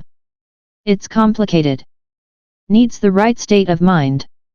Not exactly easy to find that calm when an angry man is waving a razor-sharp blade in your face. Especially one with murderous intention. The Prime stood still for a moment. Then his head tilted down and he laughed. A loud, wild thing. It sounded more like a torrent of emotions violently leaving him behind, a howling cackle. When he finished, his sword rose back up, pointed right at me. I thought myself clever. How odd. Never have I felt more relieved in my life, to have been wrong. He gave another weak chuckle, shoulders dropping slightly, before straightening once more. Come then, Keith. Finish what we started. Show me all that 10% left behind. He didn't need to ask twice. Journey lunged at him, crossing the distance in a blur, rocketing into his position. The helmet obscured any emotion, but for some reason I could swear he was grinning behind the mask. His sword slammed down to intercept mine and the match began. The initial hits had done well due to shock and surprise, but now that Accussory knew what to expect, his true skills were brought out. My own speed overshadowed him by a strong margin. My body could move at the same speed my mind could, except my mind wasn't as quick as my sister's. Every parry I made was a belated realization. Every dodge was one I only thought of at the last second. There was still that mental delay inside me between seeing the attack, categorizing what it was, and remembering the correct defense against it. It was dragging me down, making my motions more like a belated patch fix rather than an intuitive leap. I was spending too much time thinking, not enough time moving. The occult trail of light streamed behind our blades, interrupted only occasionally by a punch, kick or spinning elbow. We traded blow after blow in that frozen tundra, weaving a dozen different strikes and counters all within seconds. I tried to turn my head off, to simply leave my reflexes to do as they were trained. It wasn't enough. Sheer speed couldn't overcome experience and skill. Shadow Song was rapidly adapting, I could see it in the movements and stance. Calm calculation, testing my defense and attack, narrowing down how I moved and thought.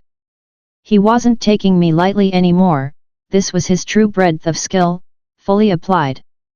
Soon he would begin to predict my strikes, and then he'd set traps and lead my reactions. Kedra had gone through the same process. It took her 3 minutes of non-stop combat before she'd finished her analysis and turned the tables on me. Shadowsong and myself had been trading blows for just about the same amount of time, and I could tell the turning point was rapidly approaching from his end. Despite my advantage in speed, and him being one hit away from defeat, I just couldn't land that damn last hit. And time was running out. My saving grace was the storm. Rapidly approaching, a billowing blanket of snow.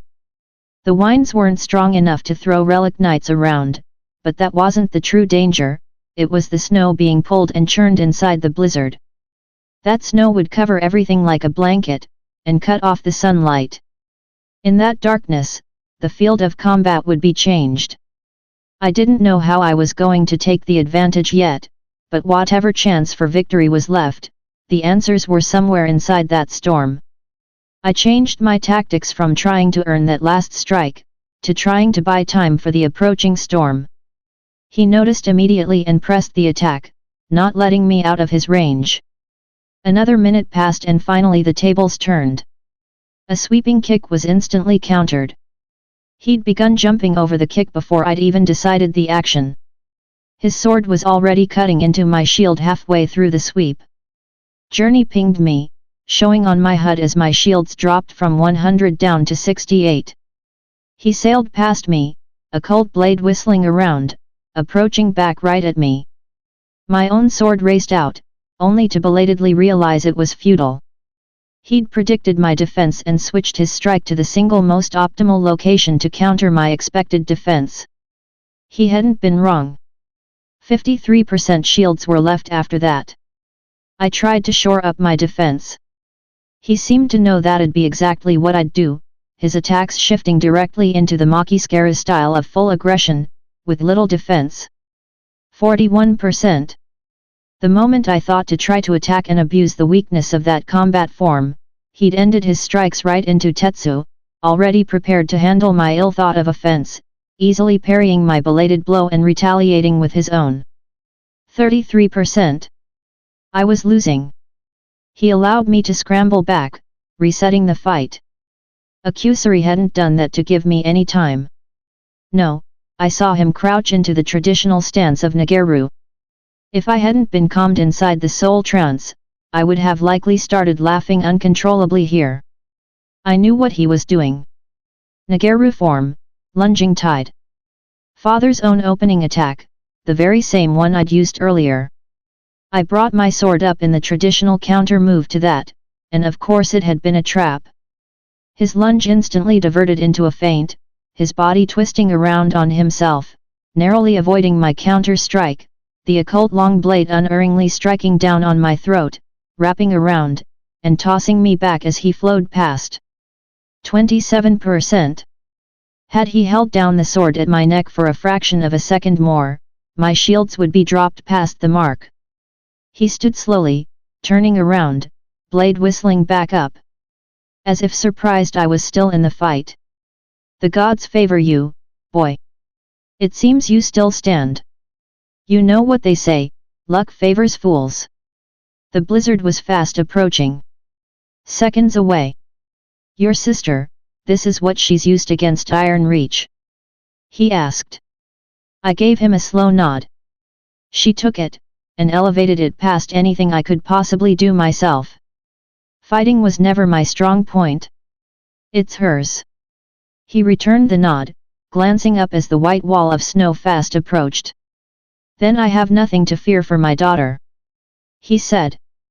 God's willing, perhaps your house truly has changed colors. I can hardly believe it. Are we good then? Done dueling. His head tilted to the side at that. The winner remains unknown. I was wrong once already, I may be wrong again. So fight me with everything you have. I expect nothing less. Just as well. Time was up. I spread my arms to both sides, with confidence I hardly felt as the white blizzard wall surged past and engulfed me from behind, rushing over both of us in an eye blink and plunging the world into a dim twilight, fading fast away. Soon the only thing that could still be faintly visible was the glowing edges of our occult blades. Inside that pitch-black darkness, the solution came my mind. It was almost obvious in hindsight. I knew exactly how I could win. His blade swept up, flowing into a defensive form. I could see the glow through the snowstorm but no other details of his armor. My turn, I said, turning off my own blade and taking a step backwards, vanishing into the darkness that surrounded us. Book 2, Chapter 23, Defeat Means Friendship. While I'd invented the soul fractal method of cheating the iron body technique, I hadn't been the one to truly shake it down for rent. That was Kedra's field of expertise. She'd tried to explain what exactly she did to make it so effective, except I didn't have quite that intimate understanding of combat itself as a concept. When we made tests, we found we could see different kinds of concepts. For example, I would get vague understandings of engineering concepts within items, while Kedra would see absolutely nothing in the same piece of environmental suit. It opened up a lot of interesting questions about how different people saw through the soul sight. Which made me think the soul sight had more to do with the concepts as seen through the mind's interpretation. So, figuring out what someone was planning on doing based on the soul sight was something I wasn't anywhere in the realm of being able to pull off. That said, the general concept of relic night was something I was familiar with. And there just so happened to be one, directly in front of me. To his credit, the moment I turned my blade off, Akusari got the picture and followed suit himself, vanishing into the darkness. What he didn't know was that he'd remained perfectly visible to my senses. Specifically the occult ones he had no idea I possessed. When he lunged right at where he thought I'd be, expecting me to have backpedaled directly backwards, he struck through nothing but cascading snow. I'd seen the concept of him moving around, and easily took a few steps to my side, letting him speed past me. His blade whistled out, a cold blue appearing a fraction of a second before the actual strike. My own blade lit up and I lunged out after him, being disappointed when I realized the angle of my blade had been in his peripheral vision, and so his own reflex snapped down a defense with an instant riposte back, the moment he saw the glow through the sheet of snow. Given he wasn't actively breaking down my technique anymore nor leading me into traps, I managed my own belated defense, using bits of Nagaru to transition easily into a retreat, turning off my blade and disappearing into the darkness. Can his armor see me? I asked Kathita. Oh heavens no, you think Journey can't read the mood? It's doing all it can to keep signatures down to a minimum. Unfortunately, your little friend here also has armor that's doing the exact same thing to us. Any advice? Don't get hit. She cackled. And if you win, make sure to gloat about it. I don't know why I even asked. I grumbled, taking steps to circle around the enemy. The Shadowsong Prime had chosen to remain exactly in his same spot. I couldn't quite see his detailed movements, the soul sense only showed a blob of a concept, relic knight, human, sword, armor and a small horde of smaller concepts that I realized were the decorations on his armor when I focused on them more. It felt more akin to a sonar of some kind, where my enemy appeared as a dot whose location I could track, if not what they looked like or were doing in detail. Beggars can't be choosers. I slowly circled around to his back, hoping he hadn't turned around on himself in the meantime. A flash of light stopped me in my tracks, a bright, white light that instantly illuminated the surroundings. A massive crack of thunder happened simultaneously, but my attention was less on the noise and more on backpedaling frantically as an irate relic knight instantly turned and struck out at my now revealed location. His armor's headlights lit up right as his blade did, illuminating a hand's stretch ahead of him, before the billowing cloud of white snow swallowed up the world. It was just enough light to reveal me. I blocked and parried a few hits before turning off my blade, dodging his own slash, and diving to the ground for cover.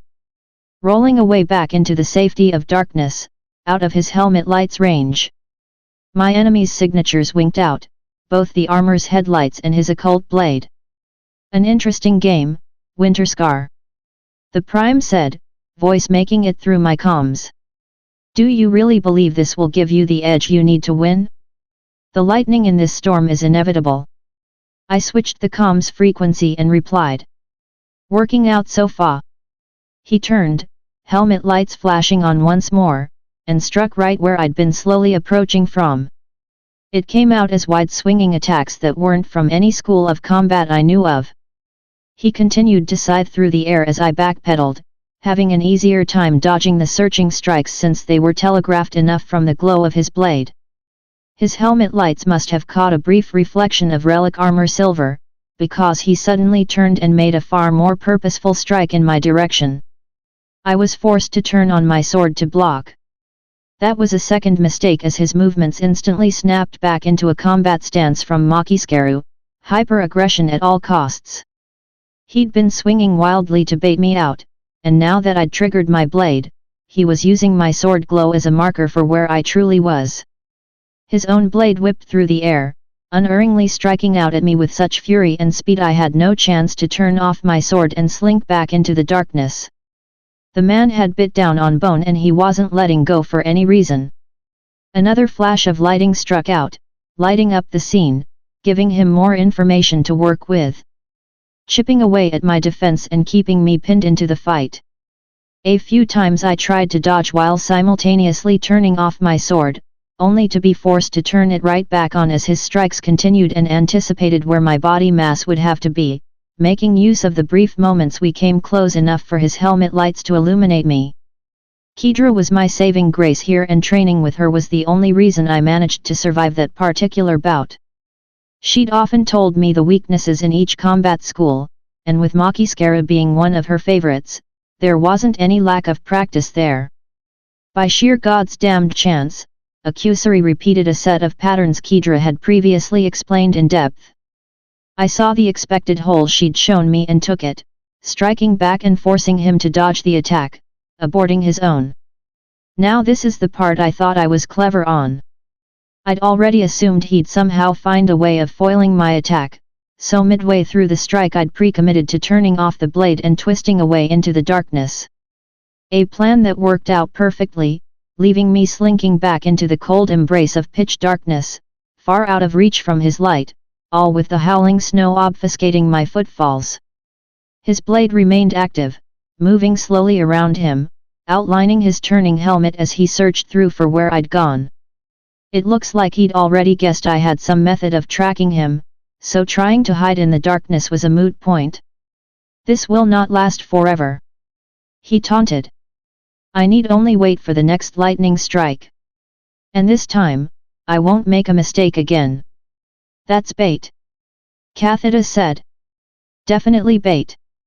But you do you dearie, go on and run your mouth at him again. It'll be fun.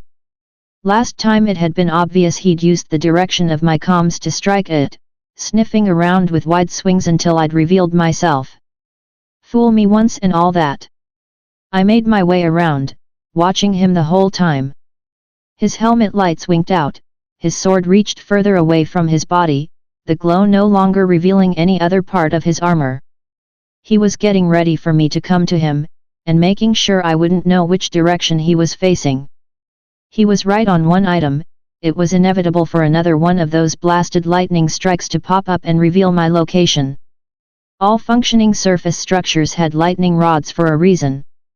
My feet moved with a mission across the terrain and I took my chance. He'd made it easy by not turning off his sword.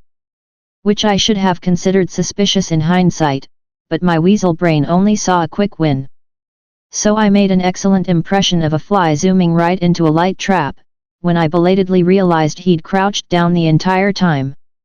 Leaving his sword high up in the air, angled to appear as if he were standing up instead, and keeping his eyes peeled out for my inevitable attempt to stab him right in the back like a true Winterscar. The moment he spotted my blade turned on, he flicked his leg out for a sweep, catching me right in the middle of tapping out where his torso should have been. It connected, sending me tumbling down, and my recovery roll barely managed to get me through. I didn't bother trying to stop my momentum, instead speeding up and diving forward as I heard the telltale sound of an occult blade whizzing through the air a few times behind me. In a feat of desperate inspiration, I threw my blade to the side while I dove to the opposite, fooling him for a fraction of a second into following the glowing blade. Pulling his own trick against him in a way.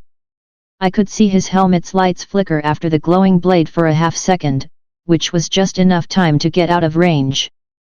His follow-up sword slices were blind and far off their mark as I slunk back into the darkness to plot and scheme.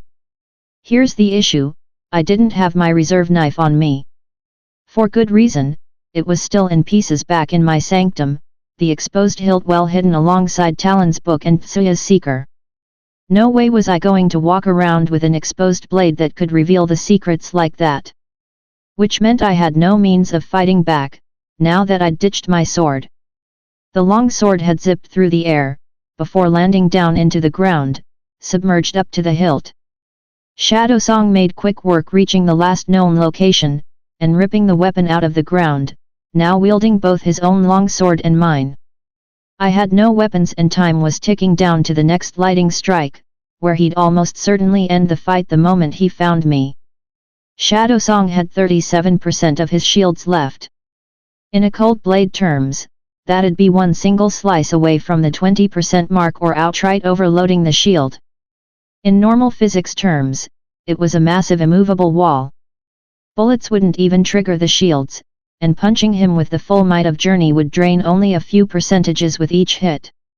More than enough time for him to land one tap on me in the exchange. So I needed an occult blade or I'd have to declare forfeit. Which was unacceptable to me, because I wanted to win. I'd been pushed around my entire life, and for the first time I felt I had power, real genuine power. There was a thirst in me to prove to myself. And if there was any one time for this, it was here and now. It drove me to look for solutions. There were exactly 2 ways I could think of getting a blade in my hand. 3 ways if I counted asking politely for my blade back, but I doubted that plan had much of a success rate. Knights almost always had a reserve knife in their boot or on their chest.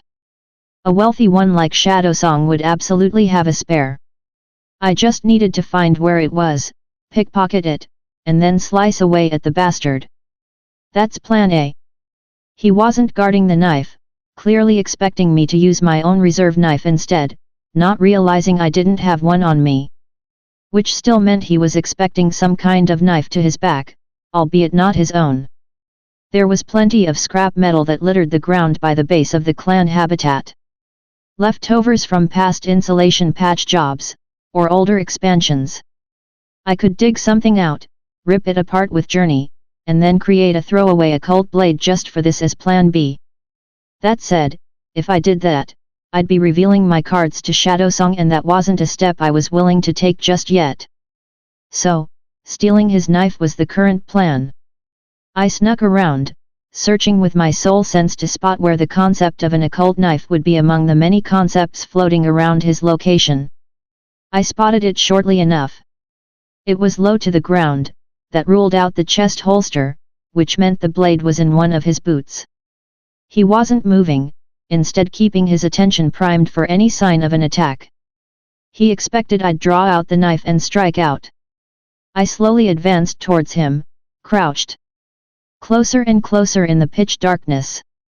The sound of the snowstorm buried any of my own sounds, even I couldn't hear the snow crunching under my feet. Step by step I advanced until I was right upon him. My right hand reached out blindly into that darkness, stretching out for where the concept of a relic knife lay. And then the lightning struck. The world was lit up once more. I made a desperate lunge for his knife, grabbing the hilt, pressing the activation switch. It lit up right inside the sheath, cutting straight through as I slid it out. At the same time, he'd spotted me as well.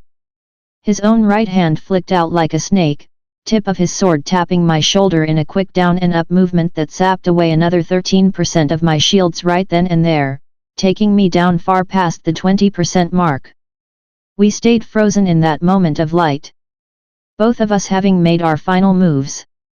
Shadow Zong's armor and my own turned on their helmet lights, illuminating the pitch darkness once more. It seems this match is at an end. Shadow Song said as he looked down at his ruined knife holster. I rose back up myself, turning his knife off, extending the hilt back at him. He nodded, doing the same with my own occult longsword. I expected you to attack with your own knife. I didn't expect you to try to steal my own. Winterscar's. Always dramatic in everything you do. You talk a lot of smack for someone that went on a murderous rampage just a moment ago. I shot back. He hummed in thought at that. So it is. I thought of myself as a disciplined soldier above such base thoughts. It seems in the end there are still things in this world I care too much about. He stood taller, taking a deep breath before continuing. I was blinded by hate and rage and old history.